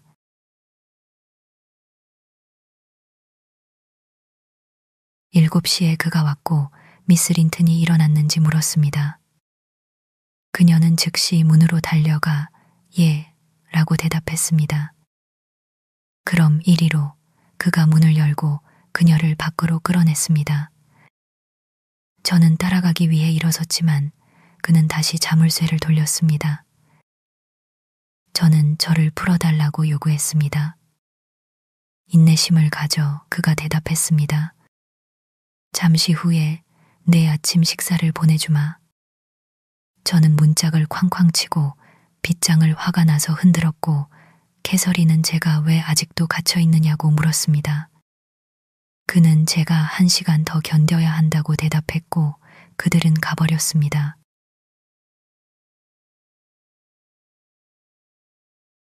저는 이 3시간을 견뎠습니다. 마침내 저는 발소리를 들었습니다. 히스클리프의 발소리가 아니었습니다. 먹을 것을 가져왔어. 목소리가 말했습니다. 문 열어. 간절히 응하면서 저는 헤어튼을 보았습니다. 그는 저에게 하루 종일 먹을 수 있을 만큼 충분한 음식으로 가득 찬 쟁반을 들고 있었습니다. 받아. 그가 쟁반을 제 손에 밀어 넣으며 덧붙였습니다. 잠깐만 있어봐. 제가 말하기 시작했습니다. 싫어. 그가 소리쳤고 그를 붙잡으려는 저의 어떤 간청도 무시하고 사라졌습니다. 그리고 저는 그곳에 하루 종일 그리고 다음 날 밤 내내 갇혀 있었습니다. 그리고 또 다른 날, 또 다른 날. 총 닷새 밤과 나흘 낮을 저는 머물렀고 매일 아침 한 번씩 헤어튼 외에는 아무도 보지 못했습니다. 그리고 그는 간수의 본복이었습니다. 퉁명스럽고 말이 없고 침묵했으며 그의 정의감이나 연민을 움직이려는 어떤 시도에도 귀 기울이지 않았습니다.